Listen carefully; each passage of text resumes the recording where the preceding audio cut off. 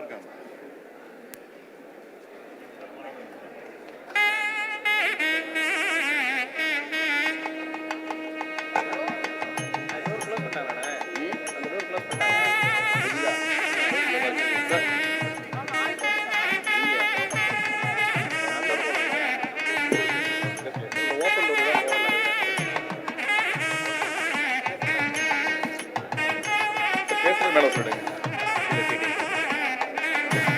முன்னாடி உட்காரு sir. Sir வணக்கம் வணக்கம் வாங்க வாங்க. நான் போகிறேன்.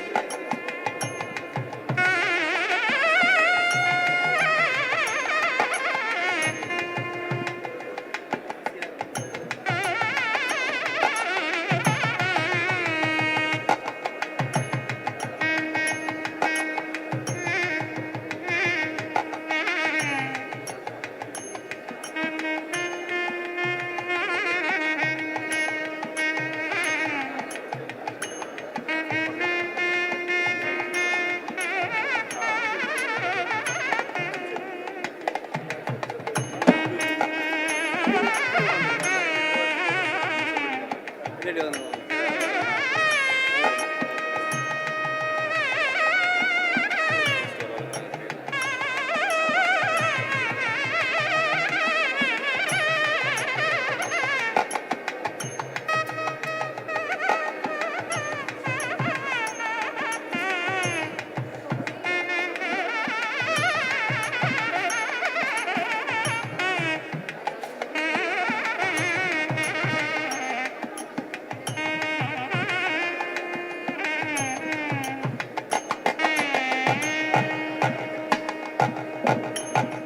Check. Testing. Testing 1 2 3 4. Check.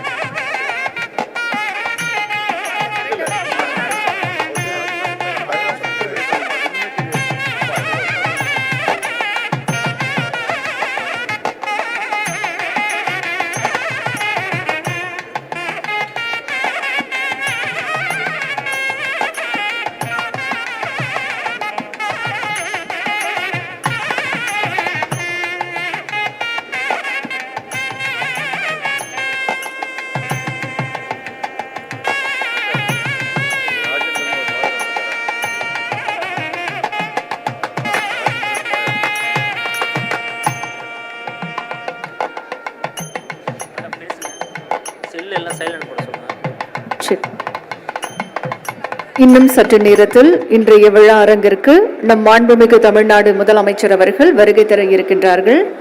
அரங்கில் உள்ள அனைவரும் தங்களுடைய மொபைல் போன்களை சைலண்ட் மோடில் வைக்குமாறு அன்புடன் கேட்டுக்கொள்கின்றோம். நின்று கொண்டிருக்கும் அனைவரும் தங்களுக்கு ஒதுக்கப்பட்டிருக்கக்கூடிய இருக்கைகளில் அமருமாறு அன்புடன் கேட்டுக்கொள்கின்றோம்.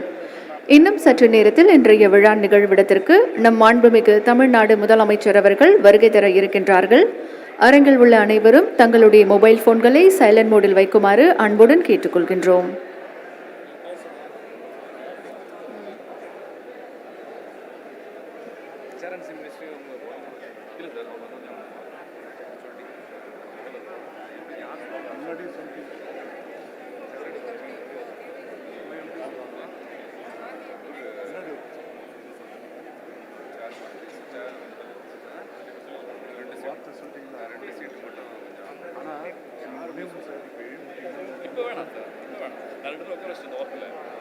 இந்த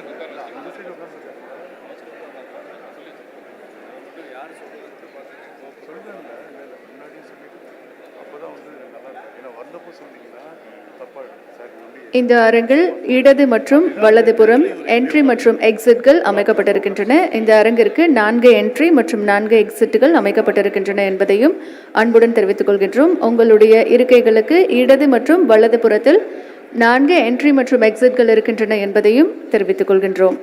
அரங்கில் உள்ள அனைவரும் தங்களுடைய மொபைல் போன்களை சைலண்ட் மோடில் வைக்குமாறு அன்புடன் கேட்டுக்கொள்கின்றோம்.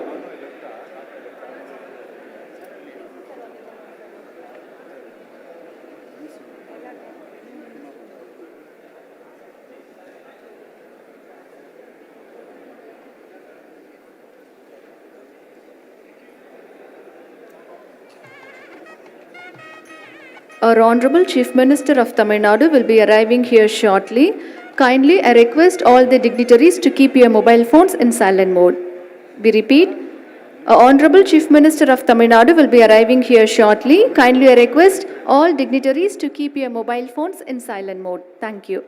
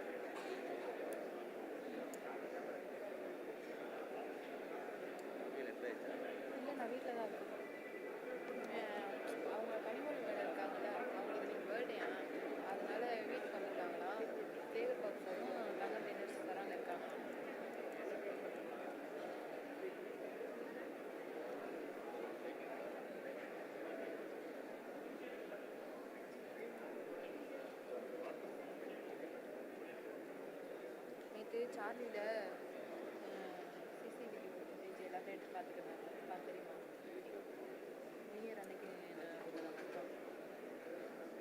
எஸ்பி சாரும் எஸ்பி டூ நேற்று எதுக்கா நியூ இயர் அன்னைக்கு சார்லியில் வச்சு வாங்கியிருந்தாங்க.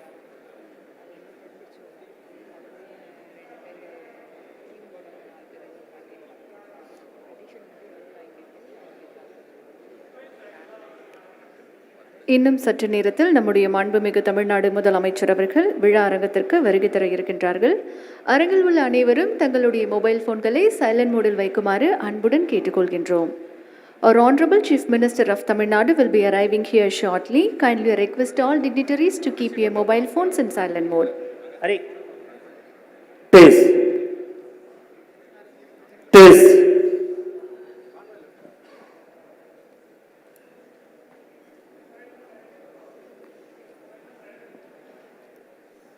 தங்களுடைய மொபைல் போன்களை சைலண்ட் மோடில் வைக்குமாறு மீண்டும் ஒரு முறை அன்புடன் கேட்டுக்கொள்கின்றோம். Taste.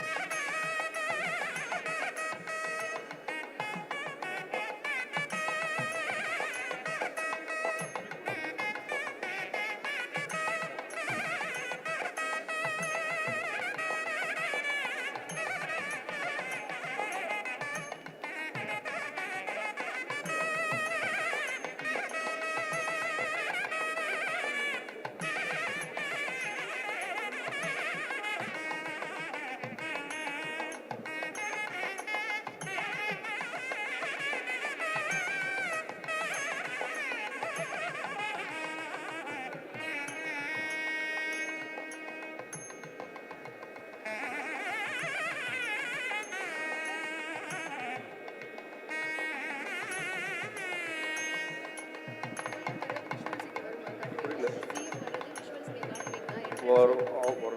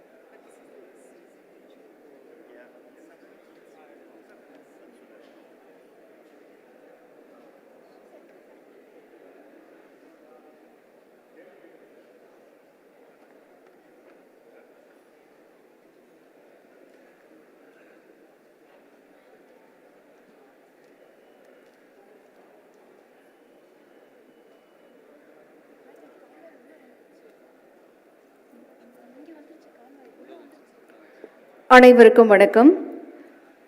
உலகின் பழம்பெரும் நாகரிகங்கள் அனைத்தும் ஆற்றங்கரைகளில் உருவாகி செழித்தோங்கி வளர்ந்தன. அந்த வகையில் இந்திய துணைக்கண்டத்தின் வடமேற்கு பகுதியில் உருவான சிந்துவெளி நாகரிகமும் உயர்ந்த நாகரிகங்களில் ஒன்றாகும். 5000 ஆண்டுகள் பழமையான சிந்துவெளி நாகரிகம் கண்டுபிடிக்கப்பட்டது 100 ஆண்டுகளுக்கு முன்புதான். சிந்துவெளி நாகரிகம் முதலில் 1924ஆம் ஆண்டு செப்டம்பர் 20ஆம் நாளன்று உலகிற்கு அறிவிக்கப்பட்டது. அதனை தி இல்லஸ்ட்ரேட் லண்டன் நியூஸ் என்ற இதழில் இந்திய தொல்லியல் துறையின் மேனாள் தலைமை இயக்குனர் சர் ஜான் மார்ஷல் அறிவித்தார். அன்றிலிருந்து இன்று வரை சிந்துவெளி பண்பாட்டின் நகரமைப்பு, கட்டட நேர்த்தி, நீர் மேலாண்மை, வணிகம், முத்திரைகள் ஆகியவை தொடர்ந்து கொண்டே இருக்கின்றன. சிந்துவெளி பண்பாட்டு கண்டுபிடிப்பு நூற்றாண்டு நிறைவு பன்னாட்டு கருத்தரங்கிற்கு வருகை தந்திருக்கும் மாண்புமிகு தமிழ்நாடு முதலமைச்சர் அவர்களை விழா மேடைக்கு வருக வருக என பணிவன்புடன் வரவேற்கின்றோம். இன்றைய நிகழ்ச்சிக்கு வருகை தந்திருக்கும் மாண்புமிகு அமைச்சர் பெருமக்களையும் மற்றும் அனைவரையும் வருக வருக என அன்புடன் வரவேற்கின்றோம்.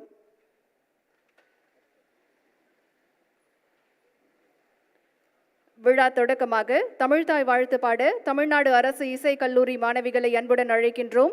அனைவரும் எழுந்து நிற்குமாறு அன்புடன் கேட்டுக்கொள்கின்றோம். I request all of you to raise for the தமிழ்தாய் வாழ்த்து தமிழ் anthem. நீராறும் கடலுடுத்த நிலமடந்தை கெழிலொழுகும் சீராரும் வதனமென திகழ் பரத கண்டமிதில் தெக்கணமும் மதில் சிறந்த திராவிடனல் திருநாடும் தக்க சிறு பிறை நுதலும் தரித்தனரும் திலகமுமே அத்திலக வாசனை போல் அனைத்துலகும் இன்பமுற எத்திசையும் புகழ் மணக்க இருந்த பெரும் தமிழனங்கே தமிழனங்கே உன் சீரிலமை திறம் வியந்து செயல் மறந்து வாழ்த்துதுமே வாழ்த்துதுமே வாழ்த்துதுமே. நன்றி. வரலாற்று சிறப்புமிக்க இந்நன்னாளில் உலகின் தொன்மையான நாகரிகங்களுள் ஒன்றான சிந்துவெளி பண்பாடு கண்டுபிடிக்கப்பட்டு அறிவிக்கப்பட்ட நூற்றாண்டு நிறைவு பன்னாட்டு கருத்தரங்கிற்கு வருகை புரிந்துள்ள விருந்தினர்களை வரவேற்கவும், இந்த மாநாடு எதற்காக முன்னெடுக்கப்பட்டுள்ளது என்பது குறித்து நோக்க உரையாற்றவும் மதிப்பிற்குரிய நிதித்துறை முதன்மை செயலாளர் மற்றும் தொல்லியல் ஆணையர் திரு உதயச்சந்திரன் IAS அவர்களை அன்புடன் அழைக்கின்றோம். Now we request respected Principal Secretary, Department of Finance, Commissioner Archaeology to deliver welcome address with objective of the conference.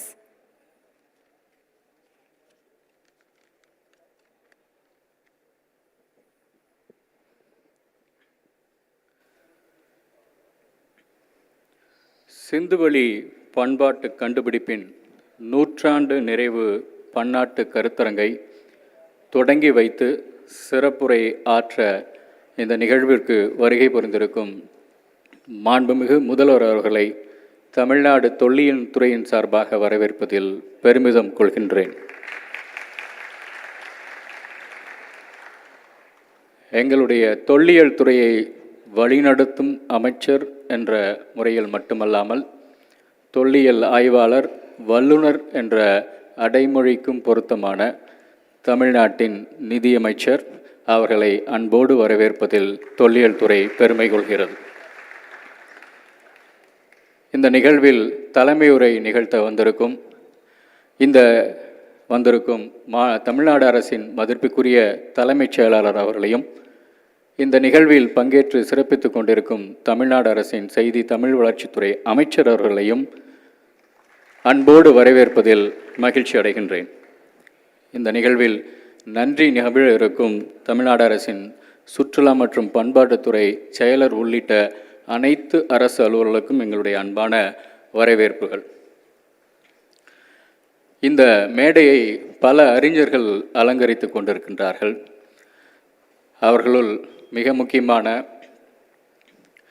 முன்னாள் இந்திய ஆட்சிப்பணி அதிகாரி என்ற சொல்லை காட்டிலும் சிந்துவெளி ஆராய்ச்சியாளர் என்ற சொல் அவருடைய முகத்தில் மலர்ச்சியை அதிகம் வர வைக்கக்கூடும் திரு பாலகிருஷ்ணன் அவர்கள் வந்திருக்கிறார். அவருக்கு எங்களுடைய வரவேற்புகள். எங்களுடைய தொல்லியல் ஆய்வுகளை எல்லாம் மிகச்சிறப்பாக வழிநடத்தி கொண்டிருக்கும் பேராசிரியர் ராஜன் அவர்கள் வருகை புரிந்திருக்கின்றார். அவர்களுக்கு எங்களுடைய வணக்கங்கள். அது மட்டுமின்றி இந்த மேடையை அலங்கரித்து கொண்டிருக்கும் பேராசிரியர் ஜாமிசன், பேராசிரியர் நயன்ஜோத் லஹரி, பிரபல எழுத்தாளர் டோனி ஜோசப் ஆகிய அனைவரையும் நான் அன்போடு வரவேற்கிறேன். A warm welcome to all of you to this International Conference on Indus Civilization Conference.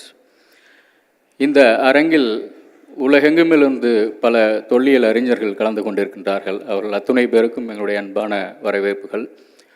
அரங்கம் நிரம்பி வழிந்து கொண்டிருக்கின்றது. அரங்கத்திற்கு வெளியே நிறைய தொல்லியல் ஆழ்வர்கள் காத்து கொண்டிருக்கின்றார்கள்.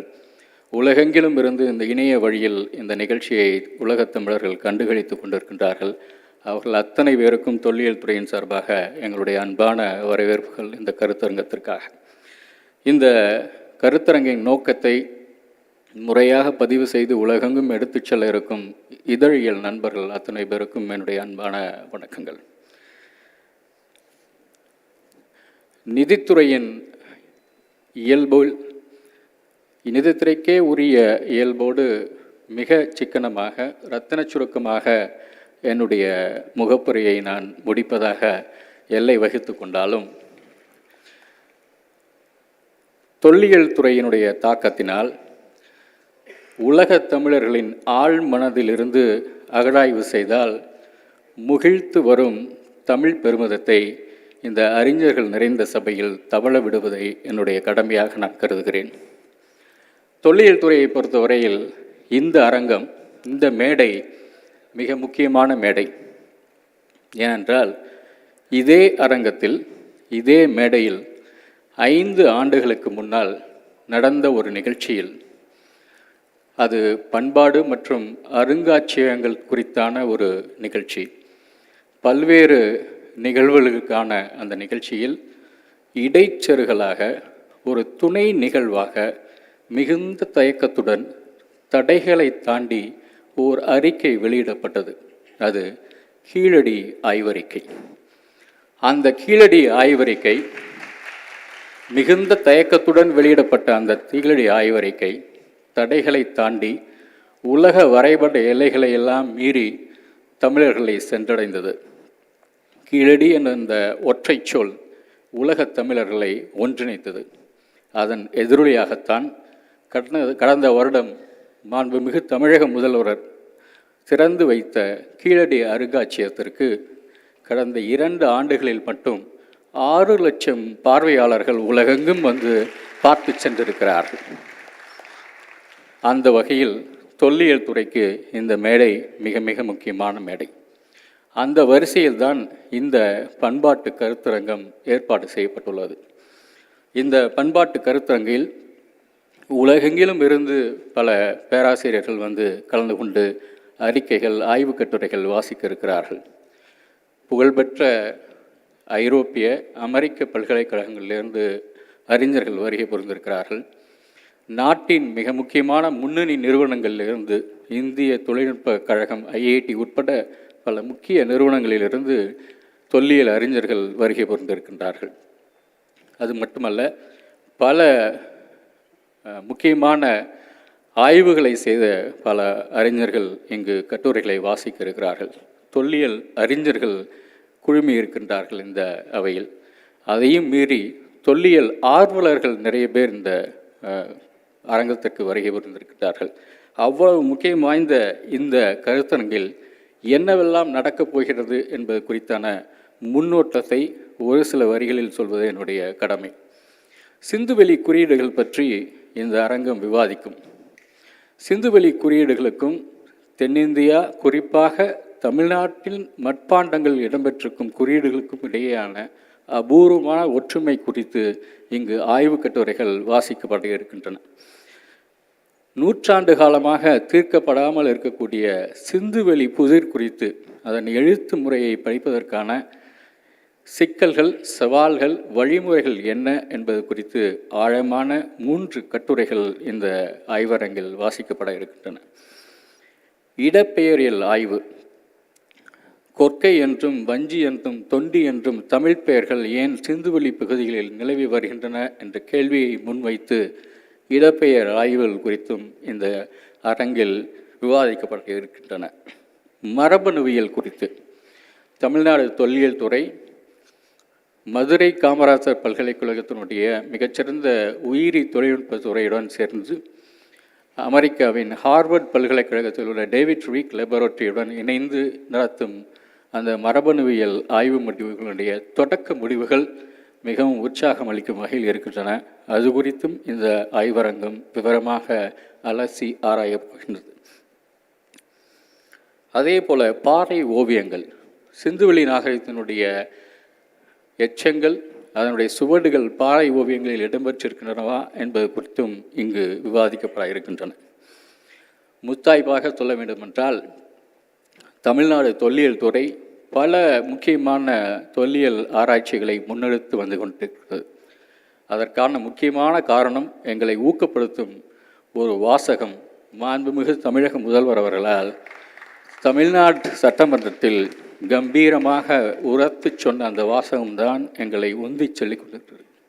அந்த வாசகம், இந்திய துணைக்கண்டத்தின் வரலாறு இனி தமிழ் நிலப்பரப்பிலிருந்து தான் எழுதப்பட வேண்டும் என்று தமிழ்நாடு சட்டமன்றத்தில் கம்பீரமாக அவர் உரைத்த வாசகம்தான் எங்களை இந்த அளவிற்கு தொழிலியல் முயற்சிகளை மேற்கொள்ள துணித்திருக்கின்றது.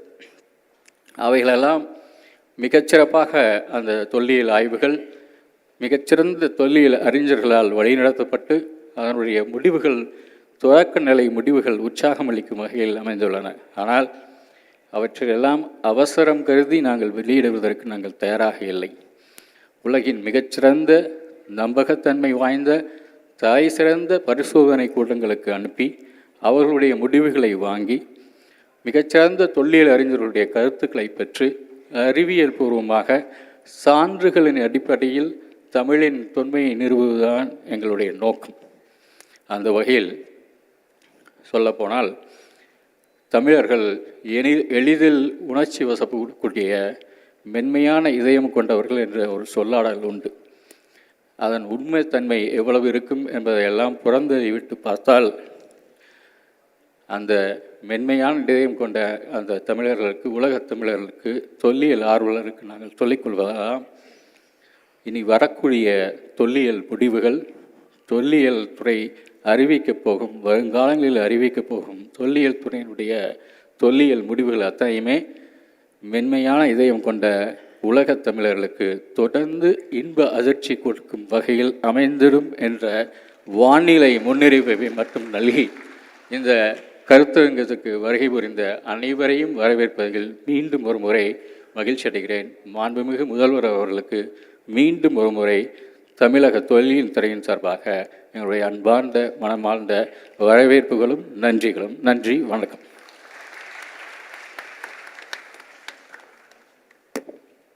மிக்க நன்றி ஐயா. சிறப்பு விருந்தினர்களுக்கு மரியாதை செய்தல். மாண்புமிகு தமிழ்நாடு முதலமைச்சர் அவர்களுக்கு மாண்புமிகு நிதித்துறை அமைச்சர் அவர்கள் சிந்துவெளி காளை மாதிரியின் உலோக சிற்பத்தினை நினைவு பரிசாக வழங்குமாறு அன்புடன் கேட்டுக்கொள்கின்றோம்.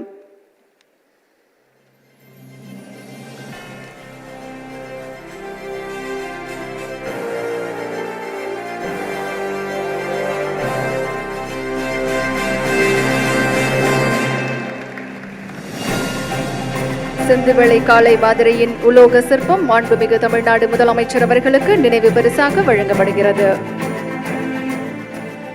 மாண்புமிகு நிதித்துறை அமைச்சர் அவர்கள் இப்போது மாண்புமிகு தமிழ்நாடு முதலமைச்சர் அவர்களுக்கு புத்தகம் வழங்கி சிறப்பிக்கிறார்கள்.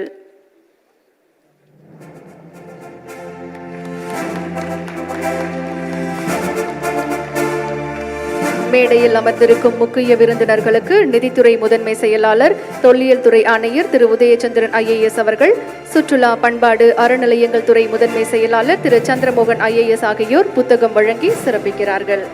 We request Principal Secretary, Department of Finance and Commissioner Archaeology and Principal Secretary, Tourism, Culture and Religious Endowment Department to felicitate our special guest on the dais.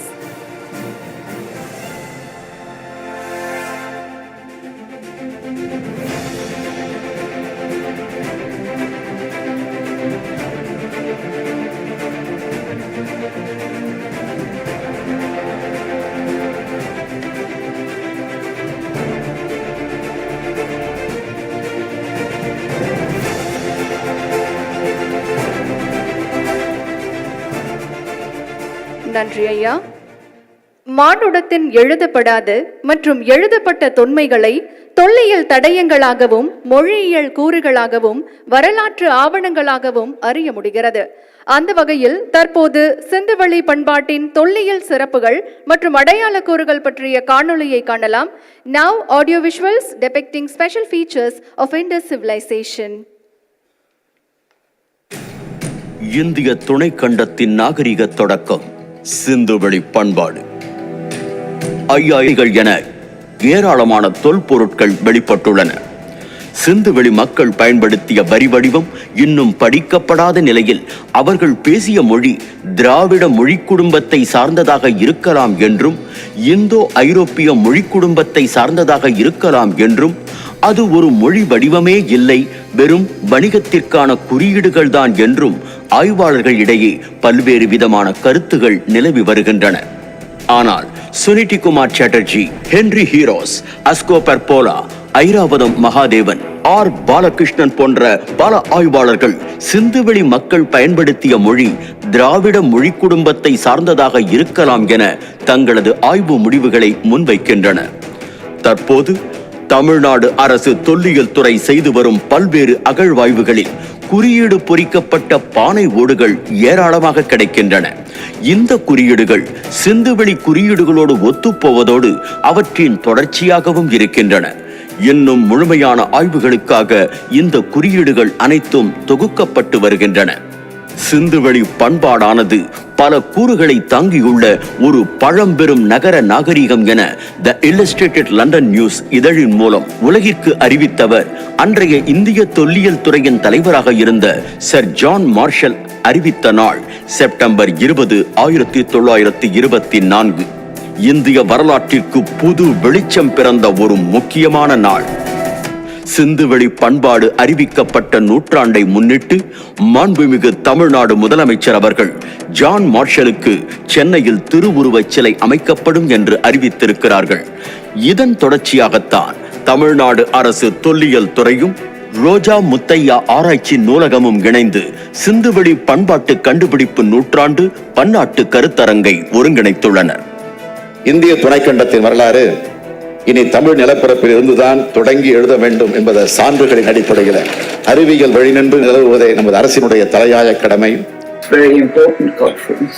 It's indeed a great honor for me and a pleasure to be celebrating the centenary of a very major event in our history, that of the Indus civilization. Tamil Nadu முதலமைச்சர் திரு ஸ்டாலின் அவர்களின் முழக்கத்தை முன்னெடுத்து தமிழர்களின் வரலாற்றை உலக அரங்கில் கொண்டு போய் சேர்க்கும் பணியை தமிழ்நாடு அரசு தொல்லியல் துறை முழு வீச்சில் செய்து வருகிறது. இந்திய துணைக்கண்டத்தின் வரலாற்றை இனி தமிழ் நிலப்பரப்பிலிருந்து தொடங்கி எழுதுவோம்.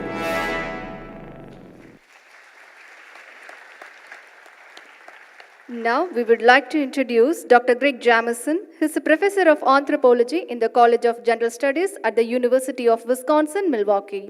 He is an anthropological archaeologist whose primary research interests include the Indus civilization of ancient South Asia, inscribed seal production in use, craft production, and experimental ethno-archaeology, and the origins of cities and states. May I invite Dr. Greg Jamison to address the gathering.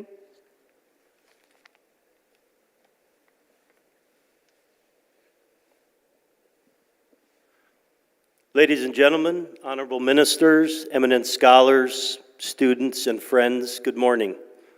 I am Greg Jamison, and it is an honor for me to be here at this conference in recognition of the centenary of the announcement of the Indus civilization. Research over the past century has firmly established the Indus as one of the world's earliest, most unique, sophisticated, and longest-lasting ancient civilizations. This is a time for celebration. We also recognize the significance that the Indus civilization has played throughout the Indian subcontinent for thousands of years. We also recognize that there is much work to be done. There are still many questions unanswered about the Indus civilization. And part of the reason why this conference is so valuable is because it provides an opportunity for scholars, students, and the general public to discuss these issues, try to come up with innovative solutions, and apply new methodologies to the study of the Indus civilization and its writing. More broadly, international conferences and events such as this are crucial to increase awareness of the Indus outside of the South Asian subcontinent. There are people all over the world interested in the study of the Indus civilization who recognize its significance and unique character among the world's earliest urban societies.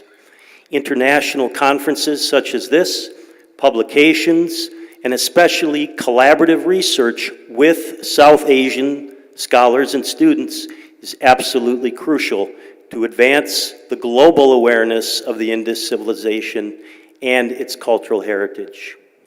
I'd like to thank the Department of Archaeology, Government of Tamil Nadu, and the Research Library for hosting this conference, facilitating my participation, and I am very much looking forward to the next 3 days. Thank you all very much. Thank you, sir. Now we would like to introduce Mr. Tony Joseph. He is a journalist by profession and the author of Early Indians, The Story of Our Ancestors and Where We Came From, which has been translated into 6 Indian languages. The book won the Tata Literature Live Book of the Year Award in 2019. He has been the editor of leading business magazines and currently working on a sequel to Early Indians. Now may I invite Thiru Tony Joseph to address the gathering.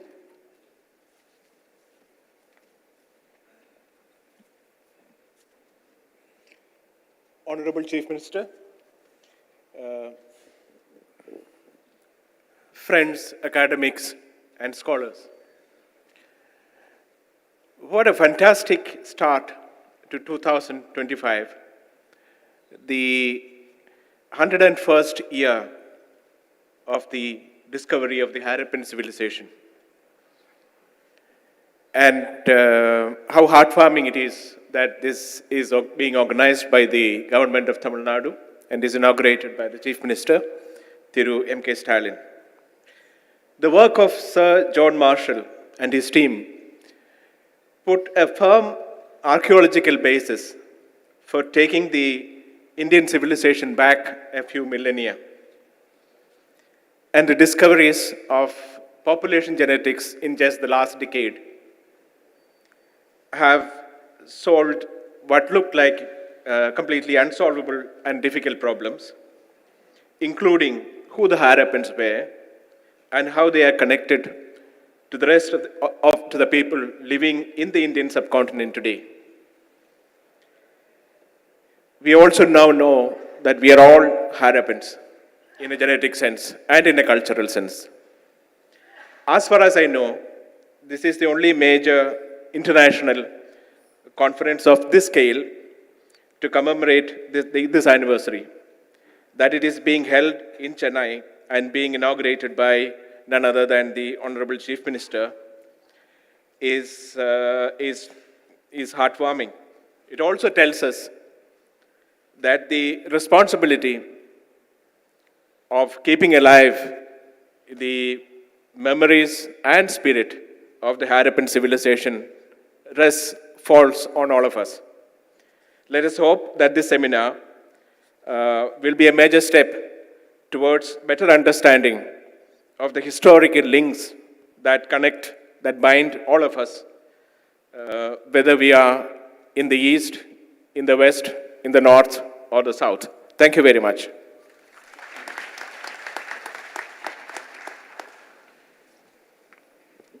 Thank you, sir. சிறப்பு வாய்ந்த சிந்துவெளி பண்பாடு கண்டறியப்பட்ட நூற்றாண்டு நிறைவு விழாவில் தலைமை உரையாற்ற மதிப்பிற்குரிய தமிழ்நாடு அரசின் தலைமை செயலாளர் திரு முருகானந்தம் IAS அவர்களை அன்புடன் அழைக்கின்றோம். May I invite respected Chief Secretary, Government of Tamil Nadu to deliver presidential address.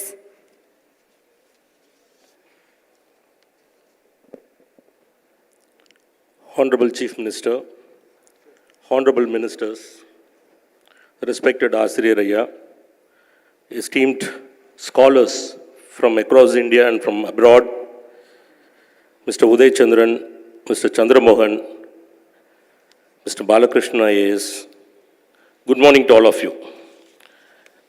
1924 ஆண்டில் அன்று ஏஎஸ்ஐ டைரக்டர் ஜெனரலாக இருந்த திரு ஜான் மார்ஷல் சிந்துவெளி பண்பாட்டை கண்டுபிடித்து உலகிற்கு அறிவித்தார்.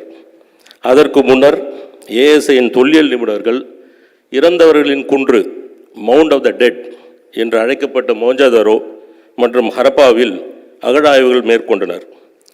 1500 சதுர அடி ஸ்கொயர் கிலோமீட்டருக்கு பறந்து விரிந்து கிடந்த ஒரு மகத்தான நகர்ப்புற பண்பாட்டின் எச்சங்கள் கண்டறியப்பட்டன. இந்த கண்டுபிடிப்பு இந்திய துணை கண்டத்தின் ஏன் மனித குலத்தின் வரலாற்றை திருப்பி போட்டது. அதுவரை இந்தியாவின் வரலாறு 3500 ஆண்டுகளுக்கு முன்னர் வேத காலத்திலிருந்து தான் தொடங்கியது என்று உலகம் நம்பியிருந்தது.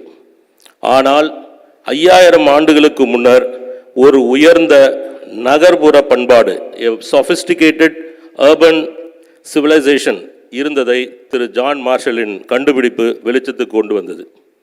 இந்த பண்பாட்டின் சொந்தக்காரர்கள் யார்? இவர்கள் என்ன மொழி பேசினார்கள்? எப்படி இந்த மகத்தான பண்பாடு எப்படி அழிந்தது? இந்த கேள்விகளுக்கெல்லாம் கடந்த 100 ஆண்டுகளாக பல்துறை ஆய்வுகள் மூலம் அறிஞர் பெருமக்கள் மெல்ல மெல்ல விடை அளித்து வருகிறார்கள். இந்த காணொலியில் காட்டியது போல சர் ஜான் மார்ஷலில் தொடங்கி பல்வேறு அறிஞர்கள் இது திராவிட பண்பாடு என்று தரவுகள் அடிப்படையில் தெரிவித்துள்ளார்கள். திரு பாலகிருஷ்ணன் அவர்களும் ஊர் பேர்களை ஆய்வு செய்து நம்மளுடைய சங்க இலக்கியங்களில் உள்ள தரவுகளை கொண்டு அவர் இது திராவிட பண்பாடு, தமிழர் பண்பாடு என்று கூறியிருக்கிறார். இந்த மோஞ்சதாரோ ஹரப்பா பகுதிக்கு அருகாமையிலேயே பலுச்சிஸ்தான் பகுதியில் பிரஹி என்ற மொழி, ஒரு திராவிட மொழி, தமிழை ஒத்த மொழி இன்று வரை பேசப்பட்டு வருகிறது. அது இதற்கு ஒரு மிக சிறந்த ஒரு சான்றாக இருக்கிறது. ஆனால் நம்முடைய அனைத்து கேள்விகளுக்கும் முழுமையான பதில் வர வேண்டும் என்றால் சிந்துவெளியில் கிடைக்கப்பெற்றுள்ள எழுத்துக்களை, இந்த மொழியை நாம் புரிந்து கொள்ள வேண்டும். அதற்கான முயற்சி 100 ஆண்டுகளாக நடைபெற்று வந்தாலும் இதுவரை ஒரு முழுமையான வெற்றி நமக்கு அதில் கிடைக்கல. அசோக பிராமி எழுத்துக்கள் அதிர்ஷ்டவசமாக ஜேம்ஸ் பிரின்சப்ஸ் என்ற ஒரு ஆய்வாளர் 19வது நூற்றாண்டில் படித்து பல உண்மைகளை வெளிக்கொண்டாந்தார். அது முன்னர் பல கல் தூண்கள், பல கல்வெட்டுகள் அவர் படித்த பிறகுதான் இந்தியாவில் அசோகர் என்ற ஒரு மாமன்னர் இருந்தார், பெரும் பகுதியை அவர் ஆண்டார், புத்த மத கொள்கையின் அடிப்படையில் அன்பு மரணம் உடைய ஒரு சிறந்த நல்லாட்சியை வழங்கினார் என்ற உண்மைகள்லாம் நாம் தெரிந்து கொண்டோம். அதுவரை அப்படி ஒரு மன்னர் இருந்ததே இந்தியர்களுக்கு தெரியவில்லை. இது போன்ற ஒரு நல்ல வாய்ப்பை நமக்கும் இயற்கை வழங்கும் என்ற நம்பிக்கையோடு நான் இருக்கிறேன். இந்த நிகழ்ச்சிக்கு சிறப்பு விருந்தினராக நமது மாண்பு முதலமைச்சர்கள் வந்திருக்கிறார்கள். உலகமே திரும்பி பார்க்கும் வகையில் கீழடியில் ஆய்வுகள் மேற்கொண்டு தமிழ் பண்பாட்டின் தொன்மையை உலகறிய செய்தவர் நமது முதல்வர் அவர்கள். அதேபோல இன்று என்றும் இல்லாத அளவிற்கு தமிழ்நாட்டில் 8 இடங்களில் புதிய அகழ்வாய்வுகள் நடைபெற்று வருகின்றன. கீழடியில் அருங்காட்சியகம், பொருணை அருங்காட்சியகம், மாபெரும் சோழர் அருங்காட்சியகம், தஞ்சையில் கங்கை கொண்ட சோழபுரத்து அருங்காட்சியகம், தமிழ் மற்றும் இந்தோ ஐரோப்பிய மொழிகளுக்கு உறவு குறித்த ஆய்வு என்று பல்வேறு முன்னெடுப்புகளுக்கு மாண்பு முதலமைச்சர் அவர்கள் அனுமதி அளித்துள்ளார்கள். இப்பணிகள் நிறைவடையும் போது தமிழர் பண்பாட்டின் தொன்மையும் தமிழ் மொழி திராவிட மொழிகளுக்கு தாய், ஆரிய மொழிகளுக்கு மூலம், உலகத்தின் முதல் மொழி என்ற உண்மையை அறிவியல் பூர்வமாக தக்க ஆதாரங்களுடன் நாம் உலகறிய செய்வோம். No force on earth can stop an idea whose time has come என்று விக்டர் யுகோ கூறினார். அதுபோன்ற நேரம் வந்துவிட்டது. இனி வரும் காலம் தமிழின் காலம், தமிழர்களின் காலம். தமிழின் தொன்மையையும் தமிழர் பண்பாட்டின் மேன்மையையும் இனி யாரும் மறுக்க முடியாது, மறைக்க முடியாது. இந்த கருத்தரங்கு இந்த முன்னெடுப்புகளுக்கெல்லாம் வலு சேர்க்கும் என்று நினைக்கிறேன். இந்த ஏற்பாடுகள் செய்த அனைவருக்கும் நன்றி கூறி விடைபெறுகிறேன். நன்றி, வணக்கம். மிக்க நன்றி ஐயா. முதிர்ச்சியடைந்த நகர நாகரிகத்தின் அடையாளமாக போற்றப்படும் சிந்துவெளி பண்பாடு நூற்றாண்டு பன்னாட்டு கருத்தரங்கில் சிறப்புரையாற்ற மாண்புமிகு நிதி மற்றும் தொல்லியல் துறை அமைச்சர் அவர்களை அன்புடன் அழைக்கின்றோம். May I invite Honorable Minister for Finance and Archaeology to deliver special address.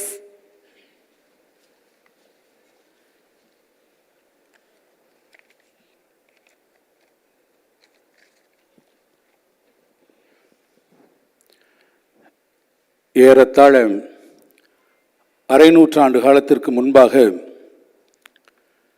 இதே அரங்கில் முரசே முழங்கு என்கின்ற நாடகத்தை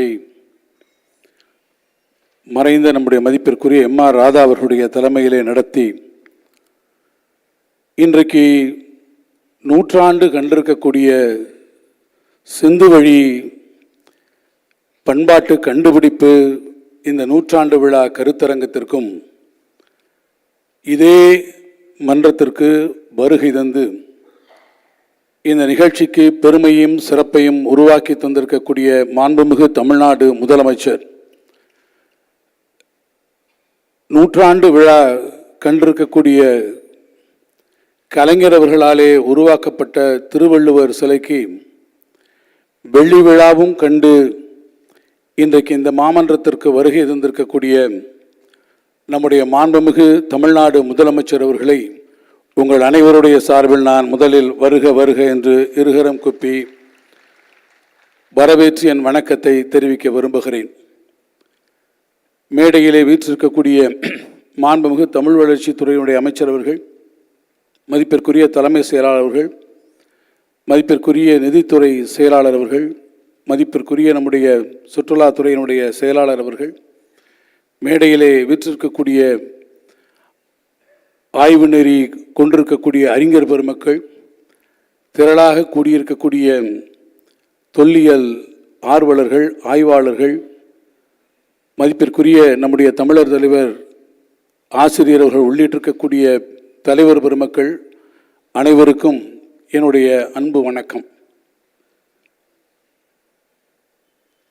எல்லோருடைய இளமைகளிலும் இருந்து நீங்கள் எண்ணி பார்ப்பீர்கள் என்று சொன்னால், நம்முடைய பள்ளி படிப்புகளிலே இருந்து சிந்துவெளி நாகரிகம், மொஹஞ்சதாரோ, ஹரப்பா இந்த 3 சொற்களும் எல்லாருடைய பள்ளி படிப்பினுடைய நாட்களிலும் நிச்சயமாக மறைந்து விடாத பெயர்களாக இன்றைக்கும் இருக்கும் என்பதை நான் உங்களுக்கு நினைவூட்ட வேண்டிய அவசியமில்லை. தமிழுடைய அந்த காலையும் நீண்ட அந்த கட்டட அமைப்புகளும் அருமையான அந்த பொய்யையும் நம்முடைய குழந்தைமையினுடைய நினைவு குறிப்புகளில் என்றென்றைக்கும் பதிந்திருக்கக்கூடிய வடிவங்கள் என்பதை நாம் மிக நன்றாக அறிவோம். எனக்கு ஒரு தொடர்ச்சியான கேள்வி ஒன்று உண்டு. சிந்து சமவெளி நாகரிகம் ஒரு புதினமா அல்லது அது ஒரு புதிரா என்கின்ற அந்த கேள்வி எனக்கு எப்போதும் உண்டு. சிந்து நாகரிகத்தினுடைய அருமையான ஒரு நகர நாகரிகம், அற்புதமான கட்டடக்கலை, சிறப்பான மண்பாண்டங்கள், அங்கே இருக்கக்கூடிய அரசன், அங்கே காணக்கூடிய நடனமாதுவினுடைய சிலை, அவருடைய போக்குவரத்து வசதிகள், அவர்களுடைய வணிகம், இவற்றையெல்லாம் நீங்கள் கருத்திலே கொள்வீர்கள் என்று சொன்னால் அது ஒரு புதினமாக இருக்கக்கூடிய அளவிற்கு ஒரு தன்மையுடைய கூறுகளை உடைய ஒரு நாகரிகமாக இருந்தது. ஆனால் அதே சிந்துவெளி நாகரிகம் ஒரு புதிரா என்று கேட்டால், ஒரு நன்கு வளர்ந்த ஒரு எழுத்து முறையை கொண்டிருக்கக்கூடிய அந்த நாகரிகம், அந்த நாகரிகத்தினுடைய எழுத்து முறையை இன்னும் முழுமையாக சரியாக படிக்க முடியாத ஒரு காரணத்தால் அது இன்றைக்கும் ஒரு புதிராக இருக்கக்கூடிய ஒரு நிலை இருக்கிறது. நூற்றாண்டுகளுக்கு பிறகும் மேடையிலே வீற்றிருக்கக்கூடிய அறிஞர்களும் அவர்களுக்கு முன்னாலே இருக்கக்கூடிய அறிஞர்களும் அந்த புதிரை விடுவிக்கக்கூடிய முயற்சியில் தங்களை தொடர்ந்து ஈடுபடுத்தி கொண்டிருக்கிறார்கள். இதில் இருக்கக்கூடிய மிக முக்கியமான சிரமம், எகிப்திலே இருக்கக்கூடிய இந்த ரோசட்டா கல்லில் இருமொழி பதிவுகள் இருந்ததால் அவற்றை எளிதாக நாம் மொழிபெயர்த்து படிக்கக்கூடிய ஒரு வாய்ப்புகள் வந்தது. ஆனால் சிந்துவெளி குறியீடுகளுக்கும் முத்திரை எழுத்துகளுக்கும் அந்த வாய்ப்புகள் இல்லாத காரணத்தினாலும், அது மற்ற இடங்களிலே இருப்பதைப் போல சுவர்களிலே எழுதப்படாத ஒரு காரணத்தினாலும், முத்திரைகளிலே மிக குறுகிய அளவில் எழுதப்பட்டிருக்கக்கூடிய காரணத்தினாலும் இன்றளவும் அதை படிப்பதிலே இருக்கக்கூடிய சிரமங்களை ஆய்வாளர்கள் உணர்ந்திருக்கிறார்கள். இந்த சூழ்நிலையில்தான் சிந்து வழி நாகரிகத்தினுடைய இந்த எழுத்துக்களை படித்திட வேண்டும் என்கின்ற முயற்சியை தொடர்ச்சியாக அறிஞர் பெருமக்கள் மேற்கொண்டு வந்திருக்கிறார்கள். இந்த நாகரிகம் எந்த நாகரிகத்தினுடைய தொடர்புடையது என்பதை நமக்கு முன்னாலே இருக்கக்கூடிய அறிஞர் பெருமக்கள் ஹீராஸ் பாதிரியாரிலே துவங்கி நீங்கள் எடுத்துக்கொண்டால் அது தொடர்ச்சியாக நம்முடைய மறைந்துவிட்ட ஐராவத மகாதேவன் அவர்களாக இருந்தாலும் சரி, அஸ்கோ பார்ப்பலாவாக இருந்தாலும் சரி, மேடையில் இருக்கக்கூடிய பாலகிருஷ்ணன் சாராக இருந்தாலும் சரி, அத்தனை பேரும் சொல்லுவது சிந்துவழி நாகரிகம் என்பது நம்முடைய நாகரிகத்தினுடைய திராவிடத்தன்மையை கொண்டிருக்கக்கூடிய ஒரு நாகரிகம் என்பதுதான். எனவே தான் இதை முற்றிலுமாக அறிந்து கொள்ளக்கூடிய அளவில் நம்முடைய மாண்புமிகு முதலமைச்சர் அவர்கள் தமிழ்நாட்டிலே இருக்கக்கூடிய அகழ்வாராய்ச்சிகளின் மூலமாக அங்கே பெறக்கூடிய மட்பாண்டங்களில் இருக்கக்கூடிய குறியீடுகளினுடைய வழிகொண்டு சிந்துவெளியினுடைய அந்த ஆய்வு முடிவுகளை நாம் அறிந்து கொள்ளக்கூடிய, எழுத்து முறை அறிந்து கொள்ளக்கூடிய இந்த பணிகளுக்காக இந்தியாவின் வரலாற்றில் அகழ்வாராய்ச்சிகளுக்கென்று 5 கோடி ரூபாயை உருவாக்கி தந்திருக்கக்கூடிய ஒரே முதலமைச்சர் நம்முடைய முதலமைச்சர் என்ற வகையில் இந்த பணிகளை அவர்கள் முடுக்கிவிட்டிருக்கிறார். எனவே தான் அது ஏற்கனவே நாம் பல ஆய்வுகளில் எடுக்கக்கூடிய சூழ்நிலைகள் இருந்தாலும் சரி, சூலூர் தட்டிலே இருந்து அல்லது நம்முடைய திண்டிவனம் பக்கத்தில் இருக்கக்கூடிய சானூரிலே நடக்கக்கூடிய அங்கே மட்பாண்டங்களிலிருந்து ஒரு காலத்திலே அந்த ஆய்வுகளிலே கிடைத்திருக்கக்கூடிய குறியீடுகள், நம்முடைய மாண்புமிகு முதலமைச்சருடைய இந்த திராவிட மாடல் ஆட்சிகளை மேற்கொண்டிருக்கக்கூடிய அகழ் ஆராய்ச்சிகளிலே பல இடங்கள், அது ஆதிச்சநல்லூராக இருந்தாலும், சிவகலையாக இருந்தாலும், கீழ்நமண்டையாக இருந்தாலும், இந்த இடங்களிலெல்லாம் நடக்கக்கூடிய துளுக்கர்பட்டியில் இருக்கக்கூடிய ஆய்வுகள் மூலமாக நமக்கு கிடைத்திருக்கக்கூடிய குறியீடுகள் சிந்துவெளி நாகரிகத்தில் இருக்கக்கூடிய அந்த பண்பாட்டு எழுத்து முறையில் இருக்கக்கூடிய குறியீடுகளுக்கு இணையாகவோ அல்லது ஒத்திருக்கக்கூடியதாகவோ அது இருக்கிறது என்பதை நாம் தொடர்ச்சியாக சுட்டிக்காட்டி வந்திருக்கிறோம். இன்னும் சொல்ல வேண்டும் என்று சொன்னால், இங்கே பார்த்திருக்கக்கூடிய இந்த காளையின் உருவத்தை நீங்கள் பார்த்திருப்பீர்கள். இந்த காளை சிந்துவெளியினுடைய காளையாக இருந்தாலும் கீழடியிலே இருக்கக்கூடிய அந்த திமிழுள்ள காளை தான் சிந்துவெளியிலே இருக்கக்கூடிய அந்த காளையாக இருக்கிறது. ஆதிச்சநல்லூரில் இருக்கக்கூடிய தாய் தெய்வம் தான் சிந்துவெளியிலே இருக்கக்கூடிய தாய் தெய்வமாக இருக்கிறது. சிந்துவெளியில் இருக்கக்கூடிய பல்வேறு விலங்குகளை நாம் அறிந்திருக்கிறோம். காண்டாமிருகம் இருக்கிறது, புலி இருக்கிறது, எருமை கூட இருக்கிறது. ஆனால் நினைவில் வைத்துக் கொள்ளுங்கள், ஒரு விலங்கு அங்கு நிச்சயமாக இல்லை. குதிரை நிச்சயமாக சிந்துவெளியிலே இல்லை என்பதை நாம் மனதிலே நிறுத்தி கொள்ள வேண்டும். தேர்வண்டி இருக்கிறது, ஆனால் அந்த தேர்வண்டியில் ஆரக்கால்கள் இல்லை. எனவேதான் இந்த நாகரிகம் நம்முடைய தொடர்ச்சியான ஒரு நாகரிகம், தென்னிந்தியாவோடு தொடர்ச்சியான ஒரு நாகரிகம் என்பதை நான் எடுத்து சொல்லி ஒன்றை மாத்திரம் சொல்லுவேன். நமக்கும் தென்னிந்தியாவிற்கும், குறிப்பாக தமிழ்நாட்டிற்கும் சிந்துவெளிக்கும் இருக்கக்கூடிய நாகரிகங்களை நாம் 3 வகையிலே சொல்ல முடியும். ஒன்று, அதில் கிடைத்திருக்கக்கூடிய மெட்டீரியல்ஸ், இன்னொன்று ஸ்கிரிப்ட், இன்னொன்று லிட்ரேச்சர். இந்த 3லும் சிந்துவெளியோடு தொடர்பு இருக்கக்கூடிய ஒரு நாகரிகம் இருந்திருக்கிறது சொன்னால் அந்த நாகரிகம் திராவிட நாகரிகம். ஏனென்று கேட்டால், அதே காலகட்டத்திலே கங்கை சமவெளியில் இருக்கக்கூடிய எந்த ஒரு பானை ஓடுகள், கருப்பு பானை ஓடுகள், அது என்பிபியாக இருந்தாலும் ஸ்லிப்வேராக இருந்தாலும் அங்கே எந்த குறியீடுகளும் காணப்படாத நிலையில் நம்முடைய பகுதியிலே கிடைக்கக்கூடிய குறியீடுகள் சிந்துவெளியினுடைய குறியீடுகளோடு ஒத்திருப்பதை நாம் கவனத்திலே கொள்ள வேண்டும். ஒட்டகம் என்பது வடமேற்கு பகுதியில் இருக்கக்கூடிய ஒரு விலங்காக இருந்தாலும் தமிழின் இலக்கியங்கள் அகநானூற்றிலே சொல்லுகிறது கடுங்கால் ஒட்டகம் என்று அதனை மருதன் இளநாகனார் குறிப்பிடுகிறார். அதைப்போல ஓங்குநிலை ஒட்டகம் துயில் மடிந்தன என்று நம்முடைய சிறுபானாற்று படையிலே வருகிறது என்று சொன்னால் அவற்றையெல்லாம் இலக்கிய சான்றுகளின் மூலமாகவும் நமக்கு இருக்கக்கூடிய தொடர்புகள் நிறுவக்கூடிய இருக்கிறது. எனவேதான் பாலகிருஷ்ணன் சார் ஒரு முறை சொன்னார், சிந்துவெளி விட்ட இடமும் சங்க இலக்கிய தொட்ட இடமும் அந்த ஒரு புள்ளியிலே தொடுகிறது என்பதை அவர் சொன்னார். அந்த தொட்ட இடத்திலிருந்து ஆய்வுகளை நம்முடைய மாண்புமிகு முதலமைச்சருடைய முன்னெடுப்புகளோடு நாம் எடுத்துச் செல்வோம் என்பதை இந்த நேரத்தில் எடுத்துச் சொல்லி, அந்த வகையில் இந்த ஆய்வுகள், இந்த கருத்தரங்கம் மிக முக்கியமான ஒரு இடத்தை இன்றைக்கு பெற்றிருக்கிறது. காரணம், ராஜஸ்தானிலே கூட நீங்கள் பார்த்திருப்பீர்கள், ஆர்டிஷியன் ஊற்றிலிருந்து தண்ணீர் வந்தால் கூட அது அழிந்தொழிந்து போன ஒரு நதியிலிருந்து வருகிறது என்று சொல்லக்கூடிய கதைகள் இன்றைக்கு வந்து கொண்டிருக்கக்கூடிய நிலையில் நாம் அறிவியல் பூர்வமாக இதை நாம் அணுக வேண்டும். அதற்கான வாய்ப்பை இந்த கருத்தரங்கு நமக்கு வழங்கி இருக்கிறது என்று சொல்லி விடைபெறுகிறேன். நன்றி, வணக்கம். மிக்க நன்றி ஐயா. சிந்துவெளி வரி வடிவங்களும் தமிழ்நாட்டு குறியீடுகளும் ஒரு வடிவவியல் ஆய்வு என்ற ஒப்புநோக்கு நூலை மாண்புமிகு தமிழ்நாடு முதலமைச்சர் அவர்கள் வெளியிட மாண்புமிகு நிதி மற்றும் தொல்லியல் துறை அமைச்சர் அவர்கள் பெற்றுக்கொள்வார்கள்.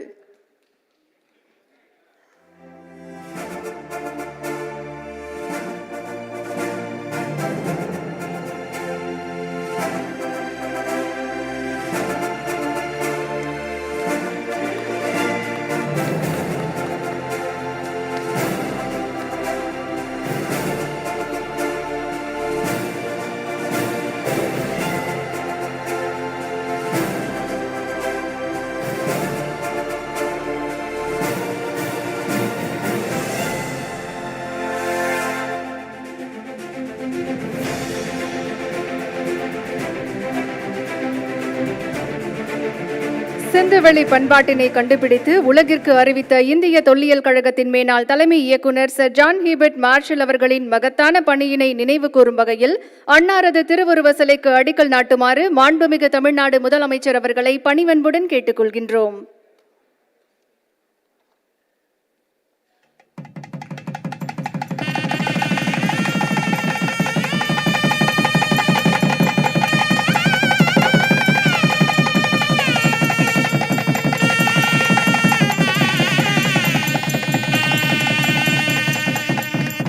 சர் ஜான் ஹீபர்ட் மார்ஷல் அவர்களின் திருவுருவ சிலைக்கு அடிக்கல் நாட்டிய மாண்புமிகு தமிழ்நாடு முதலமைச்சர் அவர்களுக்கு மனமார்ந்த நன்றிகளை தெரிவித்துக் கொள்கின்றோம். இந்திய அளவிலும் வேறு எந்த மாநிலத்திலும் இல்லாத வகையிலும் தொல்லியல் அகழாய்வு பணிகளுக்கு 5 கோடி ரூபாய் நிதி ஒதுக்கீடு செய்து தமிழ்நாடு முழுவதும் பரவலாக அகழாய்வுகள் மேற்கொள்ள ஆணையிட்டு பழந்தமிழர் நாகரிகத்தை உலகிற்கு பறைசாற்றி வரும் மாண்புமிகு தமிழ்நாடு முதலமைச்சர் அவர்களை வரலாற்று சிறப்புமிக்க நிகழ்வான சிந்துவெளி பண்பாட்டு கண்டுபிடிப்பு நூற்றாண்டு நிறைவு பன்னாட்டு கருத்தரங்கில் விழா பேருரையாற்ற வருமாறு பணிவன்புடன் அழைக்கின்றோம். Now we humbly request Honorable Chief Minister of Tamil Nadu to address the August gathering.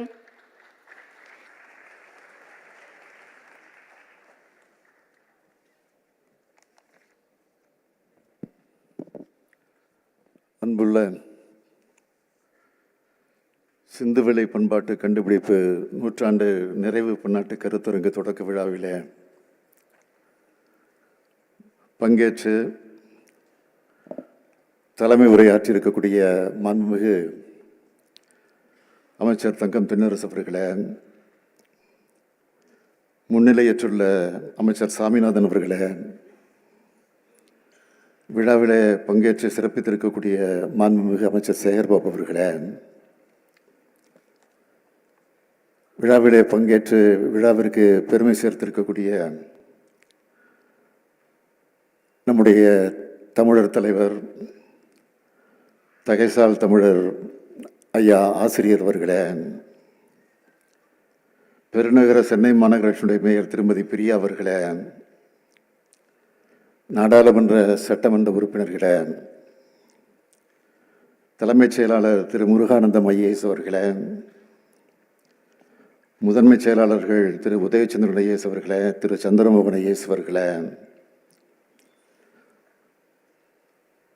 முன்னிலை வைக்கக்கூடிய தொல்லியல் ஆராய்ச்சி வல்லுநர்கள் திரு கிரேக் ஜாமிசன் அவர்களே, திரு ராஜன் அவர்களே, திருமதி நயன்ஜோத் லஹரி அவர்களே, மதிப்பிற்குரிய திரு பாலகிருஷ்ணன் அவர்களே, திரு டோனி ஜோசப் அவர்களே, கருத்தரங்கில் கலந்து கொண்டிருக்கக்கூடிய தொல்லியல் துறை வல்லுநர்களே, அரசு உயர் அலுவலர்களே, மாணவ கண்மணிகளே, உள்ளாட்சி அமைப்புகளின் பிரதிநிதிகளே, என் பாசத்திற்குரிய திராவிட உடன்பிறப்புகளே, பத்திரிகை மற்றும் ஊடகத்துறை சார்ந்திருக்கக்கூடிய நண்பர்களே, உங்கள் அனைவருக்கும் என்னுடைய அன்பான வணக்கம். 2021ஆம் ஆண்டு நம்முடைய அரசு அமைஞ்சதும் திராவிட மாடல் அரசுன்னு நாங்கள் அதுக்கு பெயர் சூட்டணும். இது ஒரு கட்சியின் அரசு அல்ல,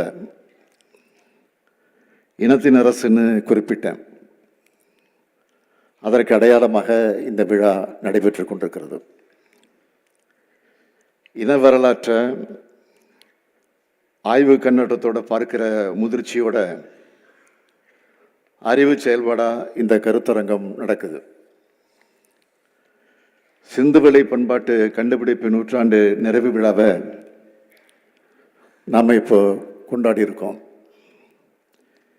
இந்தியாவில் வேறு எந்த மாநிலத்திலையும் இப்படி ஒரு விழாவை அரசே முன்னின்று நடத்தாதுன்னு சொல்லத்தக்க வகையில் மாபெரும் பண்பாட்டு பெருவிழாவாக இது ஏற்பாடு செய்யப்பட்டிருக்கு. இந்திய துணைக்கண்ட வரலாற்றில் நமக்கான இடத்தை நிலைநிறுத்துவது தான் நம்முடைய நோக்கம். வரலாறும் பண்பாடும் தொல்லியலும் தொலைநோக்கு பார்வை கொண்ட இந்த விழாவை ஏற்பாடு செஞ்சிருக்கக்கூடிய மாண்புமிகு நிதி மற்றும் தொல்லியல் துறை அமைச்சர் தங்கம் தென்னரசு அவர்களுக்கும், மாண்புமிகு நிதித்துறை முதன்மைச் செயலாளர் மற்றும் தொல்லியல் ஆணையர் உதயச்சந்திரன் அவர்களுக்கும் என்னுடைய மனமார்ந்த பாராட்டுதல்களை நன்றியை நான் தெரிவித்துக் கொள்ள விரும்புகிறேன். ரெண்டு பேருமே தொல்லியல் ஆர்வலர்கள். இப்போ கேட்டாலும் இந்த மேடையில் மணிக்கணக்கில் சிந்துவெளியை பற்றி பேசக்கூடியவங்க. இவங்க இந்த துறைக்கு கிடைச்சிருக்கிறது இந்த துறைக்கு மட்டுமல்ல, தமிழ்நாட்டுக்கே பெருமை கிடைச்சிருக்கு. சிந்துவெளி பண்பாட்டு கண்டுபிடிப்பு நூற்றாண்டு விழாவை கொண்டாட தமிழ்நாடு அரசு தொல்லியல் துறையும் ரோஜா முத்தையா ஆராய்ச்சி நூலகத்தினுடைய சிந்துவெளி ஆய்வு மையமும் இணைஞ்சு இந்த பன்னாட்டு கருத்தரங்கம் ஏற்பாடு செஞ்சுருக்கிறோம். இது நம்முடைய அரசுடைய கடமை. இந்த கருத்தரங்கத்தில் வெளிநாடு மற்றும் நாட்டின் பல பகுதிகளில் இருந்தும் 20க்கும் மேற்பட்ட அறிஞர் பெருமக்கள் கலந்துக்கிட்டு ஆய்வறிக்கைகள் வழங்க இருப்பது எனக்கு பெருமிதமாக இருக்கு. சிந்துவெளி நாகரிகம் முதலில் 1924ஆம் ஆண்டு செப்டம்பர் 20ஆம் நாள் அன்று உலகுக்கு அறிவிக்கப்பட்டுச்சு. தி இல்லஸ்ட்ரேட்டட் லண்டன் நியூஸ் என்ற இதழில் இந்திய தொல்லியல் துறை director general sir John Marshall அதை அறிவித்தார். இது இந்திய துணைக்கண்ட வரலாற்றில் ஒரு திருப்பு முனையை உண்டாக்கி நம்ம கடந்த காலத்தை பற்றின புரிதலை மாற்றி அமைச்சது. ஆரியமும் சமஸ்கிருதமும் தான் இந்தியாவின் மூலம்னு கற்பனைய வரலாறா அதுக்கு முடனும் பலரும் சொல்லிக்கிட்டு வந்தாங்க. அதை மாற்றினது ஜான் மார்ஷல் அவருடைய ஆய்வுகள் தான். சிந்துவெளி நாகரிகம் ஆரியத்திற்கு முற்பட்டது, அங்கே பேசப்பட்டது திராவிட மொழியாக இருக்கலாம்னு அவர் நூற்றாண்டுகளுக்கு முன்ன சொன்ன குரல் இன்னைக்கு வலுப்பெற்றிருக்கு. என்னதான் அங்கே இல்லைன்னு கேட்குற அளவுக்கு நன்கு கட்டமைக்கப்பட்ட வளர்ச்சி பெற்ற ஒரு நாகரிகம் சிந்துவெளியில் இருந்ததை அங்கே கண்டெடுக்கப்பட்ட பல்வேறு அடையாளங்கள் காட்டுது. சிந்துவெளியில் காளைகள் தான் இருந்துச்சு, இது திராவிட சின்னம். சிந்துவெளியில் இருந்து இன்றைய அலங்காநல்லூர் வரை காளைகள் இருக்கு. பழந்தமிழ் இலக்கியங்களில் ஏறு தழுவுதல் நிகழ்ந்ததற்கான சான்றுகள் இருக்கு. காளையை தழுவிய அடக்கிறதுனால கொள்ளேறு தழுவுதல்னு வருது. சிந்துவெளி நாகரிகம் சார்ந்த ஒரு முத்திரையில் காளை உருவமும் அதை அடக்க முயலும் வீரரை அந்த காளை தூக்கி வீசுறதும் இருக்கு. அப்படி இன்னொரு பக்கம் பார்த்தோம்னா குதிரை முத்திரை சிந்துவெளியில் இல்லை, வேத இலக்கியங்களில் பெருநகரங்களும் இல்லை, தாய் தெய்வ வழிபாடும் இல்லை.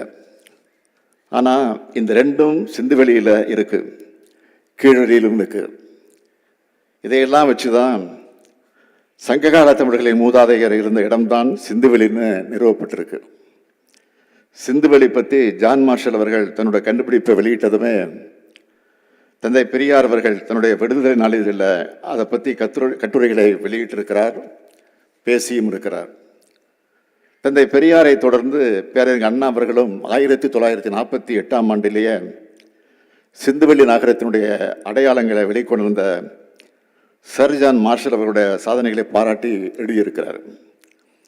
2010ஆம் ஆண்டு கோவை தமிழ் செம்மொழி மாநாட்டை வெற்றிகரமாக நடத்தின முத்தமிழறிஞர் கலைஞர் அவர்கள் செம்மொழி மாநாட்டு இலச்சினையில் குமரி வள்ளுவர் சில பிறப்புக்கும் எல்லா உயிருக்கும் என்ற குரல் வரியோடு சேர்த்து சிந்துவெளி முத்திரையும் பதிவிட்டார். அந்த மாநாட்டில் புகழ்பெற்ற அறிஞர்களான அஸ்கோ பர்பலோ, ஐராவத மகாதேவன், ஆர் பாலகிருஷ்ணன் உள்ளிட்டோர் சிந்துவெளி பண்பாட்டையும் தமிழ் பண்பாட்டையும் ஒருங்கிணைச்சு முக்கியத்துவம் வாய்ந்த ஆராய்ச்சி கட்டுரைகளை வாசித்தாங்க. அந்த மரபின் வழிவந்த நம்ம திராவிட மாடல் அரசு சார்பில் இப்போ சிந்துவெளி பண்பாட்டு கண்டுபிடிப்பு நூற்றாண்டு நினைவு பன்னாட்டு கருத்தரங்க நடத்துகிறோம். சிந்துவெளி வரி வடிவங்களும் தமிழ்நாட்டு குறியீடுகளும் ஒரு வடிவியல் ஆய்வு என்ற நூலையும் இங்கே வெளியிட்டிருக்கிறேன். இதுக்கெல்லாம் முத்தாய்ப்பாக ஜான் மார்ஷல் அவர்களின் சிலைக்கு அடிக்கல் நாட்டியிருக்கிறேன். சிந்துவெளி பண்பாட்டை கண்டுபிடிச்சது மூலமாக நம்ம வரலாற்றையும் பெருமையும் மீட்டவர் ஜான் மார்ஷல். அவரை சிறப்பிக்கிறது தமிழ்நாடு அரசுக்கு பெருமை. சிந்துவெளி பண்பாடை பேசுகிற வரைக்கும் ஜான் மார்ஷல் அவர்களுக்கு சிலை வச்சது திராவிட மாடல் அரசு என்ற பெருமையும் நிலைக்கும். சிவகங்கை மாவட்டம் கீழடியில் தற்போது நடைபெற்று வரும் அகழ்வாராய்ச்சி உலக அளவில் எல்லோருடைய கவனத்தையும் கவர்ந்திருக்கிறது. தமிழ்நாடு தொல்லியல் துறையால் இப்போ மேற்கொள்ளப்பட்டு வரக்கூடிய அகழ்வாய்வுகள் ஆதிச்சநல்லூர் அருகே சிவகலை ஆய்வு மூலம் தன்புரணைன்னு அழைக்கப்பட்ட தாமிரபரணி ஆற்றங்கரை நாகரிகம் 3600 ஆண்டுகளுக்கு முற்பட்டதுன்னு அறிவியல் வழிபட்ட ஆய்வுகள் அடிப்படையில் உறுதி செஞ்சுருக்கிறோம். கீழடி அருங்காட்சியகம் போலவே பொருணையிலும் ஒரு அருங்காட்சியகம் உருவாக்கப்பட்டு வருது. 8 இடங்களில் அகழ்வாராய்ச்சி நடைபெற்று வருது. நம்ம அகழ்வாழ் முடிவுகள் பெரும் உற்சாகத்தை தரதான் அமைஞ்சிருக்கு. குறிப்பாக மண்பாண்டங்களில் காணப்படும் குறியீடுகளில் சிந்துவெளி எழுத்துக்களோட ஒப்பீட்டளவில் ஒற்றுமைகளை காணப்படுகிற இந்த மேடையில் வெளியிடப்பட்ட ஆய்வு நூல் விரிவாக விளக்குது. சிந்துவெளி நகரத்தில் வணிக நோக்கத்துக்காக பயன்படுத்தப்பட்ட முத்திரைகள் இடம்பெற்றிருக்கக்கூடிய குறியீடுகளையும் தமிழ்நாட்டில் அகழ்வாய்வுகளை கிடைக்கிற குறியீடுகளையும் ஒப்பிட்டு பார்க்கும்போது 60 விழுக்காடு குறியீடுகள் ஒரே தன்மையிலான குறியீடுகளாக காணப்படுகிறது. அதே வேளையில் சிந்துவெளியில் பொதுமக்களால் பயன்படுத்தப்பட்ட மண்பாண்டங்களில் பொறிக்கப்பட்டிருக்கக்கூடிய குறியீடுகளும் தமிழ்நாட்டில் பொதுமக்களால் பயன்படுத்தப்பட்ட மண்பாண்டங்களில் பொறிக்கப்பட்டிருக்கக்கூடிய குறியீடுகளும் அதிகபட்சமாக 90 விழுக்காடு ஒரே தன்மை கொண்டவையாக காணப்படுது. நம்ம தொல்லியல் ஆய்வாளர்கள் இப்படி நிறுவியிருக்காங்க. சிந்துவெளியில் கிடைச்ச சூது பவளம், அகேட், நீலப்பளிங்கு கற்கள் ஆகியவற்றால் செய்யப்பட்ட கல்முனைகள், உயர் வெண்கல பொருட்கள் மற்றும் கருப்பு சிவப்பு மண்கலங்கள், நீத்தாரை புதைக்கும் வழக்கம் போன்ற பண்பாட்டு கூறுகளோட எச்சங்கள் தென்னிந்தியாவுக்கும் சிந்துவெளி நாகரிகத்துக்கும் இடையேயான பண்பாட்டு தொடர்ச்சியை உறுதி செய்யுது. இதுக்கெல்லாம் மகுடம் வச்ச மாதிரி அண்மையில் சிவகல்லை, ஆதிச்சநல்லூர், மயிலாடும்பாறை, மாங்காடு, தெலுங்கானூர், கீழ்நமண்டி போன்ற இடங்களில் கிடைச்ச அறிவியல் கணக்கீடுகள் சிந்துவெளி நாகரிகமும் தமிழ்நாட்டு இரும்பு காலமும் சமகாலத்தவை என்பதை உறுதி செய்துன்னு அறிவிக்கிறதுல நான் பெருமகிழ்ச்சி அடைகிறேன். அறிஞர் பெருமக்கள் நிறைஞ்ச வரலாற்று சிறப்புக்குரிய இந்த நிகழ்ச்சியில் தமிழ் பண்பாட்டை பேணி பாதுகாப்பது தான் தமிழ்நாடு அரசினுடைய தலையாய கடமைன்னு உலகுக்கு உணர்த்துகிற வகையில் 3 முக்கியமான அறிவிப்புகளை மிகுந்த மகிழ்ச்சியோடு நான் வெளியிட விரும்புகிறேன். செழித்து வளர்ந்த சிந்துவெளி பண்பாட்டின் எழுத்து முறையை இன்னும் நம்மால் தெளிவாக புரிஞ்சிக்க முடியல. 100 ஆண்டுகளாய் கடந்தும் தீர்க்கப்படாத இந்த சிந்துவெளி புதிர் பற்றி உலகெங்கும் உள்ள தொல்லியல் ஆய்வாளர்கள், பொறியியல் தமிழறிஞர்கள் மற்றும் கணினி வல்லுநர்கள் உட்பட பலரும் இன்றளவும் பெருமுயற்சி செஞ்சுக்கிட்டு இருக்காங்க. அந்த முயற்சிகளை ஊக்கப்படுத்துகிற வகையில் சிந்துவெளி புதிருக்கான உரிய விடையை கண்டுபிடிச்சு சிந்துவெளி எழுத்து முறையை தெளிவாக புரிஞ்சிக்க உதவும் வழிவகையை தொல்லியல் அறிஞர்கள் இருக்கும்படி வெளிக்கொணரும் நபர்கள் அல்லது அமைப்புக்கு $1 மில்லியன் அமெரிக்கன் டாலர் பரிசாக வழங்கப்படும் என்ற முத்தான முதல் அறிவிப்பு. சிந்துவெளி பண்பாடு குறித்து தொடர் ஆராய்ச்சிகளை தமிழ்நாடு அரசு தொல்லியல் துறையுடன் இணைந்து ரோஜா முத்தையா நூலகத்தின் சிந்துவெளி ஆராய்ச்சி மையம் மேற்கொள்ளக்கூடிய வகையில் தலை சிறந்த தொல்லியல் அறிஞர் ஐராவதம் மகாதேவன் அவர்கள் பெயரில் ஒரு ஆய்வறிக்கை அமைக்க 2 கோடி ரூபாய் நல்கை வழங்கப்படும் என்பது 2வது அறிவிப்பு. தமிழ் பண்பாட்டின் தொன்மையை உலகமே தெரிஞ்சுக்கணும்னு ஓயாமல் உழைக்கிற தலை சிறந்த தொல்லியல் அறிஞர்கள் மட்டுமின்றி கல்வெட்டியல் ஆய்வாளர்கள், நாணயவியல் வல்லுநர்கள் ஆகியோரையும் ஊக்கப்படுத்தும் விதமாக ஆண்டுதோறும் 2 அறிஞர்களுக்கு விருதுகள் வழங்கப்படும். இது 3வது அறிவிப்பு. இந்த 3 அறிவிப்புகளும் இந்த துறை ஆய்வுகளுக்கு வேகத்தையும் ஊக்கத்தையும் கொடுக்கும்னு நான் நம்புகிறேன். சிந்துவெளி முதல் கீழடி வரை தமிழகத்தின் பெருமை நிரம்பி இருக்கு. பாவாணர், ராசமாணிக்கனார், கேத்த திருநாவுக்கரசு போன்ற மாபெரும் அறிஞர்கள்லாம் இது குறித்து எழுதியிருக்காங்க. சிந்து முதல் வைகை வரை நூலை நம்ம பாலகிருஷ்ணன் அவர்கள் எழுதியிருக்கிறாரு. டோனி ஜோசப் அவர்கள் மரபணு மானிடவியல் சார்ந்த ஆய்வுகள் வச்சு நிறைய எழுதிட்டு வராரு. இன்னும் ஏராளமான ஆய்வுகளும் கண்டுபிடிப்புகளும் வந்துக்கிட்டு இருக்கு. அறிவியல் முறைப்படி சான்றுகள் அடிப்படையில் தமிழ் சமூகத்தின் தொன்மையை அறிவுலகம் இப்போது ஏற்றுக்கொள்ள தொடங்கியிருக்கு. இந்திய துணைக்கண்டத்தின் வரலாற்றை தமிழை தவிர்த்துவிட்டு இனி எழுத முடியாது என்பதை நாம் உறக்கச் சொல்வோம். ஜான் மார்ஷல் அவர்கள் கண்டுபிடிப்பின் நூற்றாண்டில் அவருக்கு நாம் நன்றியை உரித்தாக்கி அவர் விட்ட பணியை நாம் தொடர்வோம். நன்றி, வணக்கம்.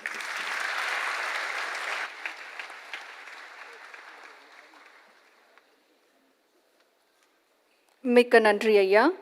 நன்றி உரை நவில திரு சந்திரமோகன் IAS, அரசு முதன்மை செயலாளர், சுற்றுலா பண்பாடு மற்றும் அறநிலையங்கள் துறை அவர்களை அன்போடு அழைக்கின்றோம்.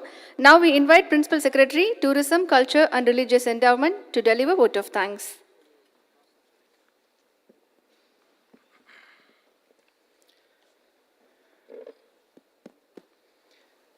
சிந்துவெளி பண்பாட்டு கண்டுபிடிப்பு நூற்றாண்டு நிறைவு பன்னாட்டு கருத்தரங்கத்திற்கு வருகை தந்து அந்த கருத்தரங்கினை தொடங்கி வைத்து ஜான் மார்ஷல் அவர்களின் திருவுருவ சிலைக்கு அடிக்கல் நாட்டி விழா பேருரையாற்றிய மாண்புமிகு முதலமைச்சர் அவர்களுக்கு நன்றி. அன்று ஜான் மார்ஷல் அவர்கள் மோஹெஞ்சதாரோ மற்றும் ஹரப்பா கண்டுபிடிப்புகளை உலக அரங்கிற்கு கொண்டு வந்ததைப் போல நமது மாண்புமிகு முதலமைச்சர் அவர்கள் கீழடி, பொருணை, கொடுமணல் ஆகிய அகழ்வாய்வுகளின் மூலம் தமிழர்களின் பழமையையும் தமிழ் மொழி, சமுதாய மரபுகள் மற்றும் நகர நாகரிகத்தை பற்றி உலக சமுதாயத்திற்கு எடுத்து சென்று பல அரிய கண்டுபிடிப்புகளுக்கு வழிவகை ஏற்படுத்திய மாண்புமிகு தமிழ்நாடு முதலமைச்சர் அவர்களுக்கு நெஞ்சார்ந்த நன்றி. 100 years ago, the world discovered a monumental civilization whose existence was announced to the world by John Marshall. Today, we have the Honorable Chief Minister who has made it possible for the world to learn about another civilization in Tamil Nadu, which flourished around the same time and very, very significantly because it was a civilization that was urban in nature. It was advanced. It dated back to the Sangam era, which is the 6th century BC. It established for the first time the antiquity of Tamil culture, language, the Tamil Brahmi script inscriptions, pushing the origins of written Tamil further back. These findings, all of you know, have revealed a well-planned urban settlement with water management, trade links to the rest of the world, highlighting Tamil Nadu's global connections. All this was possible because of the various initiatives and leadership provided by the Honorable Chief Minister. We thank you, sir, for bringing this civilization to light. கருத்தரங்கிற்கு வருகை தந்து சிறப்புரை வழங்கிய மாண்புமிகு நிதி அமைச்சர் அவர்களுக்கும் தலைமுறை வழங்கிய மரியாதைக்குரிய தலைமை செயலர் அவர்களுக்கும், மாண்புமிகு தமிழ் வளர்ச்சித்துறை அமைச்சர் அவர்களுக்கும், வரவேற்புரை வழங்கிய நிதித்துறை முதன்மை செயலர் மற்றும் தொல்லியல் துறை ஆணையர் அவர்களுக்கும், ஆய்வு கருத்துக்களை சமர்ப்பிக்க உள்ள உள்நாடு வெளிநாடு தொல்லியல் ஆய்வாளர்களுக்கும், தொல்லியல் அறிஞர்களுக்கும், அரசு உயர் அலுவலர்களுக்கும், செய்தி மற்றும் ஊடக நண்பர்களுக்கும், மாணவ கண்மணிகளுக்கும், இந்த ஆய்வு கூட்டத்திற்கு வருகை புரிந்துள்ள உங்கள் அனைவருக்கும் நன்றி கூறி விடைபெறுகிறேன். வணக்கம்.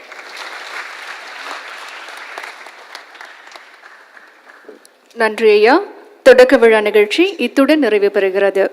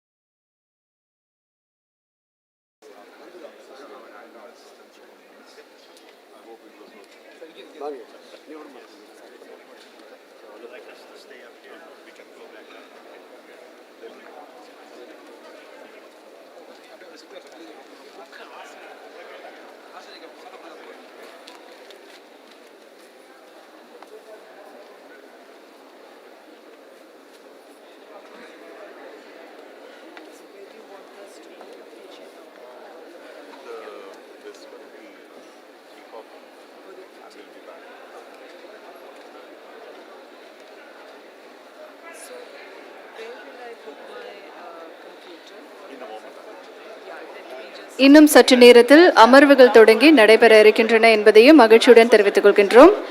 இந்த பன்னாட்டு கருத்தரங்கின் அமர்வுகள் இன்னும் சற்று நேரத்தில் தொடங்கி நடைபெற இருக்கிறது என்பதை அன்புடன் தெரிவித்துக் கொள்கின்றோம்.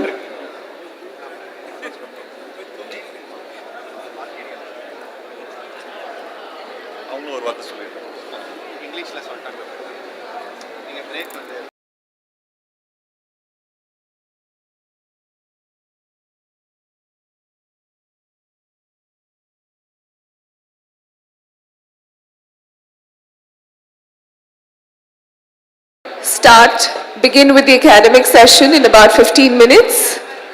There's tea arranged outside. I would request all of you to be seated in 15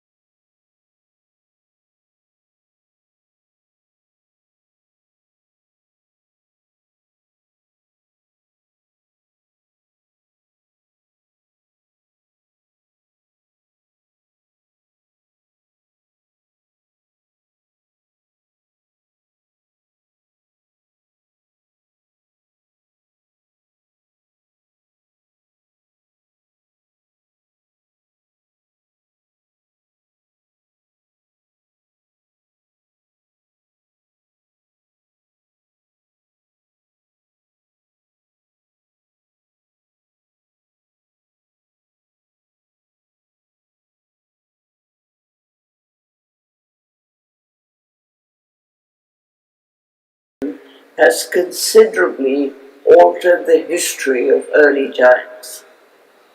In India, the Indus civilization played a big role in forcing us to realign our views of the beginnings of Indian history. Up to 1925, the early history of India began with the Vedic cultures and the kind of societies that these had created. The sources were the orally memorized hymns of the Vedic texts, composed after the decline of the Harappan cities in about 1500 to 1000 BC. But with the discovery of the Indus civilization, the construction of the earliest major culture of India pointed up the elements of the overwhelmingly different culture of the Harappans as compared to that of the Aryans. It revealed the presence of a far more impressive civilization in India than that of any other in those times. The expanse of the civilization was not based on conquered territories put together as an empire or a large state, so the impact of this expansive system was different, and we have to keep that in mind. There were settlements, there were spaces between them, and these were the lands that were gradually assimilated into patterns of administration, into the economy of trade as it grew more extensive. The point about trading is that it links extensive areas that do not have to be conquered, as in this case, from the Punjab to the Euphrates Delta, from Badakhshan to Oman.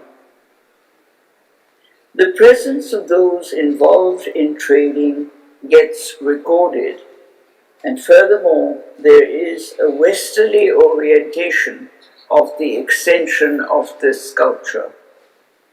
There is little indication that the Harappans were moving eastwards into the Ganges plain. The Mesopotamian sources speak of the countries to the east of them as Meluhha, Makkan, and Dilmun. Scholars who have tried to identify these areas have argued for their being located in Iran and the Persian Gulf. Eravatha Mahadevan has argued that Meluhha is perhaps a version of Melakho, Melakhop, Melakha that could be Dravidian names for the westerly elevation of the Indus cities, that is, names within the cities. I have argued that this could be Mesopotamian versions of local Indian, perhaps Dravidian names, later rendered into Indo-Aryan. Pali texts mention names such as Melakha, Melakhu, which is linked to Mlecha, used in Indo-Aryan, and has a similar meaning of a person using a different language and having an alien way of life. A Buddhist text, a fairly early Buddhist text, states that Milakhok refers to the Andhras and the Tamils and so on. And the other form, Milakha, has the same meaning. The entire matter needs further investigation. It is important to keep in mind that these Western contacts were firmly established during Harappan times. We would do well to examine this area more thoroughly. As a civilization, the Harappan was extensive, but significantly, it does not seem to have been a conquered territory. The sites are places where the Harappans had settled and probably chosen because of their connection to trade. Largely through trade, it touched many distant points that went westwards into Mesopotamia and southwards to the Persian Gulf. The export of lapis to the west took the Harappans as far north as Badakhshan in the Oxus Valley, searching for sources of lapis. And westwards they went to the Tigris-Euphrates delta and further up. The Mesopotamians refer to the lapis as coming from across 7 ranges of mountains. This was no small distance. This was a land route crossing Iran and present-day Afghanistan. But equally active was the sea route that went through the Persian Gulf. Harappan finds occur in places like Bahrain and southwards to Oman. Here, the search was for copper, also in much demand in Mesopotamia. We have always viewed the Indus civilization as part of the Indian subcontinent and tended not to emphasize its westward contacts. But it did have a presence in relation to West Asia. The presence came from the activities of trade. The Harappans supplied the Mesopotamians with some substantial objects and some more marginal. The effective trade was in the supply of lapis lazuli, as also copper, which may have been shaped as ingots. Lapis is used in the decoration of tombs in Mesopotamia, and since there was none available locally, it seems to have come from what the Harappans supplied. Lapis was available in Badakhshan, in the Oxus region, and in the mountains in eastern Iran.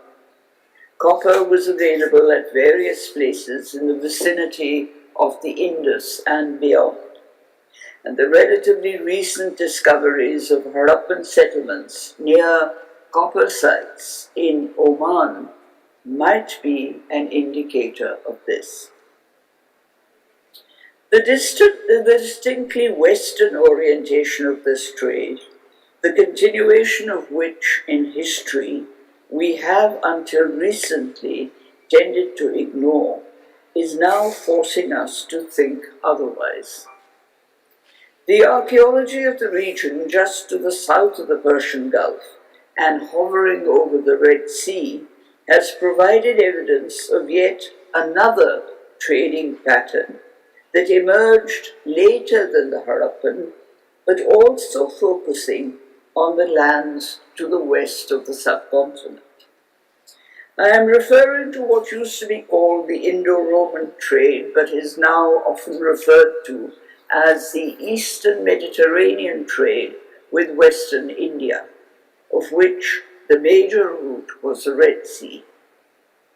What I'm trying to suggest is that the discovery of this cultural pattern is not just linked to the Red Sea, but could perhaps be considered in the wider perspective of activities in this part of Western Asia in general. I am not, however, suggesting a continuation from the Harappan. There is a gap in sources from Harappan times to the mid-first millennium BC. For this gap to be filled would require extensive excavation in this area. What I am suggesting is that when we study the western part of the Indian subcontinent, when then we have to consider not just local evidence, but examine evidence that we might have for the intervening period from other localities between the Indian subcontinent and West Asia. The early archaeology of Western and Southern India is particularly pertinent to this. If in northern India relatively fewer sites have been excavated that date to the post-Harappan period of the late 2nd and early 1st millennium BC, there are many sites in the south. For example, there are a variety of megalithic cultures in the peninsula and going further south. This period has been somewhat neglected by archaeology in the past, but is now indicating that intensive exploration and excavation of potentially important sites has become a necessity. It seems to have been a period of much significance in both the north and the south. Its significance increases by the fact that the cultures so far excavated are diverse with variant cultural patterns.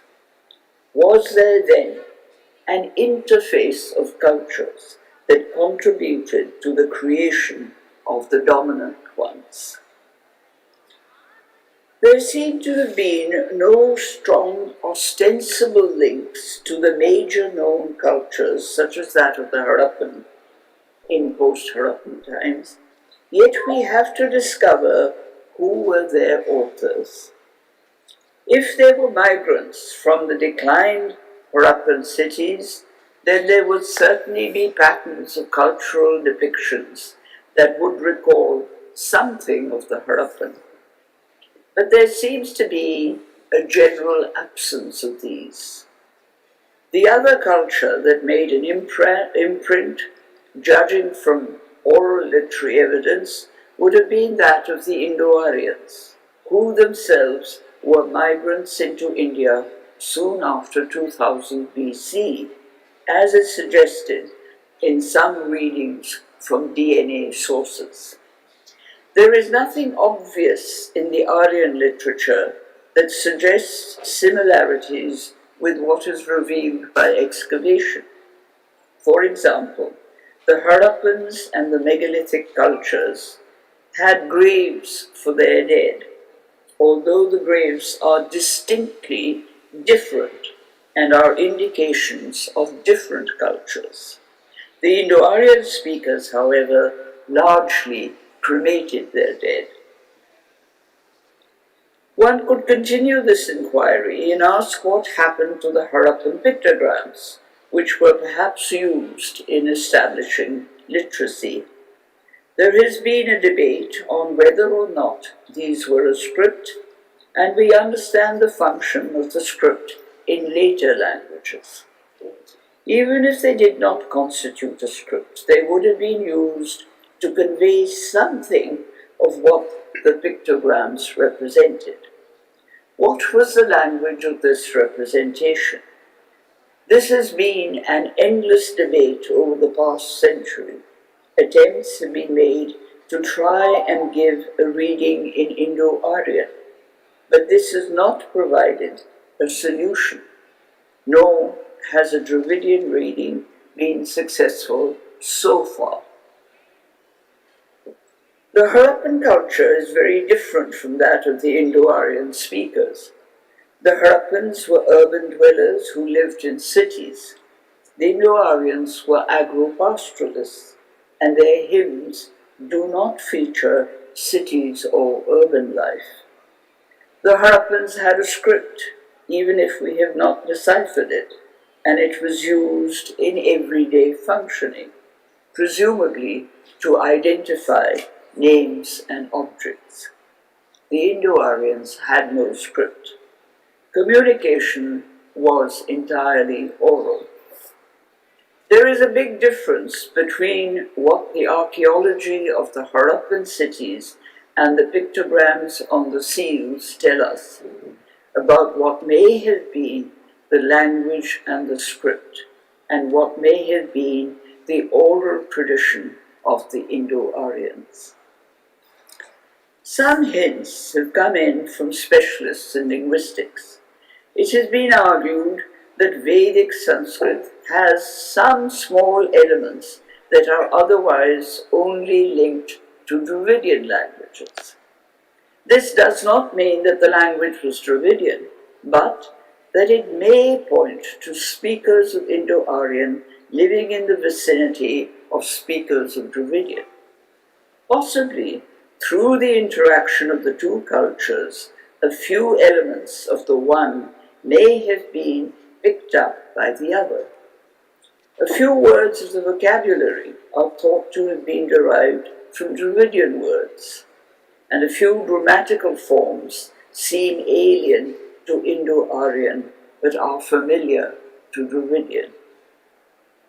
The interesting fact about this is that these elements are only found in Indo-Aryan and in no other form of the Aryan languages. For example, the early language used in texts and inscriptions in Iran uses what is called Irano-Aryan, which is a cognate language of Indo-Aryan, both belonging to the same linguistic family. The two were in close contact and have many similarities.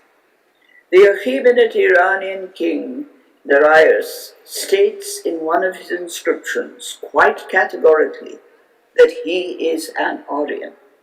So it would seem that the Aryan speakers in India, and specifically only these, perhaps lived closely with people who spoke a Dravidian-based language, and some elements of Dravidian may have been picked up by the Indo-Aryan speakers.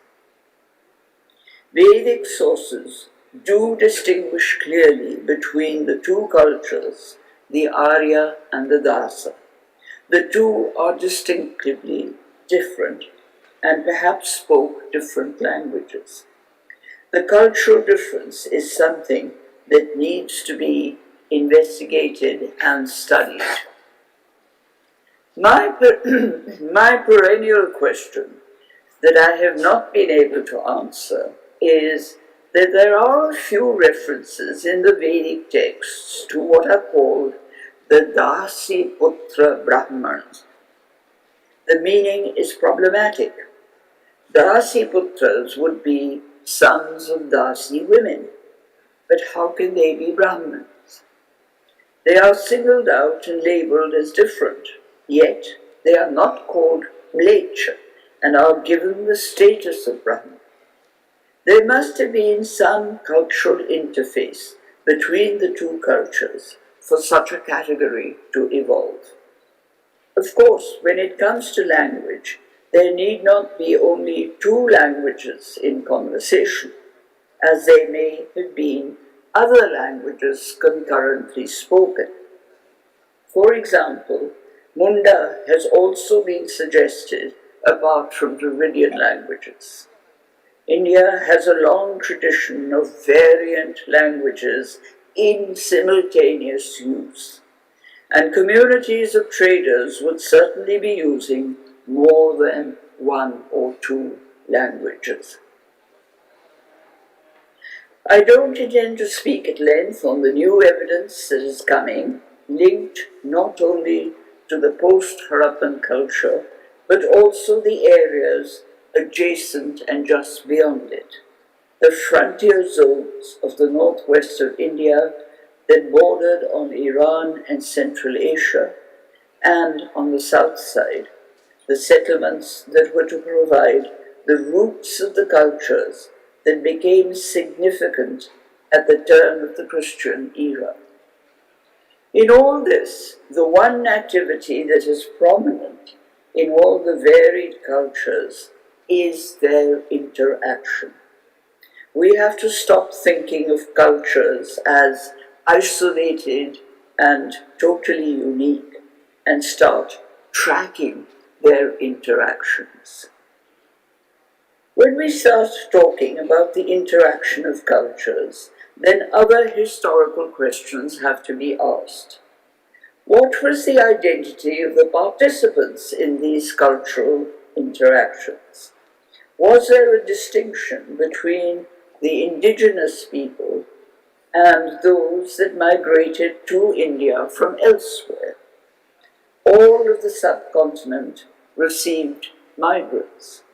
The history of the North was tied to activities in Central Asia and Mesopotamia. The entire peninsula had quite other connections with West Asia, for instance. These were to extend further to other lands. Identity, therefore, becomes a problematic question. It is never solved unless seriously investigated and is present in all periods of history because there are always migrants from across the borders coming in to settle. Had India not been such a rich and welcoming country, there might have been fewer migrants coming in. Historically, we have had migrants from many places that surround us, but historians have tended to be rather quiet about the contribution of migrants and settlers to the making of Indian culture. Then there is also the problem of defining the various cultures that were interacting, either through pastoralism or trade or conquest, and ascertaining their interface. In parts of the subcontinent, the Bronze Age was mutating into the Iron Age. This brought recognizable changes in cultural patterns, with a fundamental change in technology. Archaeology is changing the picture for the period of circa 1500 to 500 BC. Dramatic changes in this period take place in the Middle Ganges plain with a new urbanization and the culture it brings. And now we know that the peninsula is asserting its presence with its array and variety of megalithic cultural sites in the Deccan and South India. Are these potentially pre-urban sites, with the exception of some, such as Kirari, which is urban? Will this turn out to be the hub of another urbanization? Looking at the picture that is emerging, there has to be as much focus on the archaeology of the peninsula as there has been on India north of the Vindhyas. I have been speaking of civilization in terms of the economy, the society, and the environment. What belief systems did they have? This is hard to define as they have no written texts, and we have to wait until the pictograms are written. Some guesses have been made, but they remain guesses. Even more significant and more difficult to discover from the limited sources we have is evidence of the social values that these many cultures propagated. A civilization must also have a strong presence of ethics. In fact, that is one of the determining features of what we call civilization. Ethics includes an insistence on understanding the other culture, and where there is disagreement, then at least contesting it, but not violently silencing it. This is a form of tolerance which includes a dismissal of violence. This was a message of the Shramana religious sects later on in the mid-first millennium BC. They emphasize the ethics of understanding and compassion. The historical question remains open as to where these ethics originated. Did they have an earlier beginning? Were they entirely a reaction to Vedic Brahmanism and its teaching, or did they go back to earlier roots that may have been present in the subcontinent, deriving from other cultures? This is, in fact, an extremely problematic and difficult question that is facing archaeologists and historians. Let me conclude by saying that in celebrating, and very justifiably so, the centenary of the substantial and impressive Indus civilization, we cannot stop at this point. What the discovery of the Indus civilization revealed was a view of the horizon that lay before us, which had not been revealed until then. As happens in all such discoveries, it also opens up a large number of questions. As we know, the advance of knowledge lies in asking questions of it. The answers we work out either change our historical perceptions or remain unanswered. Some of the answers involve archaeologists and historians, but many demand inputs from others. Today, when we study aspects of the Indus civilization, we consult a number of specialists in different fields, but whose knowledge is necessary. These are specialists in linguistics, in our research on the possible language, horticulture to examine possible changes of diet with new people settling in fertile lands, hydraulic studies to explain the many changes in the rivers of the Punjab, like the Satluj and the Hakra, ecological investigations that may have affected the decline of some areas, and genetics used in trying to identify people. If we are to arrive at a fuller understanding of the Indus civilization, or for that matter, the history of early India, such disciplines have to be consulted. To these, we may add those philosophers who might like to explore the intellectual life of those times when the evidence becomes available. This, however, is problematic, as I have said earlier. The discovery of the Indus civilization raised new questions. Innovative explanations have to be taken further, but only after they have been tested by the application of the historical methods of investigation. The centenary of the discovery of the Indus civilization marks a point when we take count of what we have done, how we have got to where we have, but more importantly, it also marks the point of what we need to do in further investigations. Let's hope that these investigations can be carried out and that our knowledge of the Indus civilization can be further illuminated. Thank you.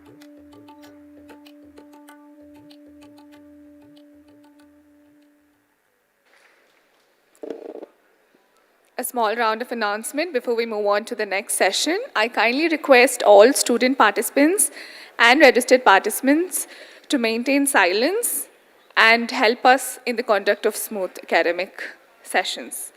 I also request everyone within the auditorium to turn their mobile phones and other devices in silent mode. We will now have the keynote address delivered by Professor Nayanjot Lahiri, entitled The Indus Civilization, Looking Back at an Epochal Discovery. Professor Nayanjot Lahiri's qualifications include an MA, MPhil and PhD in history from the University of Delhi. Her research interests include Indian archaeology, archaeological theory, heritage studies, and ancient India. She has several research papers and publications to her credit. She's authored many books such as Finding Forgotten Cities, How the Indus Civilization Was Discovered, The Decline and Fall of the Indus Civilization, The Archaeology of Indian Trade Routes and Pre-Ahom, Assam. The Infosys Prize 2013 in Humanities for Archaeology was awarded to Professor Nayanjot Lahiri for her outstanding contribution towards the integration of archaeological knowledge with the historical understanding of India from its earliest times. Her book, Ashoka in Ancient India, was also awarded the 2016 John F. Richards Prize by the American Historical Association. She is an exceptional scholar of proto-historic and early India. Her wide-ranging work on the past and present illuminates many aspects that include contemporary Indian society. I now call upon the Director of Roja Mutya Research Library, Mr. Sundar Ganesan, to honor Professor Lahiri with a memento.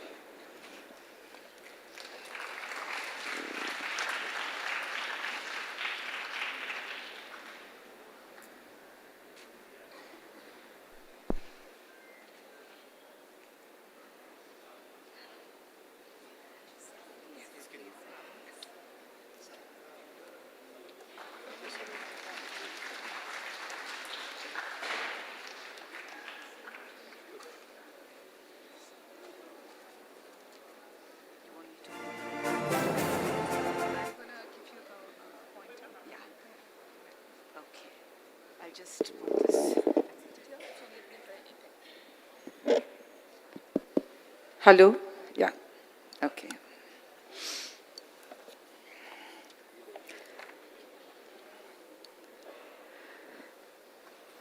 So I want to begin by thanking the Roja Muthiah Research Library and the Tamil Nadu State Department of Archaeology for organizing this conference and for inviting me to deliver the keynote lecture. It's really a big honor.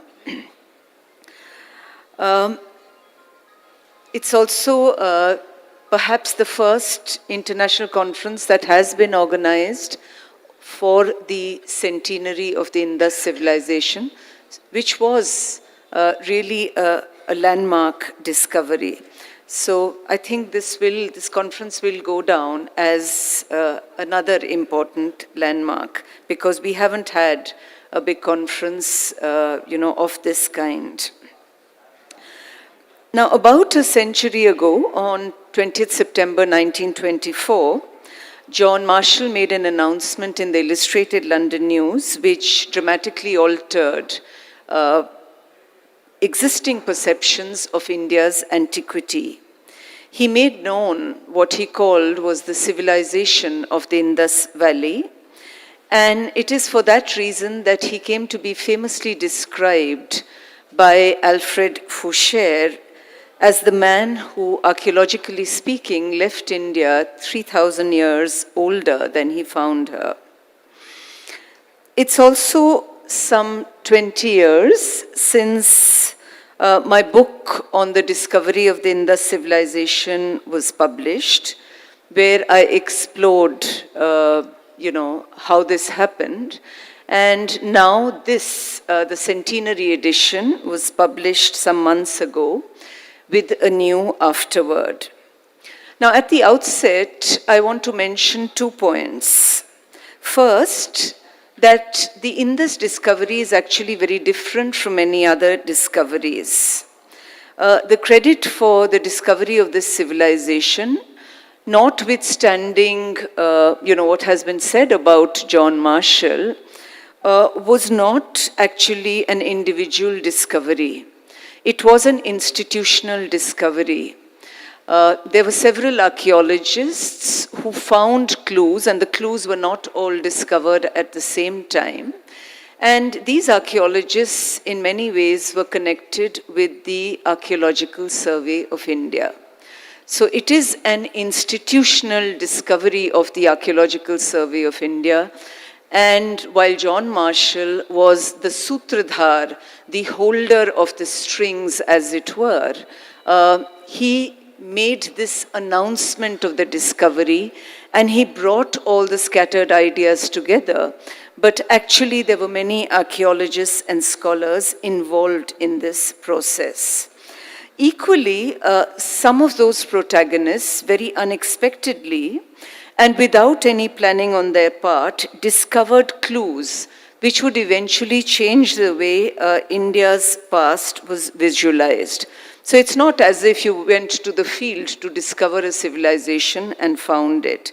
It often happened inadvertently.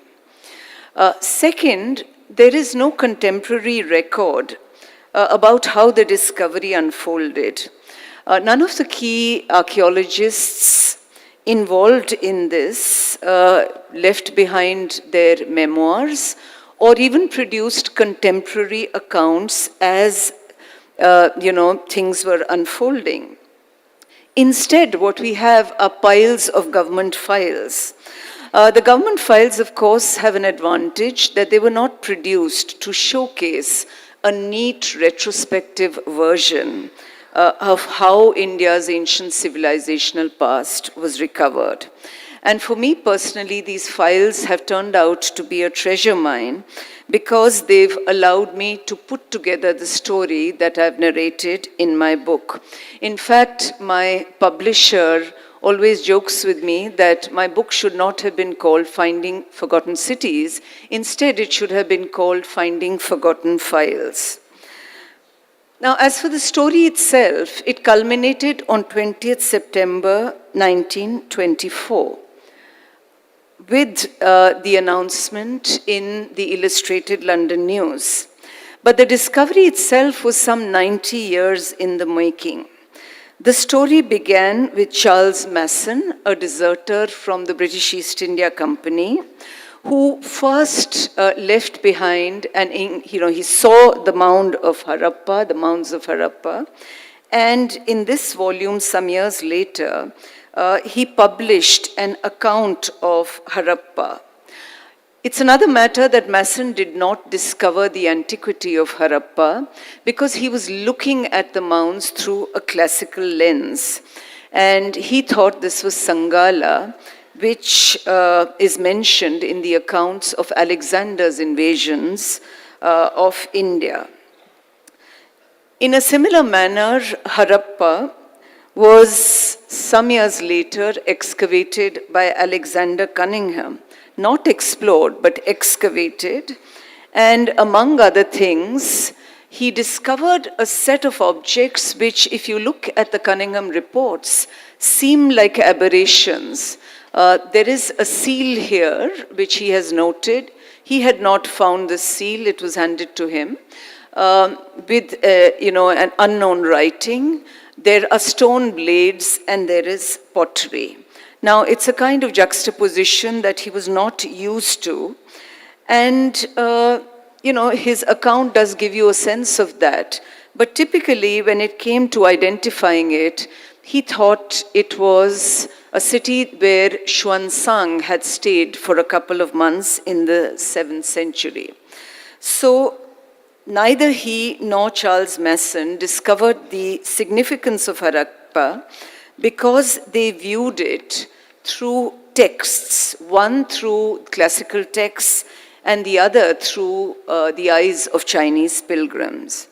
And then, of course, there was John Marshall, who first saw these seals, the seals of the British Museum in the 19th century, the ones which had reached there, before he came to India in 1902, although he would eventually announce the discovery of the Indus civilization only in 1924. Now, if for a minute we place this long timeline within the world of larger breakthroughs, an idea which is frequently mentioned is that of the slow hunch. So if you think about the discoverer of oxygen, Joseph Priestley, he was apparently building upon an insight which went back to his boyhood. The young Priestley apparently trapped spiders in glass jars in the belief that there was something very interesting in the way that organisms perished when you sealed them in closed vessels. The important point for Priestley, of course, was to keep this hunch alive at the back of his mind, which eventually bloomed more than 2 decades later when he began thinking first about perished spiders in sealed containers. Now, if we use this understanding for understanding the Indus discovery, I think Priestley's slow building up is very evocative of Marshall's sense of pushing back the antiquity of India, an idea that was incubated in his mind for a very long time. In fact, his is a classic archaeological case of the slow hunch. Here was a scholar who since the early 1900s intuitively imagined that there was an unknown canvas which preceded what was then considered to be the beginning of India's historical past. We know about Marshall's intuition because in 1903, he deputed Hiranand Shastri, who you see here, an ASI man, to survey sites where copper hoards were found in North India. And at that point, he talked about these having possibly belonged, the copper hoards, to the Bronze Age, which could be correlated with the Rig Veda. Today, such copper hoards are considered to be roughly contemporary with the Harappan times, but a century ago, their age was a mystery. It continued to be so because nothing was unearthed by Hiranand Shastri that allowed Marshall to specifically suggest an archaeological scaffolding for a very ancient phenomenon. But the point I'm trying to make is that as early as 1903, Marshall was actually willing to think of India's antiquity going back to a kind of literate Bronze Age. In the same year, other clues about an unknown segment of Indian history were unearthed from Baluchistan by Hughes Buller. Buller is best remembered as the civil services officer who was a compiler of the district gazetteers of Baluchistan. But Buller also saw himself as a kind of amateur archaeologist. And in 1903, he wrote to Marshall about certain polychrome vases and bowls that a member of his team, Mirza Sher Muhammad, had found at a site called Null. When photographs of this type reached Marshall, he immediately declared that they were very similar to Mediterranean pottery. And he also said that if other things were discovered, there was a real possibility of getting back to a date which was as yet unrepresented in the Northwest by any antiquities.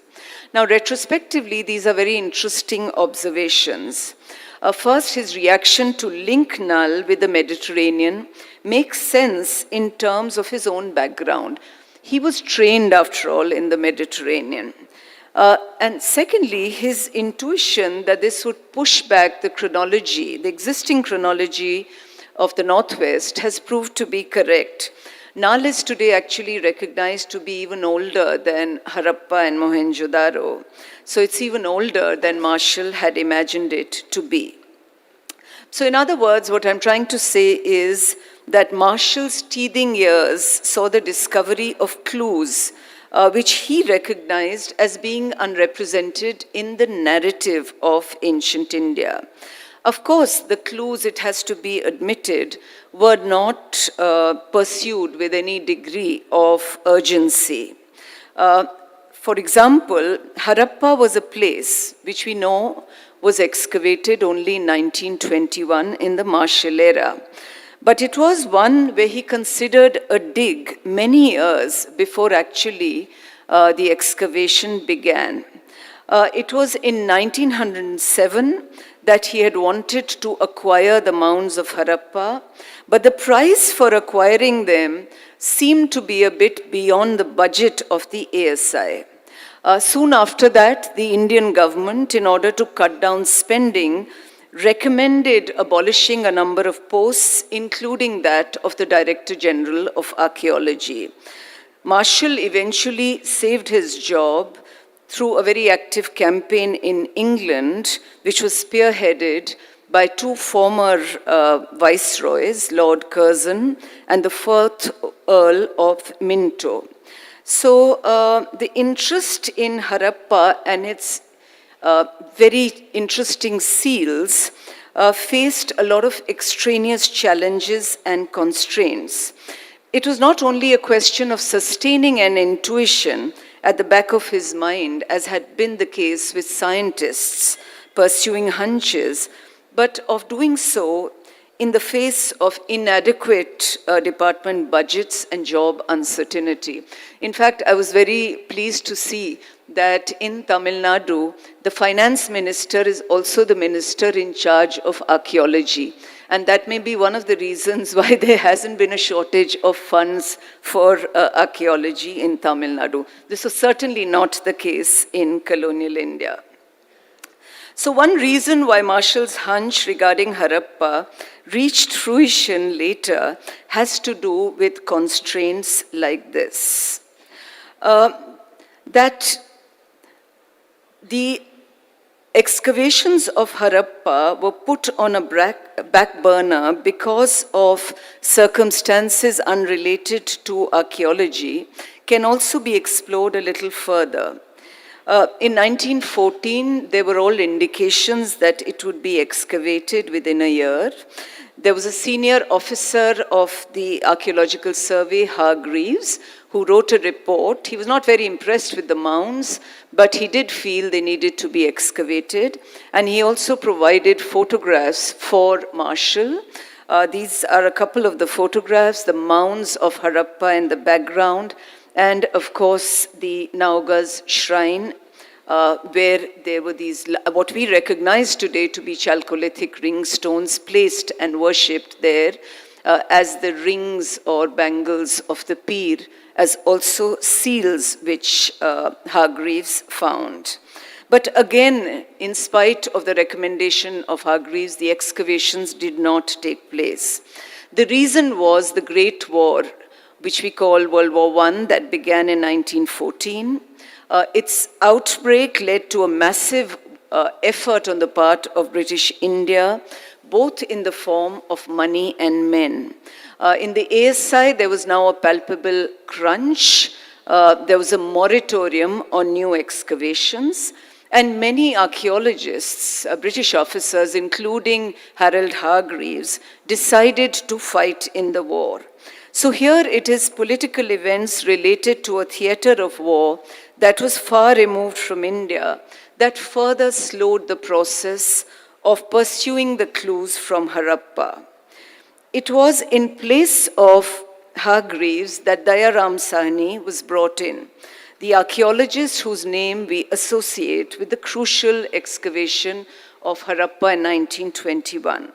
However, instead of looking at Sahni's excavation, I want to stay for a minute with the warriors because in adjacent Rajputana, or Rajasthan as it was, we call it today, another trail becomes visible around this time. This concerned the path of a scholar of languages from Italy, Luigi Pio Tessitori, who had been spiritedly scouting around the desert states of Jodhpur and Bikaner. It was Tessitori who would go on to excavate Kalibangan, whose mounds, like those of Harappa, are now considered as containing the remnants of an Indus city. And I think his work is worth highlighting because it's so little known. Now, Tessitori was an accomplished linguist with a thesis that involved a comparison of the Ram Katha in the Ramayana of Valmiki and the Ramcharitmanas of Tulsidas. But while he was in Italy and while he was waiting for the result of his dissertation, Tessitori became intensely keen to work on West Indian vernaculars, and he wanted to come to India. He was in touch with a Jain Acharya, Vijay Dharmasuri, and on the other hand, with the India office, hoping that he could get a job as either a teacher of Latin or Greek or Italian in a college or a school which was nearest to Rajputana. With Vijay Dharmasuri, he would subsequently build up a very close relationship. Tessitori considered him to be his Param Pujya Guru, but it was on the recommendation of George Grierson, who directed the Linguistic Survey of India, that he was appointed to work on the Bardic Chronicles of Rajputana. These had been collected by the Asiatic Society. So initially you have Tessitori going to Calcutta, finding that these were very poorly copied manuscripts, and then proceeding to Rajputana for field work. By 1916, however, there was a crunch in terms of funds because the government told him that the money for his project had to be halved. And it was at this point that John Marshall and the ASI stepped in to support him financially. And in return for his support, he was asked that while collecting manuscripts, he should also search Rajputana for antiquarian remains. Now, the state I'm going to talk about is Bikaner, because that's the one which is relevant for the story. And it was one state where conditions for archaeological explorations were most unfavorable. The distance between one village and another, the vast tracts of loose sand, which could only be traversed by using the camel. These are some of the conditions that Tessitore talks about. But this was compensated by the discovery of a very interesting archaeological field. Tessitore documented a large number of mounds, including Kalibangan.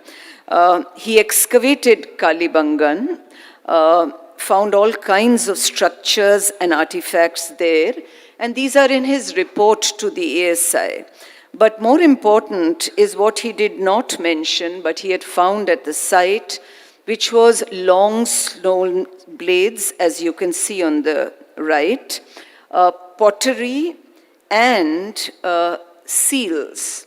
Now, this juxtaposition of artifacts, pottery along with stone blades and in the seals, was exactly what Cunningham had found at Harappa. And undoubtedly, if Marshall had known about them, he would have realized that this was a new type of culture that stretched from Harappa to Kalibangan. So how is it that this did not become public knowledge? I think it's possible that Tessitore decided to keep discreetly silent about this until he had sorted out the age and context for himself. He already had a sense that this was prior to anything that he had been familiar with in Rajputana, and he talks about these as prehistoric finds. But which Cunningham incidentally did not do, and who had seen the same juxtaposition. But I think Cunningham was much more fortunate than Tessitore, because at least he lived to publish an account of his excavations and make known his presence to those of us who have an interest in Indus cities. Tessitore's traveling of Kalibangan, on the other hand, is practically, or at least was practically unknown, because before he could actually publish anything on it, an unfortunate turn of events came to unexpectedly swamp his life. It all began in 1919 when he left for Italy because his mother was gravely ill. By the time he reached Udine, she had died, but he decided to stay there for a while. While he was in Italy, he did share the information about the seals he had found with one person, George Grierson. Grierson, he wrote to him, and sent a photograph, and Grierson was very enthusiastic, and he said these were of extraordinary interest, but it looked like Chinese writing, which of course Tessitore did not agree with. At this point, Grierson advised that Tessitore should get Marshall's permission to actually publish these seals in the Journal of the Royal Asiatic Society of Great Britain and Ireland. And I think Tessitore intended to do just this. However, his return journey proved to be fatal. And we've all lived through a pandemic, and if you think back to another pandemic, where there was the Spanish flu, you had Tessitore contracting Spanish influenza on the ship, and within a few weeks, he died of double pneumonia in Bikaner. He was buried in Bikaner, not far from the fort of his patron and friend, Maharaja Ganga Singh. And even today, people come to, this grave on his death anniversary, but I don't think many remember that he could have been a major protagonist in the story of the discovery of the Indus civilization. To now return to Dayaram Sahni, it was his diggings which succeeded in establishing the existence of a city older than any ancient city that was known at that point within India. The seals he was able to demonstrate were of pre-Mauryan antiquity, which meant that they were prior to the last quarter of the 4th century BC. So at this point in time, in 1921, it was a very optimistic but guarded assessment that was being made at Harappa. And the only thing was that you had John Marshall, who said, well, there still remain 50 feet of unexcavated deposits, which can lead to further valuable discoveries. But soon after this, there were unexpected breakthroughs. And these breakthroughs come from Sindh, from Mohenjo-daro.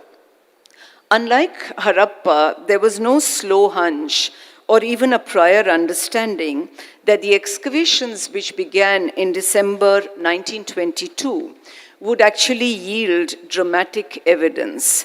The excavations of Mohenjo-daro also had nothing to do with Marshall's planning. It was an officer of the Western Circle of the ASI, Rakhaldas Banerjee, who for many years had been keen to excavate it, believing that it was an important Buddhist site.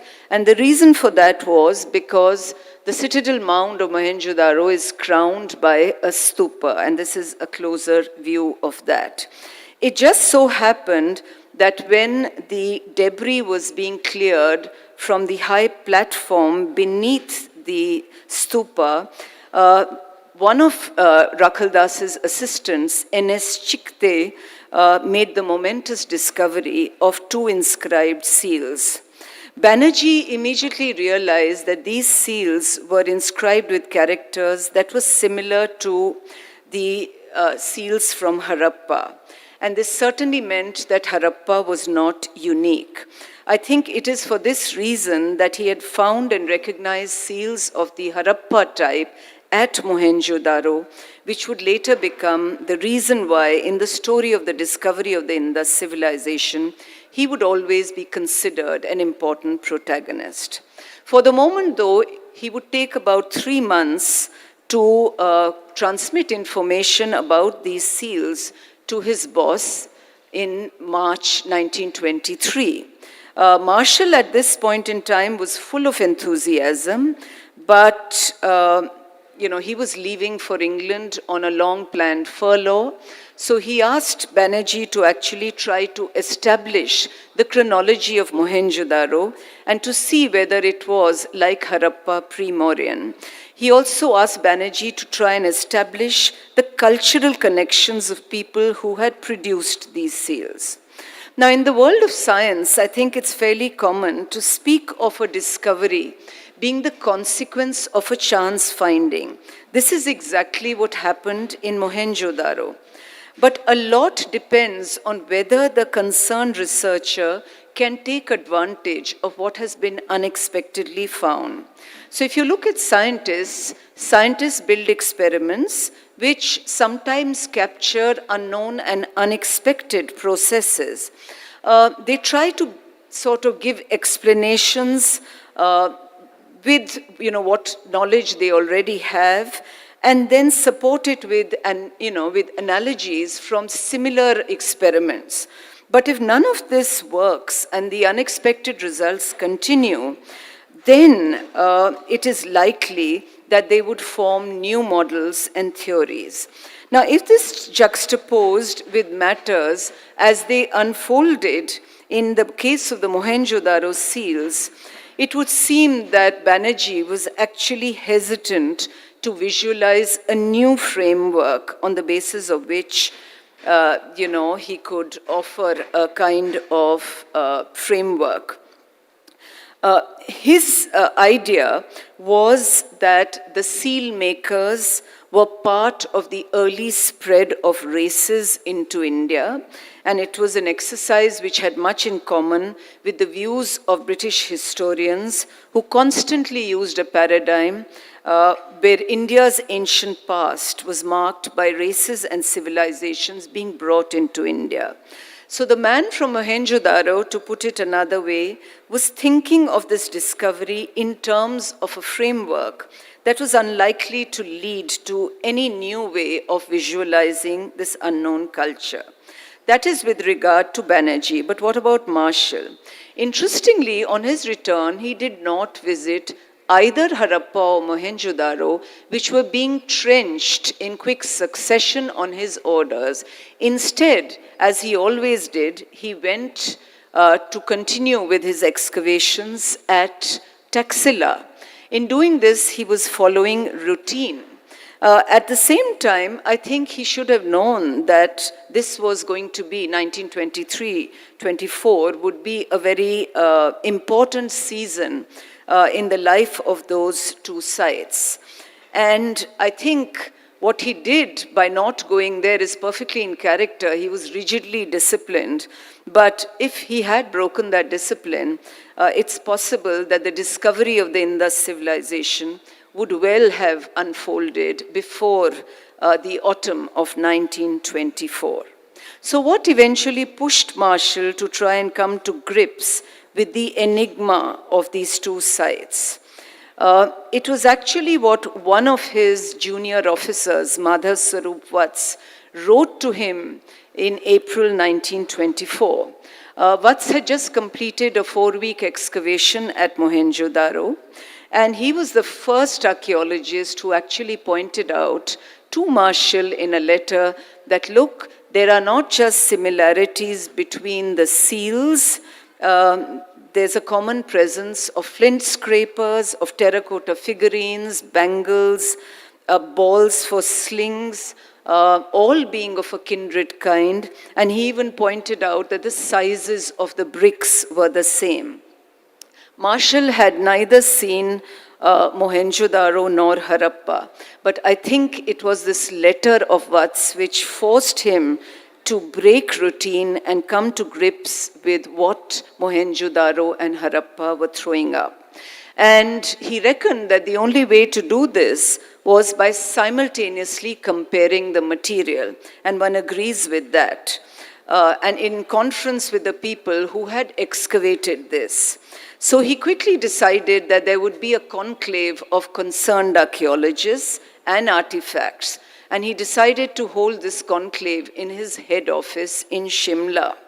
So masses of material reached Shimla, and so did the archaeologists. And that's why whenever anybody asks me, where was the Indus civilization discovered? When was its significance understood? I always say that it was discovered in Shimla. But jokes aside, this must have been one of the most exciting archaeological examinations in the lives of those archaeologists. The only person till then who had articulated an overarching archaeological presence was Vats. But surveying the similarities for himself, for Marshall, was different from reading about them. For many years, he had actually considered finding antiquarian remains of an earlier age than what the survey's excavations usually turned up. And now, unexpectedly, his officers had reclaimed one such culture. They had reclaimed it from under the alluvium of the Indus plains, where it was waiting, as it were, to script a near story. That it was a meeting of archaeologists which led to the recognition of a city civilization is worth thinking about. Now, among scientists, laboratory meetings are actually very common.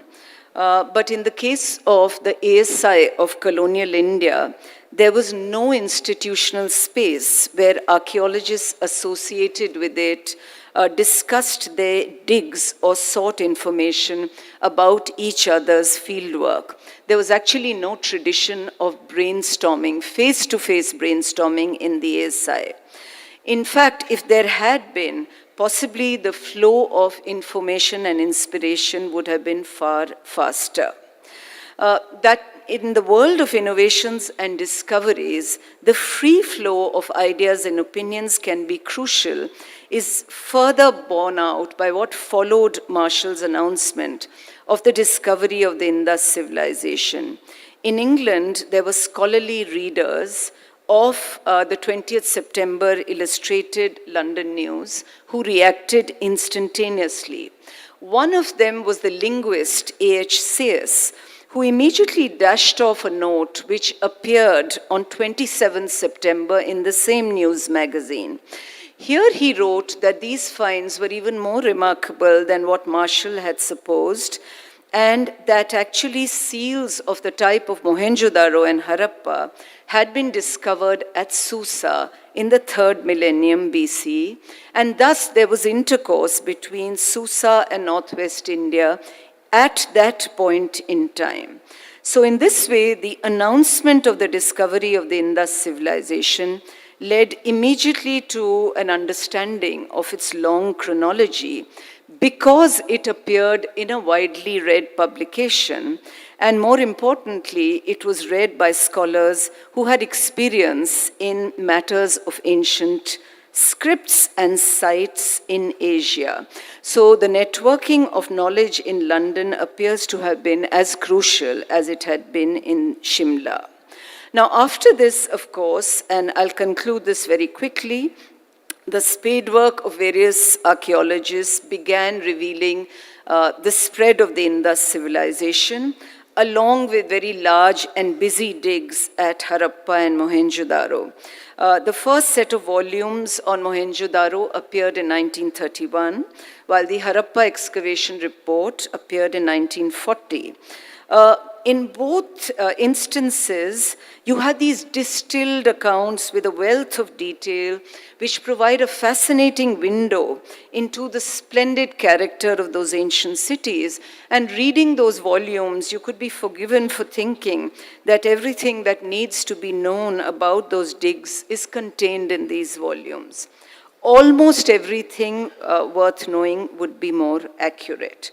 I think what is not there in the publications are the little-known facts which you find in the archives, which give a qualitatively different flavor to the digs.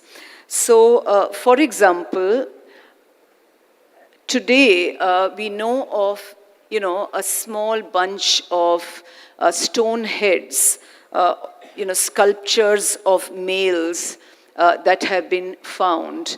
And this particular one was found in the HR area of Mohenjo-daro.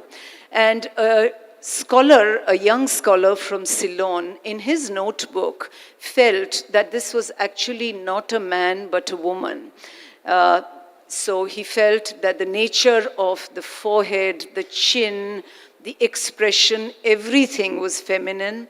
And as for the beard, he said, well, you just have to think of Egypt and Mesopotamia, where actually mock beards were put by women in various contexts. It's another matter that today it is considered to be a male, the statue of a male. All kinds of explanations which never found their way into excavation reports were offered by the most seasoned archaeologists as well. So the Great Bath, for instance, was considered by John Marshall, and this was published in the Times of India in 1926. He considered that this was in the midst of a palace, and he felt that this was a private swimming pool. It's another matter that today one considers, that this is not really a palace. There are rooms around the bath, and it's likely to have been a public bath, not a private bath. In addition to this, you have all kinds of little insights about the laborers who were involved. A lot of child labor, for instance, was employed in the excavations, and both children and women were paid far less than the men. But there are also some very evocative accounts of the laboring class. So the Times of India, for instance, talked of the labor force in Mohenjo-daro as a cosmopolitan family of Sindhis, Balochis, and Pathans. All day long, it said, the 1,000 inhabitants of this strange settlement spend their time digging with picks and spades and shovels and knives. Yet, though they are diggers, they are neither gardeners nor farmers. They are in actuality makers of history, or perhaps it would be accurate to say that they are discoverers of history. So,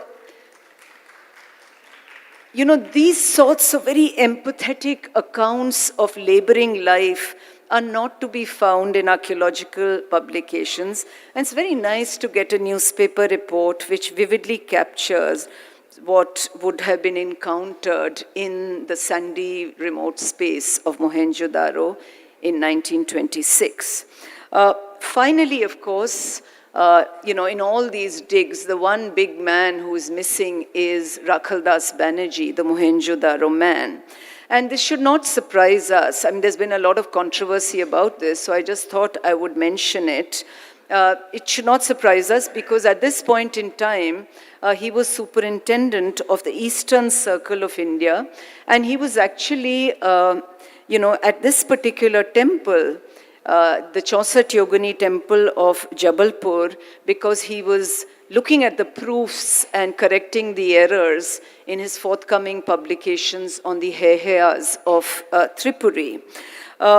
It was during this visit that an image of the Buddhist goddess Tara was taken away from the temple, and in the train of its disappearance, Banerjee came to be directly implicated.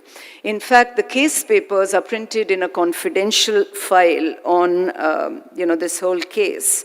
And what we learn from that file is the extraordinary circumstances in which he departed from the archaeological survey.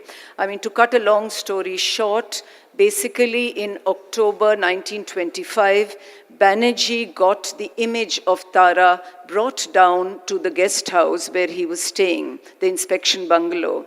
And then this image reached, and it was done in the presence of, you know, the Purohit. The Purohit did not inform the Mahant because, you know, of the Chaussat Yogini temple because he felt this was some official business. The image reached Calcutta, but about 11 days later, there was an official, a tehsildar from Jabalpur, who came because the Nagpur Museum wanted this image of the Buddhist goddess Tara. At which point, the Pujari then told the Mahant that the image had been taken to Calcutta. So the Mahant then got the authorities, the local authorities of Jabalpur, to write to Banerjee to return this image because it was needed. At which point Banerjee then wrote back, this was on 17th November, saying that no image had been brought by him or any member of his staff. The Mahant of the temple insisted on a further inquiry. There was first an informal police inquiry followed by a more formal one. And finally, when matters got too hot, Banerjee himself informed the police that he had managed to find the image in Kolkata and that it was found by his own nephew-in-law. And Banerjee carried back this image to Jabalpur. He was then suspended from the ASI, and after many levels of inquiry, eventually he was removed from service with a compassionate allowance, which was 2/3 of his pension. So, you know, the circumstances of Banerjee's departure are clear. It doesn't have to do with any machinations on the part of John Marshall. It just came to be relegated to the files. And I think it reminds us that in his case, enormous talent was accompanied by an astonishing proclivity to ignore the possible consequences of his actions. The dishonor of dismissal from the organization he had served for 17 years must have been very hard to bear. But it did not adversely affect his career, because shortly after leaving the ASI, he came to occupy a named chair, the Manindra Chand Nandi Professorship of Ancient Indian History and Culture at Banaras Hindu University in 1928, and he died in harness in 1930. So this brings me to the end of this story about how the Indus civilization was discovered.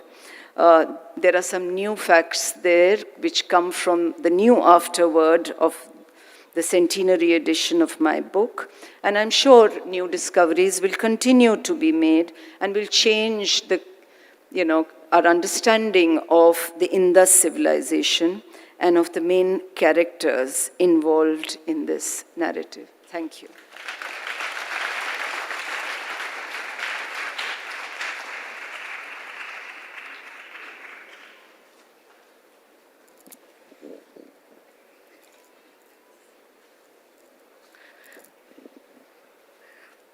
Thank you, Professor Lahiri, for the keynote address that nudges all of us to look beyond excavation reports at the archaeological knowledge-creating processes, but also to focus with empathy on the subaltern actors that are part of the reports and excavation sites.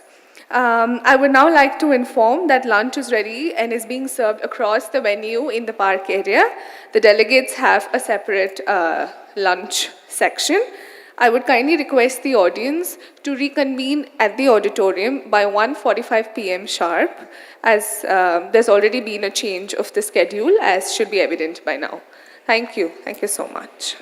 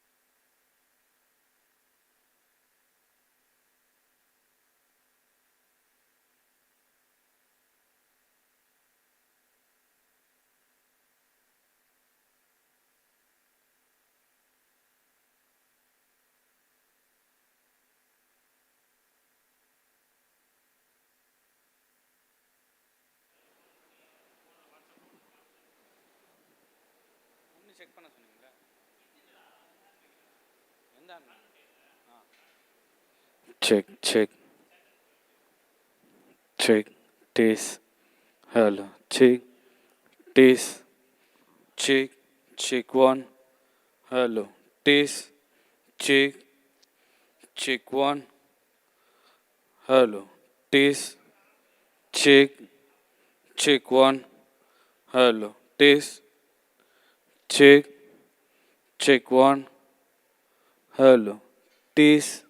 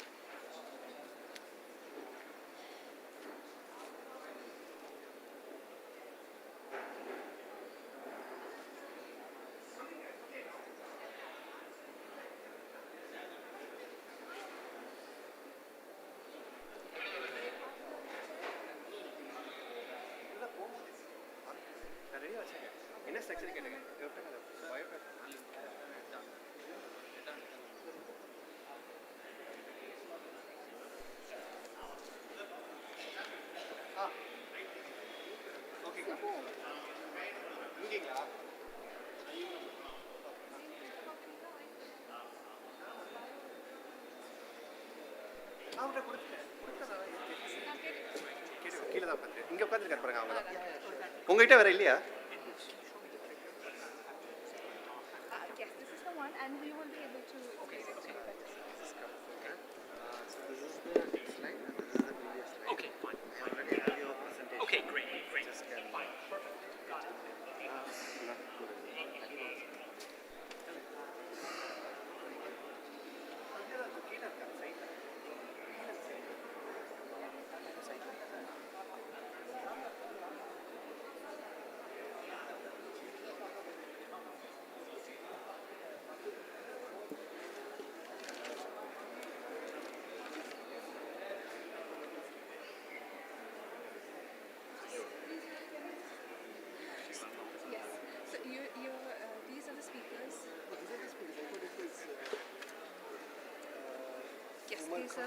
Yes, these are the speakers you're going to have to, these are the bios, and this, you can have it with you. I'm going to do a very quick short bio, sir, because when it's your talk, I'll do more detail. Sir, no, you don't have to do a bio, just say. No, I have to. I'm the chief of gift. You don't have to. Thank you, sir, for being so considerate. Sir, bye.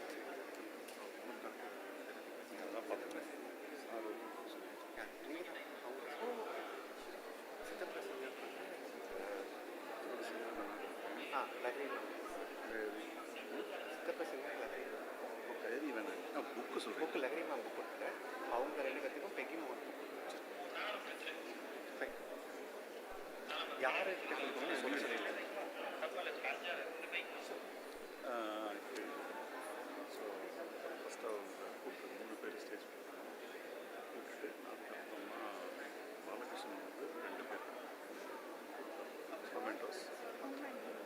ஏன் ரெண்டு பேர் தான் பேசுகிறவங்க Umar Khan and இல்லை Check one, test. Check one, test. Check one, hello, hello. Check.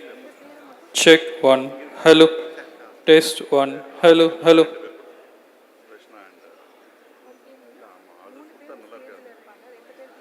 எல்லாத்தையும் கொடுத்துருந்தாங்க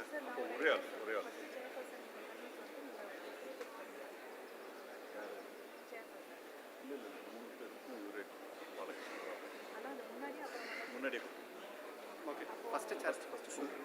Test one, hello. Check. Check one, hello. Test.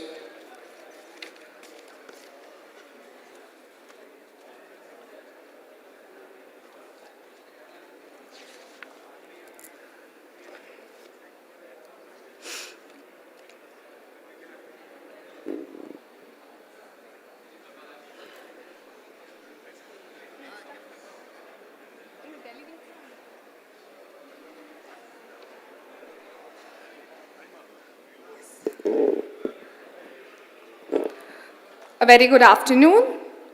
It's a great pleasure to invite you all to the first academic session of the Discovery of Indus Civilization Centenary International Conference. I would like to call Dr. Sitabra Sinha to please adorn the stage and accept our invitation to moderate this session as a chairperson. Thank you, sir. So please, dice. Oh, no, dice. You will yes, you will felicitate them. We have two speakers in the first session. I would like to call upon Mr. Omar Khan, founder of Harappa.com, to also kindly come to the stage.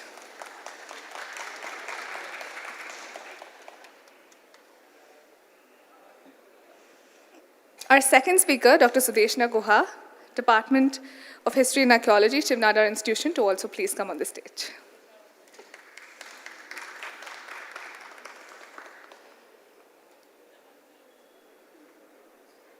Thank you. I'd like to invite Mr. Balakrishnan, sir, to please honor the speakers and the chairperson for session number 1 of the conference.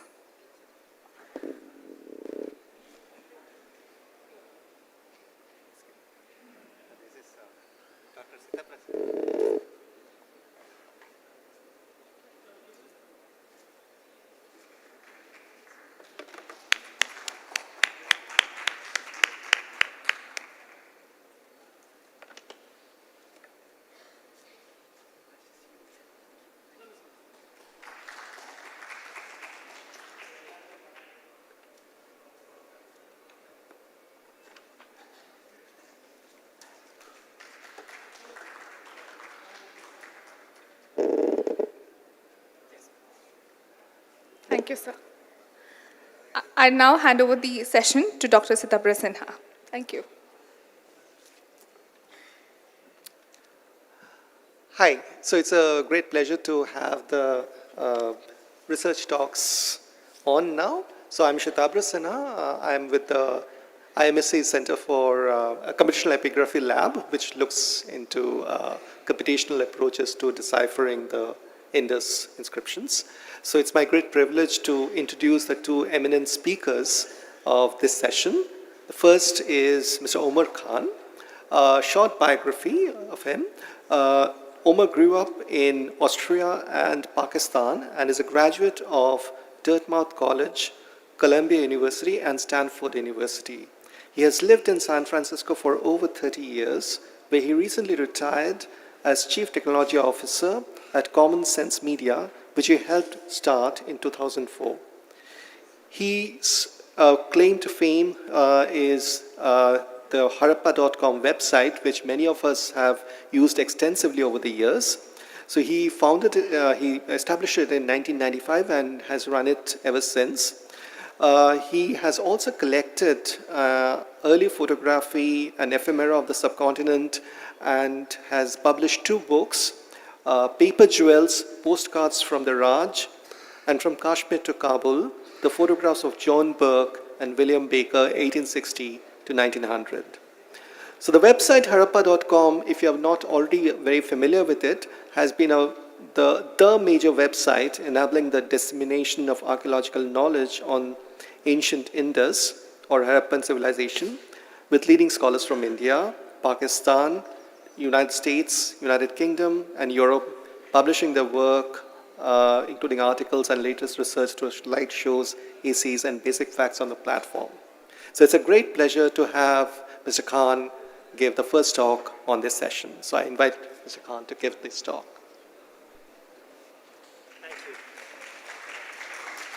Thank you for that introduction. I think I'm given the challenge of keeping you all awake after a delicious lunch, so I'll do my best by telling you the true story of Harappa.com.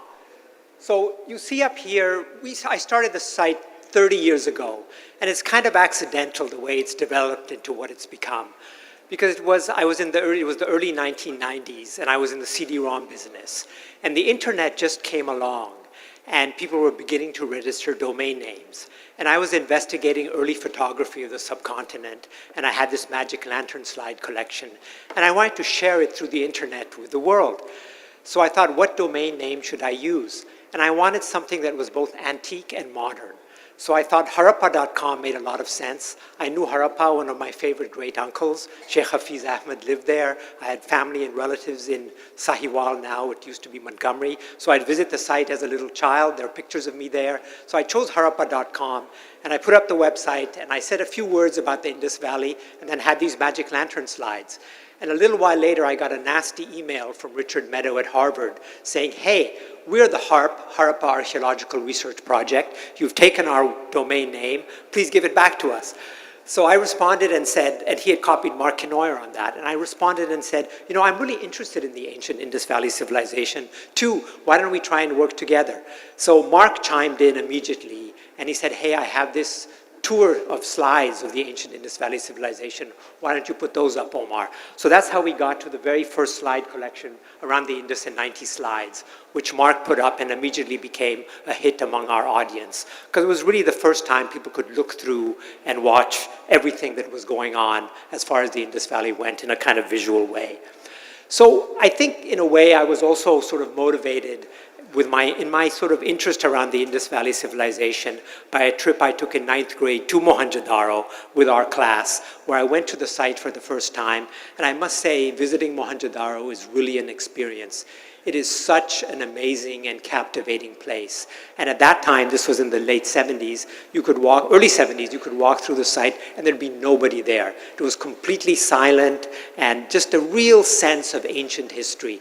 And when you travel in Sindh, especially, even compared to Punjab, one has this sense of the ancientness of the landscape, the culture, the people, and that really sort of profoundly moved me. So I think that I sort of stumbled into this subject. And so I'll show you the site 10 years on, which is, everything was hand-coded. I mean, I was working at it as a full-time job and responding to the interest of people coming to the site. I saw that Indus Valley stuff was a lot more popular in a way than all the photographs and images I was putting up. So I slowly built out over the first 10 years all of these slide sections on the right by all these different scholars, mainly the HARP project run by Richard and Mark, whose contribution to the site has been just immense over the years, and sort of put up their sites. I'm also married to a Tamil woman, so coming here to Chennai to visit family, I would interview, and I met Aravata Mahadevan, who was another great inspiration. What a wonderful man, so intelligent, so many things to say, somebody who had strong opinions about, you know, where the Indus script and so forth came from, but it also was very open-minded and just really a joy and just a real pleasure to be with and learn from. So this is what the site looked 10 years in. Another 10 years, it just became too much to do everything by hand. So I put it on a content management platform, and I started working with more people to try and get content up. And I sort of, around the Indus in 90 slides is up there on the right, and then we sort of divided it up with a blog and articles and books and reviews and things. And I also took out all the non-ancient Indus related stuff, so it was much clearer to the user that they were coming to a site that was about the ancient Indus Valley. And at this point, and today, we get about 5,000 to 10,000 people a day coming to the website and learning about it, and I'll talk a little bit more about the audience in a moment. And it's really, I'm not a scholar myself of the ancient Indus Valley. I'm somebody who's really interested in learning about it and have been drawn into it and drawn into learning more by all the scholars who've contributed to the site, reading their papers, writing reviews about them, putting their slides and content up, and just trying to understand more about this really enigmatic but incredibly important civilization to the world. And if you look at the audience, I'm really proud of the fact that we really draw a lot of different kinds of people here. About 50% of the people are students of all ages through university. There's about 8% of the people are scholars. About 25% of the people are interested amateurs like myself. And the other 10% who won't say what they do, I have no idea what they're doing on the site, but they do come anyway. So we really appeal to a wide range of people, and the scholars you see up there are just a fraction of the many people who come. I myself run the article section, which is I read the latest articles that come out, I write a review of them, I try and comment on them, but really try and make them simpler and explain them to people so they can come and look and make up their own mind and go back to the original content and discover more about the Indus civilization on their own. We also have a Facebook page, which I think started in 2008. We have about 140,000 followers, probably reach about 200,000 or more people a month, where I do all these posts and put stuff up. You can get a sense of where the audience is, because Facebook actually tells you that. And the biggest audience, of course, is in India. It's really interesting not only to look at the cities in India, especially, where the audience comes from, but you also learn things about people around the world, because ultimately this is a world civilization. There's a lot of interest in Brazil in the ancient Indus Valley, and I get a lot of emails from people in Brazil asking more about it, and Italy as well. And in part that might be because there are some tremendous Indus scholars in Italy, Paolo Biaggi, Massimo Vidale, Dennis Frenez. So it's in a sense, the scholars try and just by being scholars in an area, build up interest in an area about this Indus Valley civilization. But to step back for a moment, just to talk about what is so interesting about the ancient Indus Valley civilization. What makes people like myself, and I think a lot of the people who come to the site, want to know more about, what is really the foundational civilization, urban civilization in the Indian subcontinent, although it has a lot of antecedents as well, which is, was there a different civilizational paradigm operating then? Like, how did this civilization hold together such a vast expanse of land? What must have been many different peoples and cities and areas, because we know there were many cultures and very profound and interesting cultures before the Indus Valley civilization, including Mehrgarh, which is thousands of years older, where a lot of the very earliest kinds of forms like, a lost wax casting, for example, of which there are great examples here in the museum, and the Dancing Girl is another example, were founded. So how did the Indus veneer of a civilization hold so many different kinds of people together? I think that's still a question that we really have not answered. Was it more of a peaceful civilization than other civilizations? We'll come to that question in a second. There are a lot of really sort of important, I think, philosophical issues around this civilization, which make it of great interest to myself, and I think a lot of the people who come to the site. And what it really contributed both to the Indian subcontinent, the civilizations that we have here, but also to world civilization, is a big question mark and something that interests me. It's not only unbelievable cities, sanitation systems, jewelry, some kinds of writing and script and ways of trade especially, and doing things, cotton textiles probably, indigo, who knows? There are a lot of contributions that have been made by these people that we're still trying to learn about and would love to get a better handle on. So I'm just taking a few slides from Mark Kenoyer's general presentations on the ancient Indus Valley, but you can get a sense here compared to the other civilizations where it stood. We're learning a lot more about the connections between the Indus civilization and the region around it. And I think when we talk about it being a networked civilization, you look at this map and you just realize the extensive trade routes that they had, both within the civilization and outside of it. It's really quite remarkable.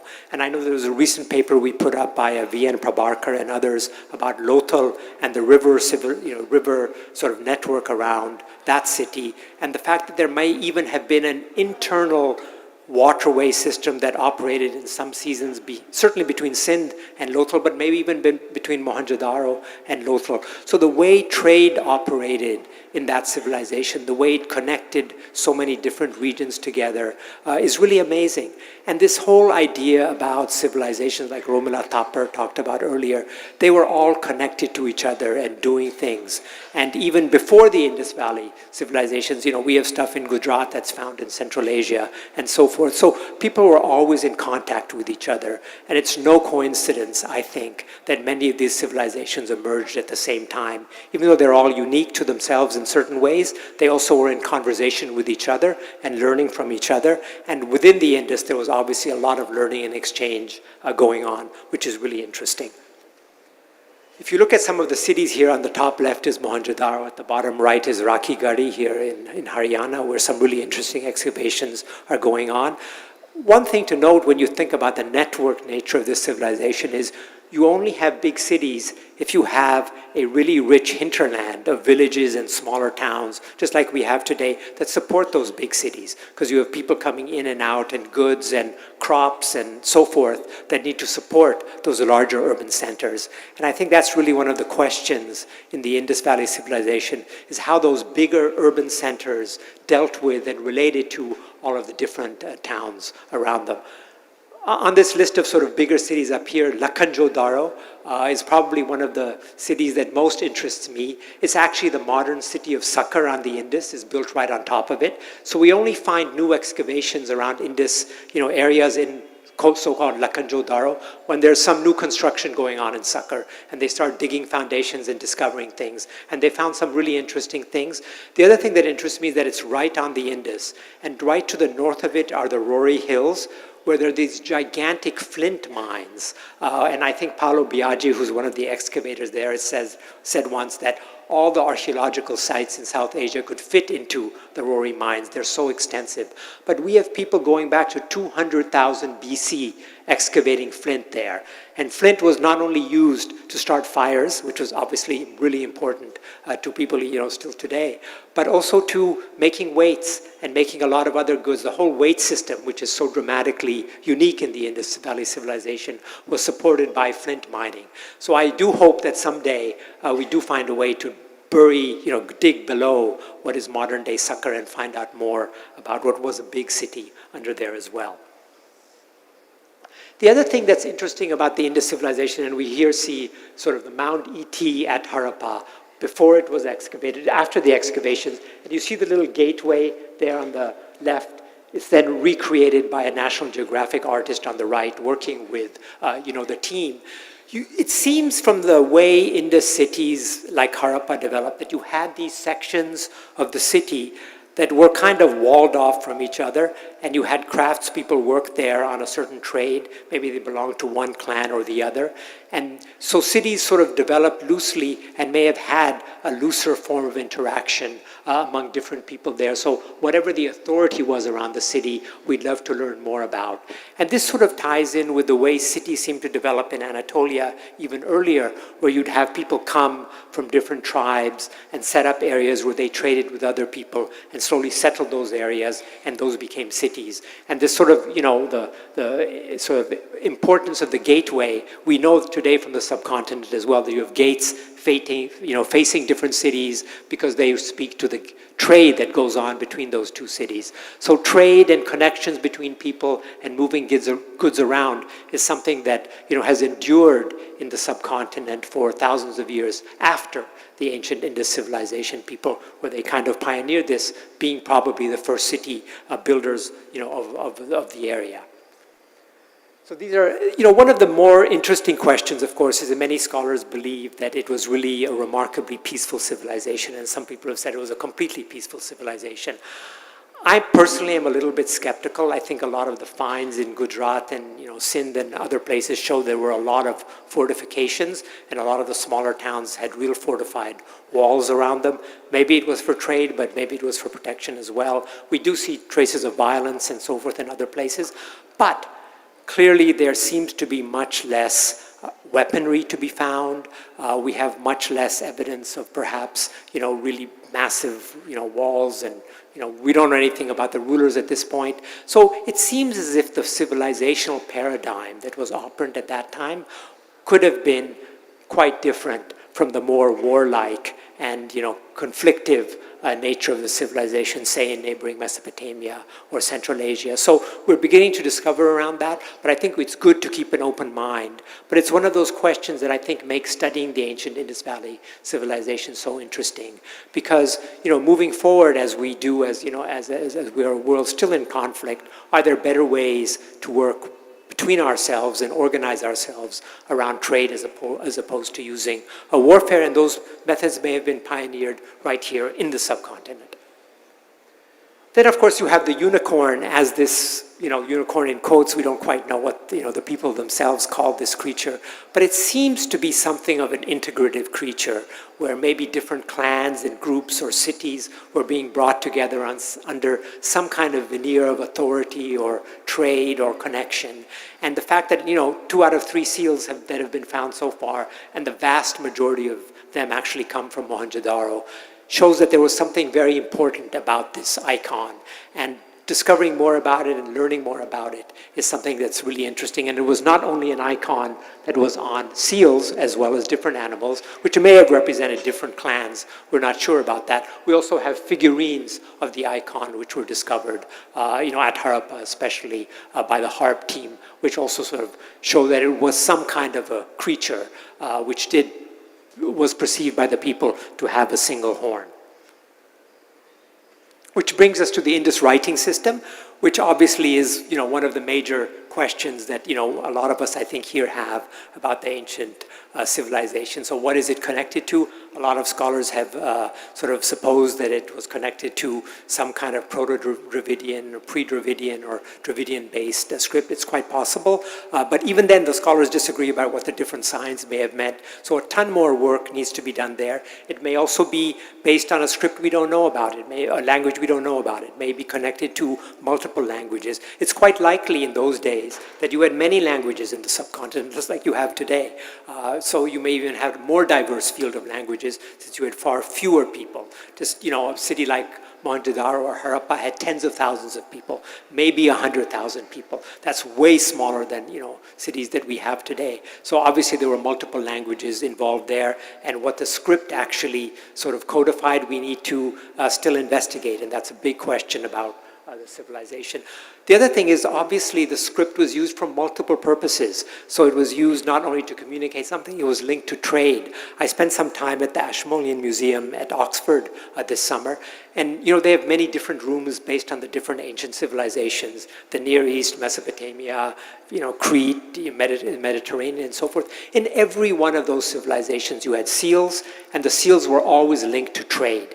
And in some way or the other, that was what the first purpose of the seal was, or some kind of record keeping around economic interactions. So no doubt the Indus seals had some kind of role to be made, in economic activity as well. But they also had ritual purposes. We see them on narrative seals, which had some kind of religious significance, we can infer. So there obviously were multiple uses to this language, which makes it all the more interesting from a scholarly point of view. And here I'm just showing you some sealings at the top left, made with the, unicorn stamp. So, the other thing to notice about seals like Martha Mary and others have shown, this was just, the point of a seal was to make as many copies as possible as were necessary by whatever interactions. So they were actually the master for a copying machine. So you had many sealings made and on all different objects to represent different things. So they really were kind of, objects that we just see one part of until we find the sealing. And then I'm personally a little bit optimistic that some kind of Rosetta Stone or some kind of a bilingual might be found in the Arabian Gulf, in the coming decade or two, because there are a lot of excavations going on there. We do know that Indus people moved there around, a good deal of Indus people seem to have gone there around maybe 2000 BC and brought sealing technology to the civilization there, which quickly took it over and then developed their own seals, but based on the ancient Indus seals and, put their own language on it. So the probability of finding something which has some kind of an inscription, which have both languages and we might be able to read one, I would say the probability of that, there's probably might be significant, and that could give us a clue, obviously, to understanding more about the language and the use. So, it's been 30 years that I've run the site. I finally retired so that I can spend more time on it, which I'm very happy to do. But I'm trying to think, what's the next step? How do we take all these questions and put them into a bigger form? So obviously trying to understand the script is a really major thing that we need to try and do, and I think a lot of you probably share that point of view. But I do think it's kind of shocking that there is no online database of seals that is easily accessible to people.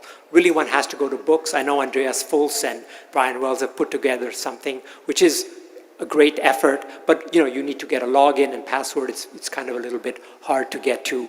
So I think it's really when the cuneiform seals have great databases up there run by many universities. Even the stamp seals of the Levant have databases. Why shouldn't there be a proper database and way for different Indus scholars to collaborate and communicate amongst themselves around what these seals might mean and share information and build a community. So I'm really trying to move the site in the future in that direction so that we can build even better resources for people to do their work together and maybe make some real progress in understanding more about the script. So maybe a year ago, I got a call from an Indian businessman, Dan Cherian from Kerala, who lives in Denver, Colorado. And he said, why don't you offer a $1 million prize for cracking the Indus script? And my first reaction was, Dan, I think if we had $1 million, you could do a professorship, you could do more excavations and stuff. But he convinced me in that first call that actually that is a really good way of building up interest and getting more people to be focused on this, because you need to have good marketing, right? We know that, in the world, and I think a prize like that would be a really significant thing to do. And there's a very good example of that kind of a prize out there at scrollprize.org right now, where you actually have people offering prizes for people who can help unlock these papyrus scrolls that were all turned into, actually burnt during the volcanic eruptions at Herculaneum. And they're slowly going through and using different AI techniques to unfold and unwrap these charred and burnt scrolls, and they're offering little prizes along the way to people who share their information on how to do that. Of course, they're after ancient Greek here. It's it's a different language. It's a different situation, but it's built up so much interest and made so much progress possible in unlocking these scrolls after hundreds of years that I think having something out there that really brings people's attention to the problem of the Indus script is one way to harness many more of the resources that we need to sort of tackle this problem. So I think it's going to be a long effort. It's going to be at least 10 years before we get there. I've been working with people in the Valley already, putting together a team. Major scholars are involved. Rajesh Rao, who some of you may know, led some of the earliest machine learning efforts here at the Tata Institute in Mumbai some years ago, and some of his collaborators like Nisha Yadav and others. Greg Jameson, who you're hearing from tomorrow, is also involved. So I'm trying to put together the right team of scholars and the right approaches to doing this, because there are not enough signs actually to use an LLM or to use some of the standard AI techniques. One needs to develop a way of using AI as a service where people can put in a set of assumptions and then use them to see where those assumptions might lead. And once you have the right database up there and the right format to make that possible, I think it'll be much easier to bring in scholars and people who'd like to tackle the question who are not necessarily AI experts themselves. So we'd like to set up the stack and let people use it and work with it over time. And I know a 10-year horizon is a long horizon, but the site has been up for 30 years, so I feel that's not too far out to do that. And of course, the script has remained undeciphered for thousands of years, so it's a small fraction of time left to look at that. And given that I used to be a CTO, I've really tried to sketch this out. But the exciting thing is we have that database developed by Andreas and Brian that's in Germany. We'd like to take that and incorporate that. There are new databases coming up. The people at HARP have been developing a database of just inscriptions on pottery. And there are about 7,000 inscriptions on pottery that have been found at Harappa and Mohenjo-daro, where you actually have the pot and you can do residue analysis, and maybe there's a link between the sign and the residue of that pot that maybe names the food or whatever was in that pot. So there are many different approaches that we can start using, but we just need to set up the right tech infrastructure. And that is part of what I'm working on right now with a number of different scholars. And I think that we might be able to make some progress and bring together the team of people to do that. And the interest in the community, especially in Silicon Valley, among people from South Asia is enormous. So I feel kind of, quite good about being able to tackle that. But coming back to the present for a moment, another one of the things that I've been focusing on and I'd like to focus on in the coming years is, and I think in a sense very much inspired by Nayanjot Lahiri's work and her book on looking at some of the earlier Indian archaeologists who really did the work here. Unlike other colonial excavation run processes in Egypt and Mesopotamia, the really hard work here was done by Indian archaeologists in the field who were actually at the site pulling out the materials. And then, not to undermine John Marshall's role at all, and he did a fantastic job of fighting for money, which you need to do all of this kind of stuff. But it was really trying to bring more credit and more light on work that the Indian archaeologists did at the places. So we've been working in the last few years, or last year or two, on getting all the original pictures of the excavations at Harappa and then putting them together with the text around the different finds, especially by Dayaram Sani, and we're going to go through till 1941, and then we're going to turn to Mohenjo-daro and do the same thing there. So year by year, break out the seasons. So I did the easy first season, which was a few slides, and then Dr. Nadine Zubair tackled the next season at Harappa. This is still before the announcement in September 1924, when the Indus Valley was, its find was announced to the world. And Dr. Sudeshna Guha, who you will hear from in a second, has been working on this other set. So with that, that's all I have to say, and I'll turn it over to Dr. Guha right now. But thank you very much.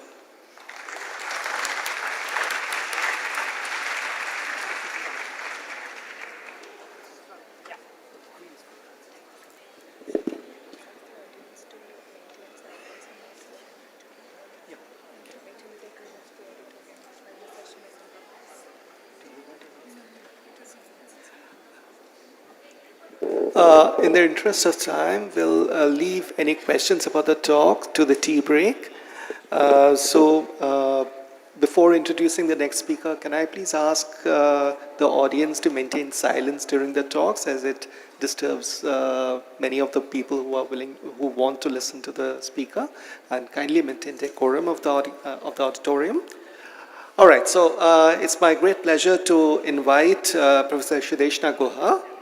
So Dr. Sudeshna Guha is professor at the School of Humanities and Social Sciences at the Shiv Nadar University.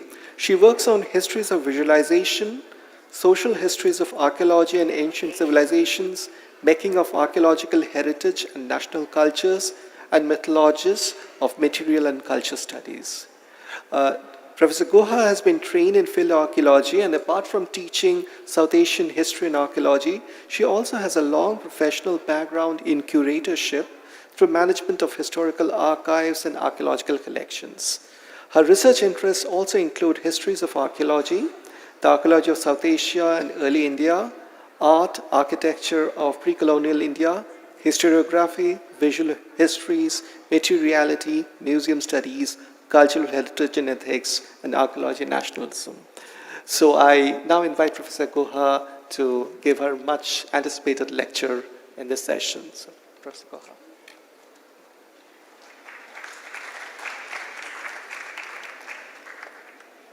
Thank you for that introduction, and thank you, Dr. Sundaram and Dr. Shivanandan, for arranging this wonderful conference and for looking after all of us so well. My brief today, of course, will be to follow Omar Khan's talk on the cataloging of the Harappa photographs. And I would not be talking about my own work, and this is a new work which I've begun on. So hopefully it'll come up with some new research questions and inquiries. However, the centenary theme of the conference inevitably coaxes recollections of the first newspaper report of the Indus civilization in India on the 1st of January 1925, more or less 100 years back, in the Amrita Bazar Patrika, and which the report noted with rhetorical intensity, and I quote a little bit of it, "What Indian is there who will not feel proud that the civilization of his country thus reaches up to a hoary age of the 3rd or the 4th millennium BCE? Reporting the discovery as a monumental evidence of the fact that the Indian civilization was as ancient as any in Asia, the newspaper urged the colonial government to liberally finance the excavations at Harappa and Mohenjo-daro, emphasized that they were of national, not provincial importance, suggested that the Archaeological Survey of India reserved their best energy and funds for the purpose, berating the survey for not failing to protect Harappa through the Ancient Monuments Act, and also for not making the archaeological discoveries decades earlier. The report scathingly asked, what were these high-paid officers doing for more than half a century? Were they sleeping and snoring till they suddenly woke to find themselves made famous by Assyriologists and Egyptologists? So the reference, of course, as many of you would know, would be to the first publication. Now what? Okay, I'm trying. What did you do? Oh, thank you. So the reference was to the first publication of the Indus Civilization in the Illustrated London News by Sir John Marshall, which immediately attracted attention regarding what its cultural and chronological affiliations could be from scholars of ancient Assyria and Egypt, notably Archibald Sayce and also from Cyril Gadd and Sidney Smith. But significantly, on the 21st of January 1925, Marshall faced questions in the Council of States for releasing, and this is in India, for releasing information publicly through a foreign rather than an Indian press. He was categorically asked whether it was a fact that the Archaeology Department had refused to provide local newspapers with copies of photographs which were first published in England, even though the Indian papers had offered to pay for them. The opprobrium in India regarding Marshall's publication of the first notice in the Illustrated London News is rather well known, as is the fact that Marshall himself was keenly aware of the heightened sense of nationalism which the archaeological sighting had attracted in India. In fact, he emphasized the national importance of the discoveries as early as the ASI's annual report of 1923-24, declaring that the finds allows India to take its rightful place along with Mesopotamia and Egypt as an area where civilizing processes were initiated and developed. Notably, unlike all other Bronze Age civilizations, the Indus civilization has remained subjected to strong nationalist claims of both territorial and cultural ownerships since it was first brought to light in the modern world through excavations at Mohenjo-daro and Harappa in the early 1920s. The hypothesis about links between the Indian and Babylonian civilizations, as we also know, was ascertained through a photographic display in which photographs of similar-looking objects from Ur, Al-Ubaid, Susa, Harappa, and Mohenjo-daro, all published previously in the Illustrated London News, were seen and then put together by Cyril Gadd and Sidney Smith of the Egyptian and Antiquities Department in the British Museum. These photographs were cropped, juxtaposed, and republished as a photographic display. And I am not showing you the photographs from the other Mesopotamian sites, but you can see one of them, one of the female figurines is actually, if I go back, you can see it from Marshall's own display. So what I'm telling you is that many of these photographs had come up before. And it's this journal, I've written about it extensively in an earlier work, but the display here was to show the readers, and I quote, the close resemblance of the objects from Mohenjo-daro and Harappa to Babylonian antiquities, and thereby, I quote again, to trace the interesting comparisons. Gadd and Smith both emphasized the resemblance as very striking when pictures of various classes of objects are seen side by side. So the display constitutes fixing the value of equivalency to photographs of different artifacts from different sites and in different geographical regions. Significantly, such displays resonate upon the evidential power of photographs by building upon our expectancies of their performances. Such displays often illuminate how excavated objects are transferred into evidentiary regimes. I begin with the recall of a snippet of an early visual history of the Indus civilization because my brief today is to showcase a collection of photographs of excavations at Harappa in the year 1924-25, which I have recently catalogued for Harappa.com.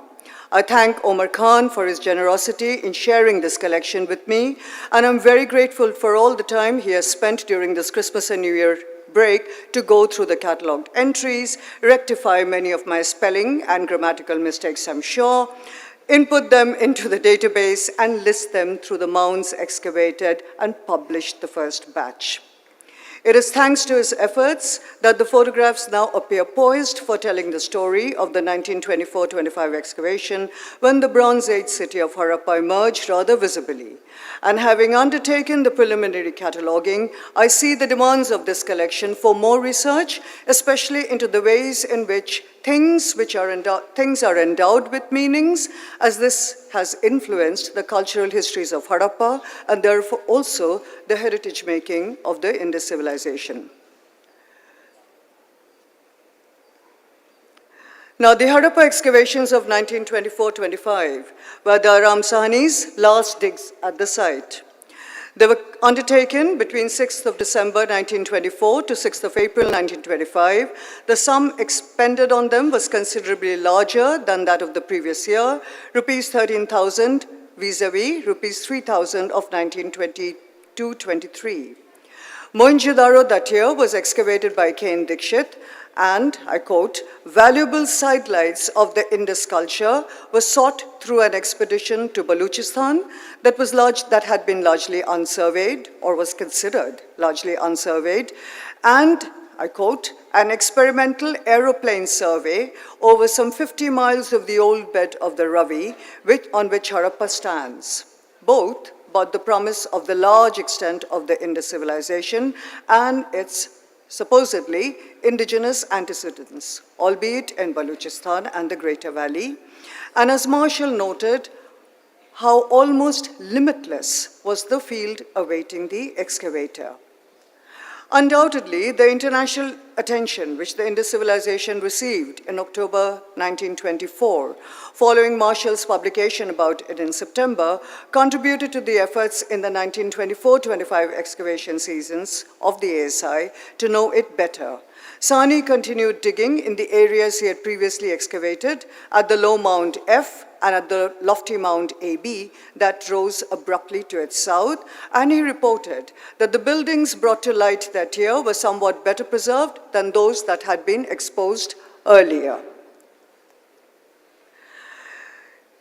In Mound F, Sahni extended excavations through a long trench A, and he dug trenches AE, AI, and AF, some of it you can see on the map, and from the middle of this mound, he traced an area of parallel walls, which was subsequently identified provisionally and mistakenly as the Great Granary, and Sahni noted this discovery as the most important one of the year. In Mound B, or AB, he excavated in the section B, and he sunk 4 pits. And he noted possible finds of a preserved drain with a gabled roof and a temple-like structure with stout brick walls. Sahni noted wide-scale funerary practice in both mounds, which appear in retrospect anticipatory of the cemetery uncovered 4 years later, although in a very different mound, H, by Madhusarup Vats, which was in 1929-1930. Now, a series of photographs provide a view of the unfolding of the area of the parallel wall, trench by trench, horizontally and vertically. Sahni, as he stated, was led to the excavation of this portion of the site by the existence of 2 solidly built walls running parallel to each other without any party walls. I'm actually quoting him. With these walls as a starting point, my operations, he said, continued to reveal in quick succession at narrow intervals, wall after wall, until I had a series of 14 of them, all running parallel to each other and of the same length. He also mentioned that these walls exhibit two distinct types, namely a stouter kind and a thinner type. And had it not been for the thin walls which intervene between the thicker ones, it might have been that the latter enclosed a series of spacious rooms. Now, while describing Sahni's finds, John Marshall, in his essay on the prehistoric civilization that appended the 1924-25 excavations at Mohenjo-daro and Harappa in the annual reports of the Archaeological Survey, mentioned this find notably as a large edifice. In cataloguing the photographs of the area of the parallel walls, we note that Sahni's description was retained by Watts, who excavated after him. And Watts's excavations are 1926-27, 1927-28, when over 3,000 antiquities were recorded at Harappa and over 3 lakhs of cubic feet of earth was moved. 1928-29, when traces of a common foundation wall of the eastern series of the parallel walls were found.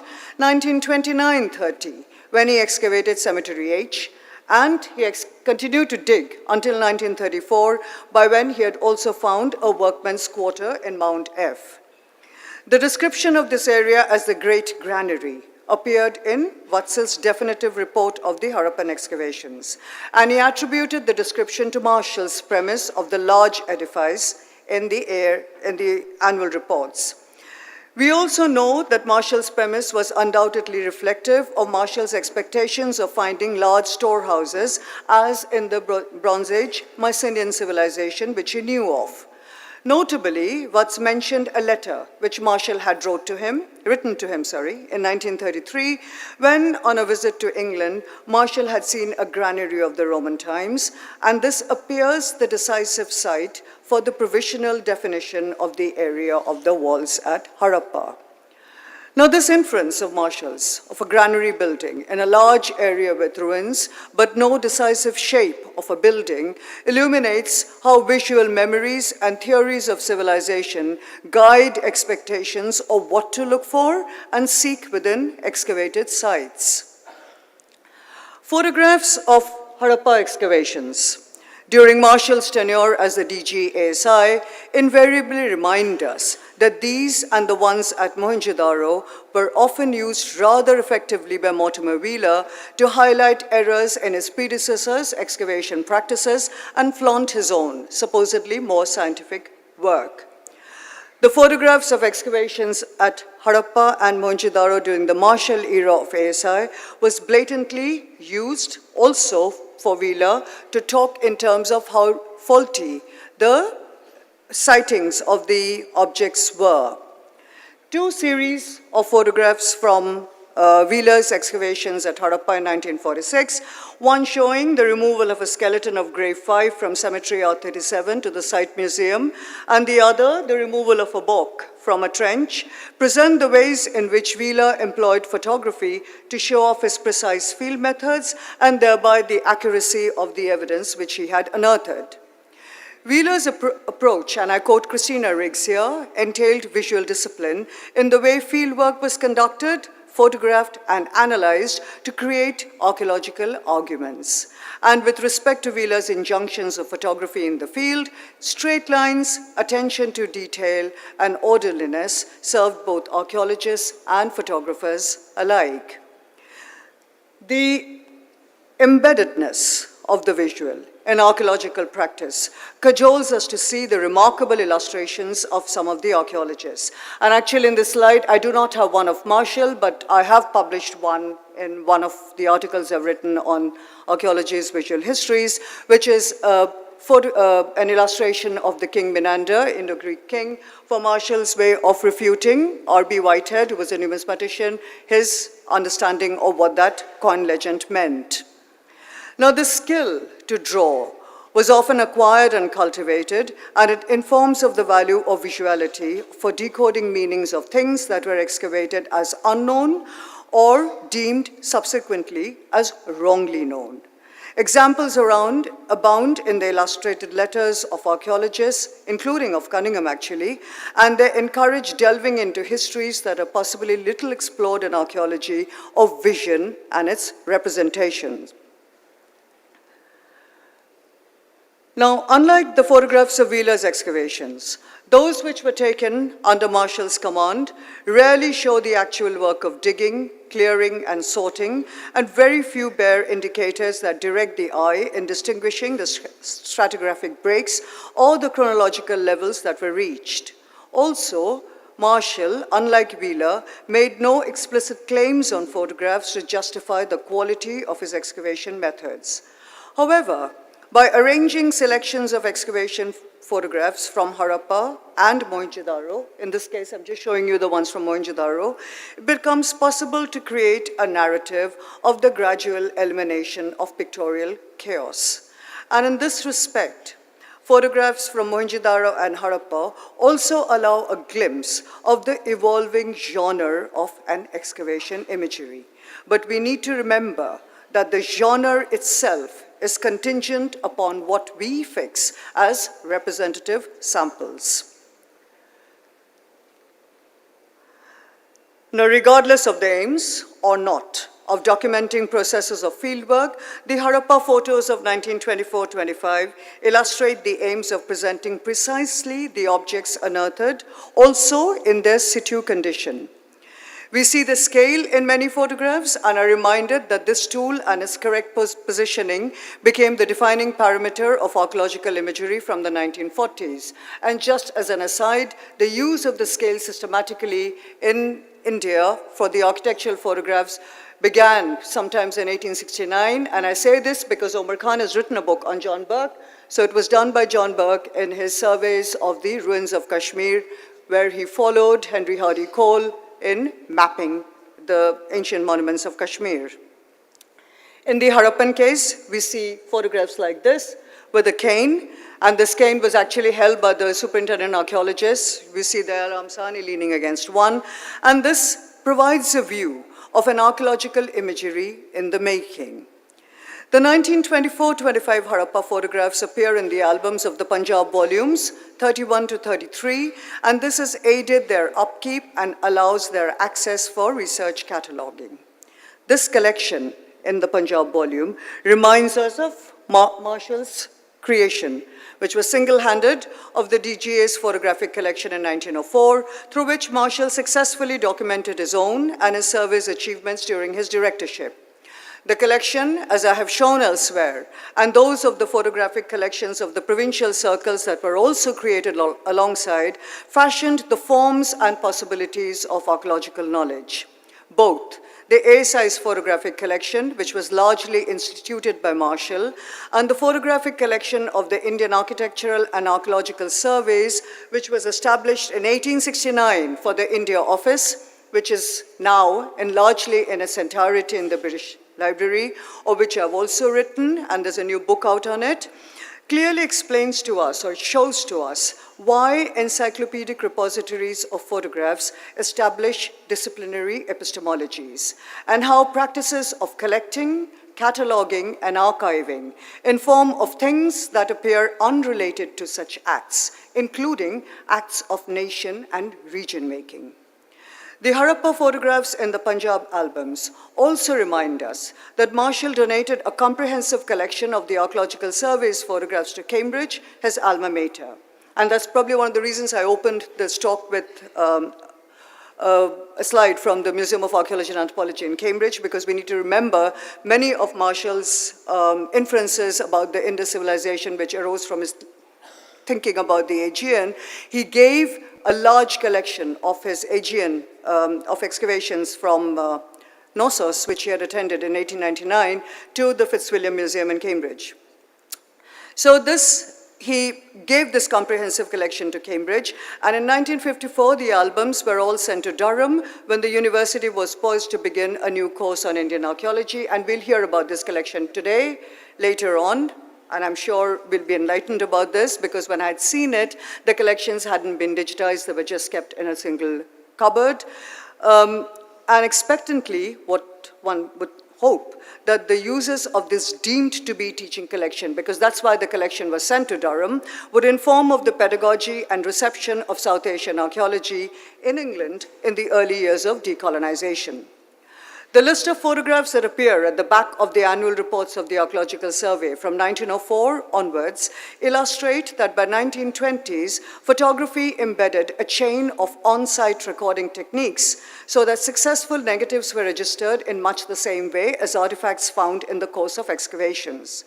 About the Harappa excavations of 1924-25, we are informed that over 105 negatives, mainly views of excavations, were exposed, which means only these 105 negatives were printed by, we are told, the Superintendent of Hindu and Buddhist Monuments Northern Circle, i.e. Sahani, and that 36 photographs of antiquities were included in the DGA's collection. Now, before I move on, I would also like to remind you that Marshall was actually very clear about making collections. And one of the other collections which he made was the Central Library, the Library of the Archaeological Survey of India. It was instituted at his behest, and also the documentary archives from which most of us now write on histories of archaeology, because the administrative files were all kept within the presence of his headquarters in Shimla. And this notion of collecting and collection making has actually informed to a large extent the ways in which various cultures, prehistoric, historic, medieval, ancient, whatever, has had their inferences derived. Now, coming back to the Harappa photos, significantly, the cataloguing of the Harappa photos present the differences in views between Sahani and Vats, and thus a glimpse of the conflicts between the Indian officers of the survey.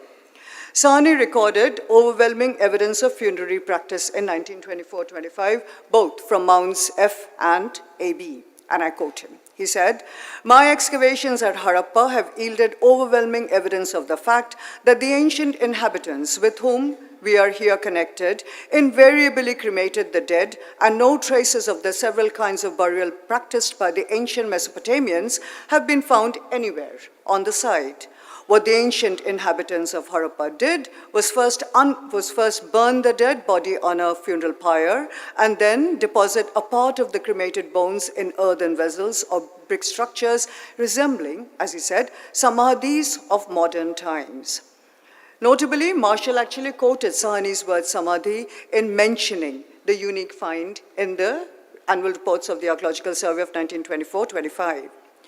Sahani's found also remains of several what he called sepulchres and cremations, and all these finds were actually later denounced by Vats. And I quote Vats here, who said, "My experience, based on much larger operation at this place, is that Harappa, especially in the latter strata, is so full of bones that they come out in greater or lesser quantities. Wherever the mounds are dug, due no doubt to the fact that the inhabitants depended a great deal on animal food, perhaps to even a large extent than did the people of Mohenjo-daro. Perhaps I may also add that in the large area which has since been excavated on this and other mounds at Harappa, not a single sepulchre has so far been met with. It is highly improbable that cremation platforms or funeral pyres would have been made in the midst of dwelling houses all over the site," unquote. We also note different descriptions. Okay, so that's another one, again with the quotes of the two of them. We note different descriptions for the strikingly unique objects which was found in the area of the parallel walls. And Sahani published this double-headed animal figure as a double-headed bust of a terracotta lion, and it got published as such in the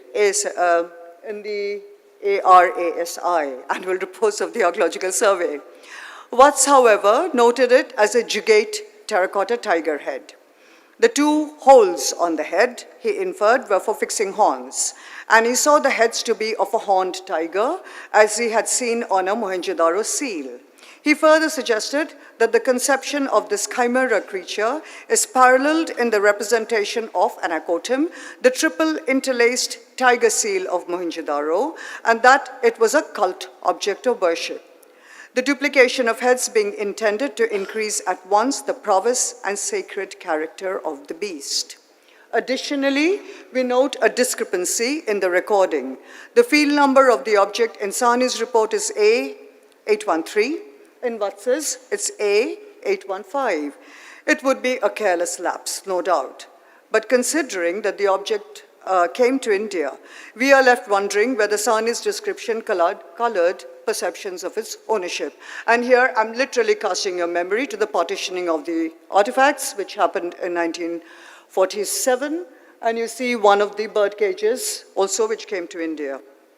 Again, I've written on it, and I guess I'm not going to repeat what I write.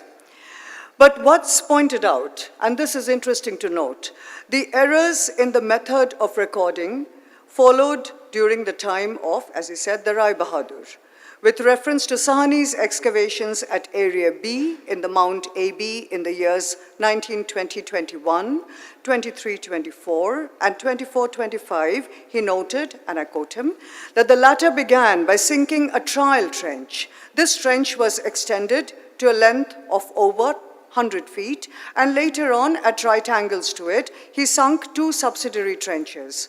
What's emphasized? The arbitrary manner in which the depth of the antiquities was recorded, as he said, sometimes from the highest point in the mound, that is to say from 590 feet above the sea level, and at others from the surface of the ground at the point where the find was made, which, as already mentioned, might be as much as 21 feet lower, unquote.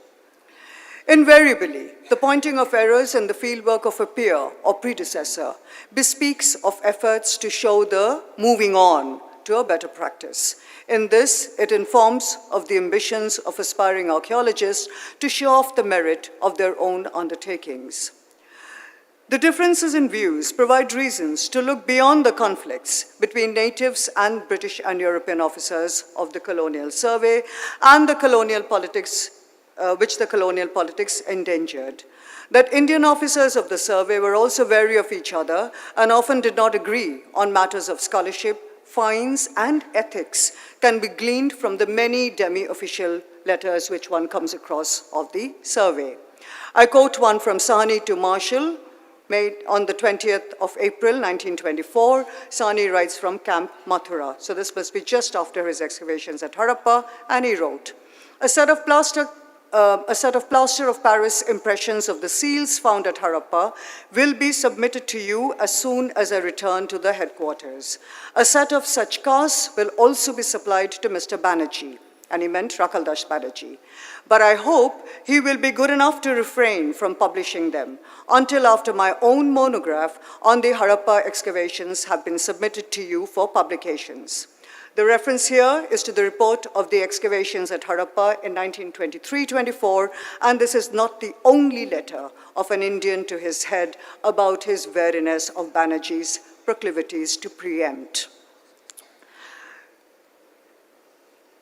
Going back to the excavations of 1924-25, we note analogies with Hindu religious practices that appear often in Sahni's inferences of the structures and artifacts. Apart from the samadhis and funerary practices, he considered the large cone of dark stone which he found in Mount F, Trench E, resemble a Shivalinga, and suggested that it must have been used for worship in what he surmised was a temple, and which he excavated as a tiny structure with stout brick walls and a narrow entrance to the south. Watts subsequently added to such analogies in the final excavation report of Harappa, which he labored on from 1933. It is in this volume that we find him invoking the Hindu belief of Sukshma Sharir, reaching the abode of bliss, a radiating solar world with beautiful stars, birds, fish, and flower for the final rest, for attempting to understand a painting on a burial jar from Cemetery H. Now, what's his inference? But without the indication that this inference came from him, forms the label of this burial jar, which is prominently displayed today in the National Gallery, in the Harappa Gallery of the National Museum, which showcases the Indian, and perhaps we could say the Hindu antecedents of the Indus civilization. Unlike the other known Bronze Age archaeological phenomena, especially with colonial histories of scholarship, the Indus civilization continues to serve the cultural politics of nationalism and decolonization. This politics, as we know, has changed considerably over the last 75 years, and much of its heritage making is reflected in the shifting terrains of evidentiary concerns that emanate from the scholarship of the Indus civilization and of ancient India. The long archaeological scholarship of the Indus civilization informs of the array of institutional and cultural paradigms through which archaeological inquiries are mediated. They beckon the interrogation of the dictum seeing and knowing, and we note the exhibitions of this civilization, especially in the Harappa Gallery of the Indian National Museum. This curation provides a reminder, if at all be needed, that cataloging and description are not neutral practices, and that displays through types, which is what archaeological material often is displayed as, offers a brilliant vision of any civilization or any archaeological culture as a timeless lien on territory and space. Such exhibition by type, which is rarely interrogated in archaeological curation, creates a hermetically sealed understanding of a phenomenon, and in this instance, of what constitutes the Harappan. So therefore, thinking through photographs, we are reminded to look for encounters, because photographs and photography represent the pervasiveness of encounters in all we do. There is something that extends beyond the photographer's action, and no photographer, even the most gifted, can claim ownership of what appears in the photograph. Every photograph of others bears the traces of meeting between the photographed person and the photographer, neither of whom can, on their own terms, determine how this meeting would be inscribed in the photo. And we can extend this logic to photographing of habitats, environment, artifacts, name it, whatever. And here we need to note a brilliant book which has come out probably in 2008, so long back, called The Civil Contract of Photography by Ariella Azule, who shows us how photographs and photography deterritorializes, because photographs bear traces of plurality, and therefore they hold within themselves the potential to allow civic negotiations about the subject they designate. I conclude by drawing attention to this powerful quality of a photograph, for reflecting upon the merit of deterritorializing the Indus civilization from its diversely sought after legacies and as an object of inheritance. Perhaps by placing it among its peers, the Bronze Age civilizations that hemmed around it, just as Marshall and his peers did, or thinking through the vista of the Bronze Age worlds, we might be better able to look for encounters in our field studies of it, which would for sure bring into light new research areas of its archaeological inquiry. Thank you.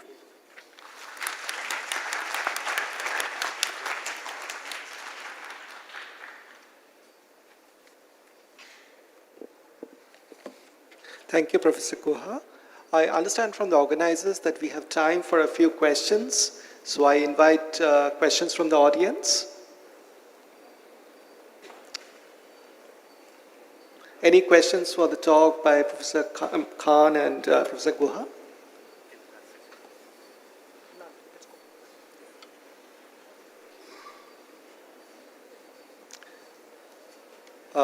Is there a question there? Yeah.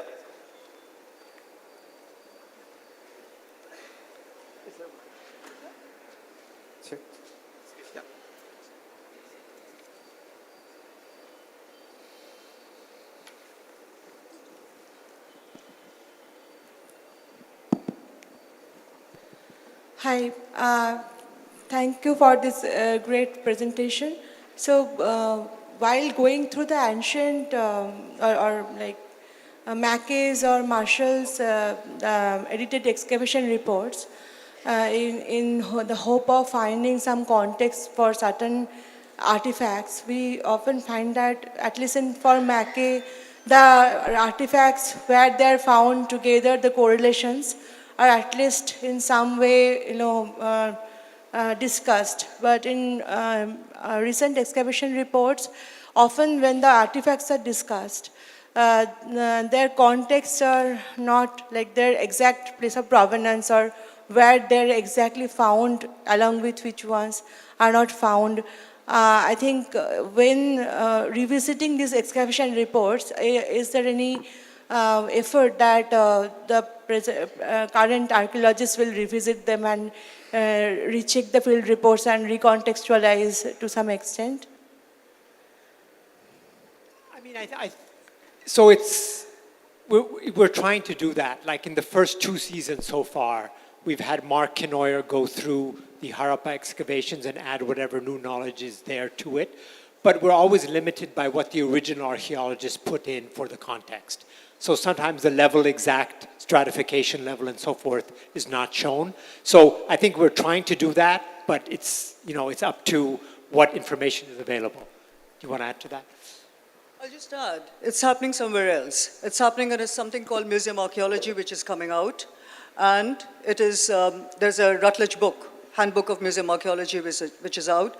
Large amounts of so-called Egyptologists, and I say so-called Egyptologists because they actually should be called archaeologists, but anyway, Alice Stevenson's work, there have been literally now what archaeologists have been going through with excavations which were conducted by Matthew Flinders Petrie, is looking at his reports of where they were from, and then going to the museums. The Petrie Museum is in London, going to that and looking through the ways in which they were catalogued at that point of time and bagged and sorted, and seeing whether there were discrepancies there.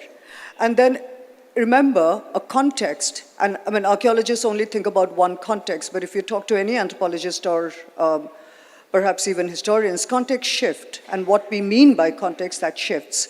So when an object comes into a museum or in any other collection, or is collected and kept in a certain manner, the context shifts there because then it becomes affiliated or juxtaposed with something else, and interpretations change. So if you have a look at what is being written today, by those, and I would consider myself also to be one of them, practice museum archaeology, have a look, and there are actually changes of interpretation which are coming through by looking at the changes in which the objects had been bagged, stored, sorted. Thank you. Any other questions? Yeah. Hi, Dr. Omar, I have a here. Yes. Yeah, so we are so impressed about the presentation you did on AI plus AI. I've seen there you are trying to do some partnerships with Berkeley. Is there any explorations with Indian institutions? We've not yet gotten there, but we would love to work, obviously, with institutions, sure. India, Pakistan, around the world, for sure, because actually that's where the knowledge, the seals, and the objects are. So we've not even gotten to that point of building these relationships, and even Berkeley is just a proposed idea that's in discussion, but far from having been settled. Sure. So I'm part of IIT Madras Research Park, and recently we did one public database initiative for geoglyphs in the Konkan region. So given RMRL is a little bit proximity to IIT, this could be an interesting thing which you could explore also with Indian institutions. Absolutely. Yeah. Let's talk afterwards. Absolutely. Okay. And one more thing what Dr. Guha presented is the scale which is really captured in the images took there. That could also pave a way for the modern computer vision tools and algorithms to kind of look the photographs taken by the archaeologist and come up with a lot of patterns that could be drawn parallel between the different civilizations and our photographs. So apart from the AI and LLM perspective which you are looking for, the computer vision interpretation of the photographs could also be in another area which we could look into. Yeah. Thank you. So impressive. Any other questions?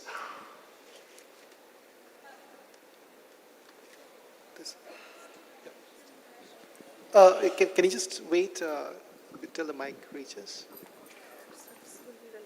Okay. Yeah. Dr. Guha, you had mentioned soon after the publication by John Marshall, there was another article saying new links between Indian and Babylonian civilization. So is it still the case, because now we are 100 years after that, right? So we still look at in the same thing, or that article had it taken up further?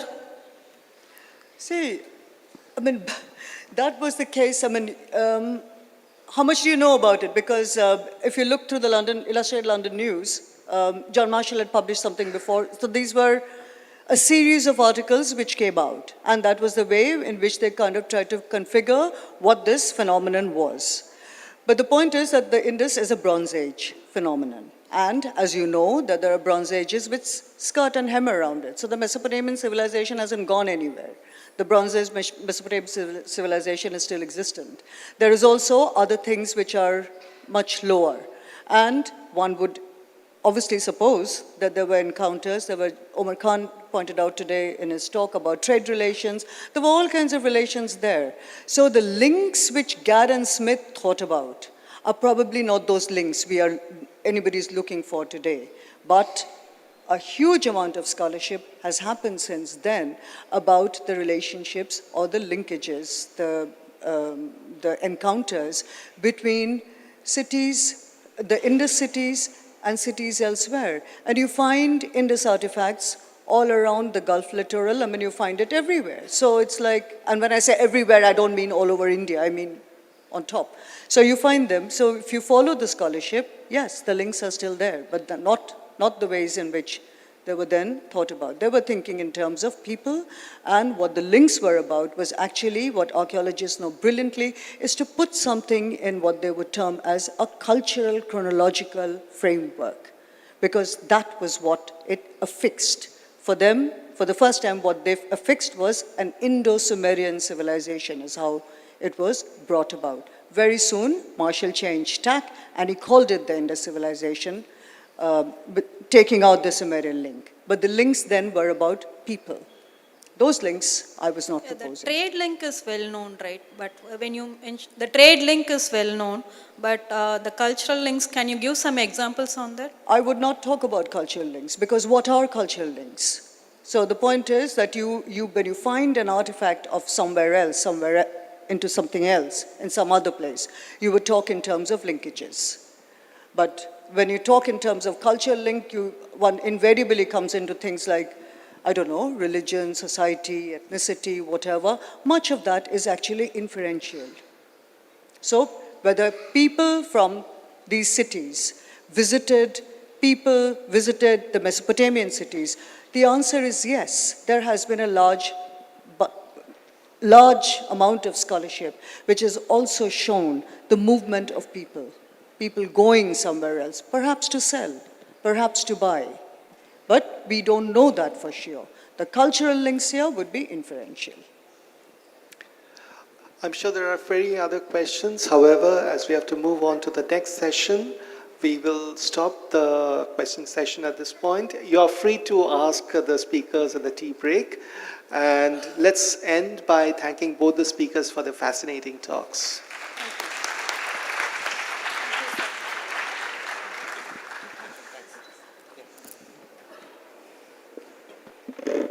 I would like to thank Dr. Sitabra Sinha, Dr. Sudeshna Guha, and Mr. Omar Khan for the first session that was just got concluded. In light of time, we're going to continue with the second session, and we'll have a tea break a little later. The second session of the International Conference would be chaired by Mr. R. Balakrishnan. I would kindly request Sir to adorn the stage. Thank you, sir.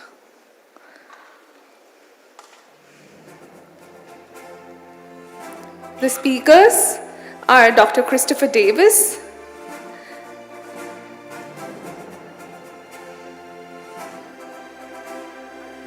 and Mr. Tony Joseph.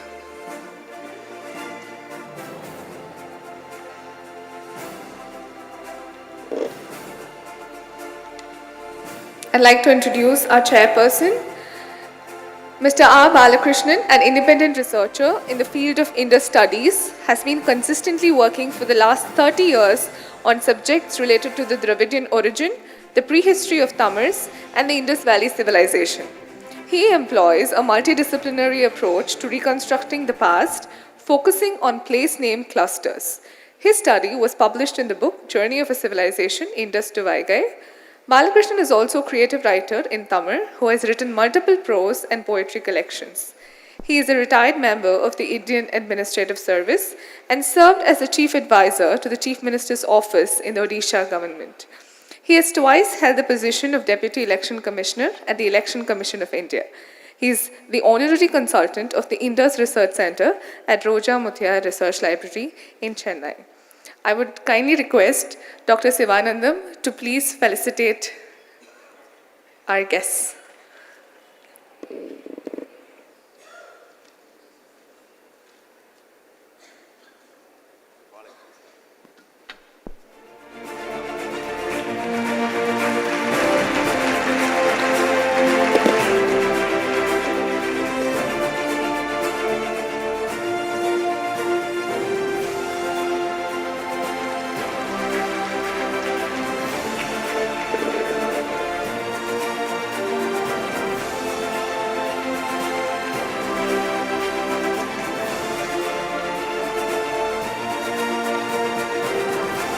And now let Balakrishnan sir take over the stage. Thank you.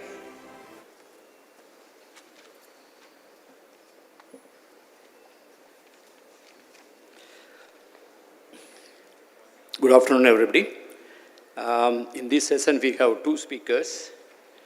We are starting with the speaker one, Dr. Christopher Davies. Dr. Christopher Davies is a research associate in the Department of Archaeology, Durham University, who combines site and landscape-based archaeological approaches with archival collections to provide understandings of the development of societies in the past and role of archaeological research for heritage management in the present. An active field archaeologist and as part of Durham's UNESCO Chair on Archaeological Ethics and Practices in Cultural Heritage team. He has worked as an archaeological project in India, Nepal, Sri Lanka and Bangladesh, and has co-curated exhibitions to disseminate research impacts to wider audience. Such exhibitions include Taxila in Focus, 100 years since Marshall, co-curated with Professor Robin Cunningham, Dr. Abdul Azim, Mr. Akil Berkeley, and Dr. Greg Berkeley.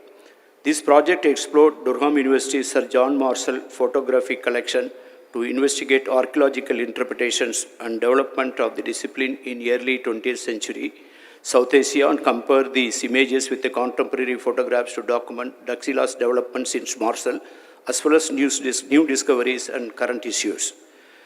Dr. Christopher Davies is going to speak on the new light on Marshall, exploring the archaeological methods, approaches and perspectives of Sir John Marshall through his photographic collections of Durham University.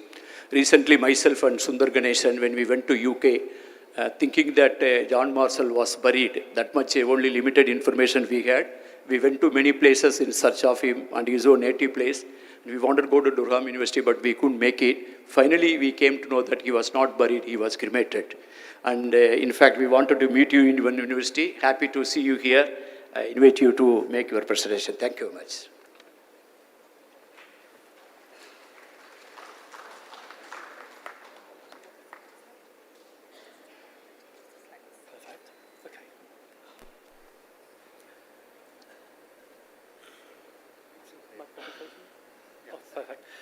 Thank you very much for the introduction. Thank you very much for the kind invitation of the conference organisers to allow me to speak on Durham University's Sir John Marshall photographic collection. I'm here today to talk about it, but as was said before, this is a collaborative effort with my colleagues in Durham, Professor Robin Cunningham, Dr. Rachel and Dr. Craig Berkeley, and also colleagues in Pakistan, Dr. Abdul Azim. Through the work we've been doing with the Marshall Collection in Durham, we've been able to look at some of the insights we can gain from such collections into understanding past archaeological practices and any insights we can gain on how collections can also be used in the present. So in terms of Sir John Marshall, a very quick and brief biography. Much of his working life after his education at Cambridge was in South Asia, first as Director General of the Archaeological Survey of India, and later as an appointed officer for the Archaeological Survey until his retirement. During the period of Marshall's direction, there were many achievements. So Marshall's legacy as director, we started to get the reorganization of the ASI for its excavations and conservation programs, the development of the Ancient Monuments Act, also the reinvigoration of the annual reports to actually talk about some of the research and excavations that have been conducted, but also very importantly, as has been talked about previously today, the creation of collections as well as site museums so that these discoveries could be seen. And today, more pertinently, Marshall's announcement of the discovery of the Indus Valley Civilization.